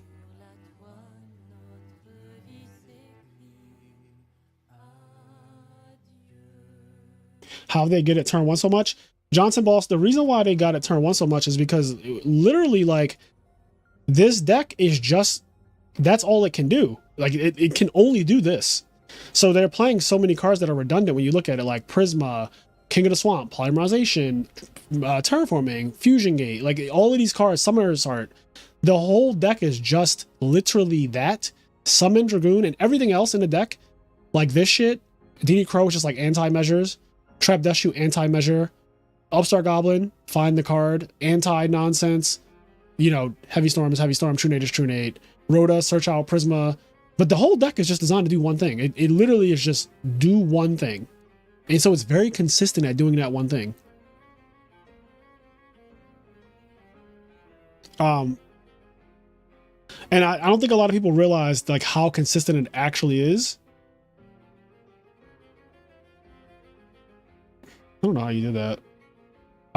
Where is Danique? I just want to change the tournament winner role there. Boom. So this tournament winner, don't forget, at the end of the year, I always do a IMNerd Winners Ball where everyone with the tournament winner role, they play in a cash tournament for free. It's an invitational. We're going to be doing the same thing in December. So like we did last year. So, IMNerd Winners Ball, invitation only. but it's for people who have won any of the tournaments in my server over the course of the year. And then basically what happens is on January 1st, 2026, everyone in my server will lose the tournament winner role except the winner of the IMNerd Winners Ball. Like, they'll keep it, but everyone else will lose the role and have to re-earn it throughout 2026 is like how it works. So that's happening. And also don't forget November 8th, we do have a 1K, it's a $1,000 tournament, right? So literally 10 times this one. A regular Edison format, nothing crazy or anything like that, just regular Edison format, but that is a 1K happening on November 8th. You guys see it at the front of every video, basically. Yeah, is there anything else? You know, we have the Switch 2 giveaway. So, you know, Switch 2, somebody in this chat, somebody in chat is going to win this. I feel it, because one, only the people in the chat are, if you're in the chat, you're a subscriber, right? So you're eligible to win this thing. Just make sure that you comment it the right thing. Right? That's all you get. That's all you gotta do. If you comment it, Anita Switch 2, you have a chance. Oh, my card is Dragoon. Pumpy Heart. Like I said, don't be excited. Don't be excited for my card. My card is literally just Dragoon. Thanks for always hosting these, Shawty. Thank you, Brandon, for the $5. Thanks for playing. Thanks for entertaining us, even though your computer fucking decided to literally shit the bed at the end. Everybody send me your PayPal or Cash App who made top 4. Danique, Sippy, Brandon, JTL. Y'all know the deal. Send me your PayPal, send me your Cash App, whatever. DM me. I'll make sure you guys are paid. And then yeah, this has been real, chat. I need to do my Duolingo. I have plenty of time still. I have 27 minutes. So I'm gonna get out of here. I don't want it is crazy. I'm gonna get out of here. Guys, thank you so much as always. Like the stream on your way out. I'll catch you all next week. Next week is redo, by the way. Next week is redo. Fucking redo. Tell a friend to tell a friend. Redo is back. Back again. Redo next week. All right. All right. Everybody got that? Next week is, I'm going to make an announcement in my server. Everyone. Next week tournament is $100 redo.